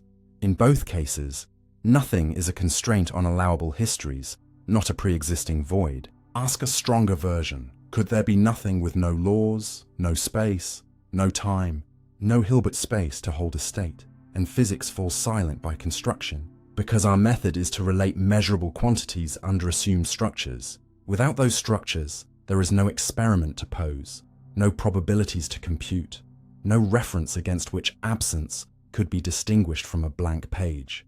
That silence is not a failing, it is a boundary of jurisdiction. The fruitful middle ground is to inventory the flavors of nothing that do make predictions, and to see how each could leave a distinct trace. Vacuum as a ground state predicts fluctuations with specific spectra, energies that gravitate, and boundary-sensitive forces. We test those in precision measurements and in the way cosmic expansion responds to uniform energy density. Geometric nothing, regions devoid of matter, predicts gravitational waves, horizon thermality, and entropy proportional to area. We verify those in detections of spacetime ripples and in black hole thermodynamics' uncanny success. Boundary condition nothing, rules that make the earliest slice simple, predicts a smooth, nearly featureless pattern of primordial irregularities with small, specific deviations. We audit those through sky maps and structure surveys. Even computational nothing makes sense, a state that is maximally simple in the language of some fundamental description, with minimal entanglement or complexity, gives room for arrows of time to arise as interactions weave correlations. That concept is testable in miniature with engineered quantum systems where one can dial simplicity and watch a symmetry bloom. Along the way, you must guard against a perennial bait and switch, invoking nothing to explain a number without specifying which nothing and which mechanism is trading clarity for theatre. If the vacuum energy of fields contributes to cosmic acceleration, show how your definition of vacuum is regulated and why its value is small. If no boundary singles out a state, derive the observable consequences rather than leaning on vocabulary. Conversely, beware of insisting that only the absolute philosophical nothing counts. Physics cannot touch that, but that does not make the physics notions trivial. It makes them useful because they can be wrong in ways data can expose. There is also a conceptual payoff in sorting these layers. First, it cures confusion. Vacuum fluctuations are not particles popping in and out of literal non-being. They are the unavoidable jitter of a defined ground state. Creation from nothing is not a rabbit from hat. It is a symmetry or regularity principle that prunes the space of histories. Second, it reframes paradoxes. Worries about energy conservation in creation dissolve once you note that the bookkeeping of conserved quantities depends on time translation symmetry, which a global beginning may not possess in the naive sense. Similarly, the anxiety that something cannot come from nothing presumes a temporal language that the relevant nothing doesn't supply. Third, it sharpens questions we can actually chase. Is the gravitational effect of vacuum-like energy precisely constant, or do subtle drifts betray dynamics beyond a strict ground state? Do horizon entropies count microscopic states we can model, or are they bookkeeping for an emergent language we do not yet possess? Does the universe's earliest simplicity follow from a unique boundary rule, or from a dynamical funnel that makes many messy starts flow to a slim family of low complexity states? The closing mood should be steady rather than mystical. Nothing in physics is not a monolith but a menu, and each item earns its keep by what it predicts. The lab vacuum predicts measurable forces and shifts. Geometric emptiness predicts thermal horizons and gravitational waves. Boundary condition simplicity predicts specific, nearly featureless initial patterns. Computational minimality predicts a robust arrow as complexity grows. The absolute nothing that lacks even the rules for posing a question sits outside the circle and may stay there. Meanwhile, the layered nothings inside it are rich enough to make a world, because once you specify which degrees of freedom count, which symmetries hold, and which boundaries apply, the simplest allowed state stops being a void and becomes a seed. And the difference between silence and a universe is not a metaphysical leap, but a change of grammar that the sky and the lab, remarkably, already know how to grade.